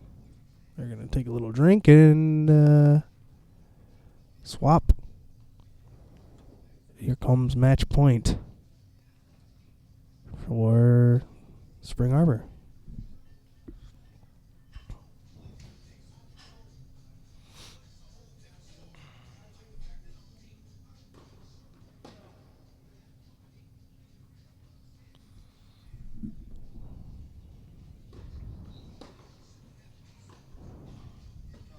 Oh, that's a tough shot. And that will do it for that match. And that'll do it for the day. Thank you, ladies and gentlemen, for tuning in. Our doubles teams of Mertz, Lizelle, Sophia and Gargrave, and Amos and Brom, all but three. all but three doubles did not bring home a victory. All but the team of Amos and Brom brought home a win, and all of our singles taking home W's except for Alex Amos. Overall, very good matches and very good results for the first match of the spring season. Success for the Adrian Club, and just remember, tune in to ACTV this weekend, Friday and Saturday. Friday at 4 and 7:30 for some women and men's hockey, respectively. And then on Saturday, they swap time slots with the men going on at 3 o'clock and the women going on at 7. The men are taking part in their NCHA quarterfinals, so make sure not to miss it. Thank you for tuning in again. For ACTV, I'm Dan Steinkoff, and with me is Garrett Livernoy. Have a good night, everyone.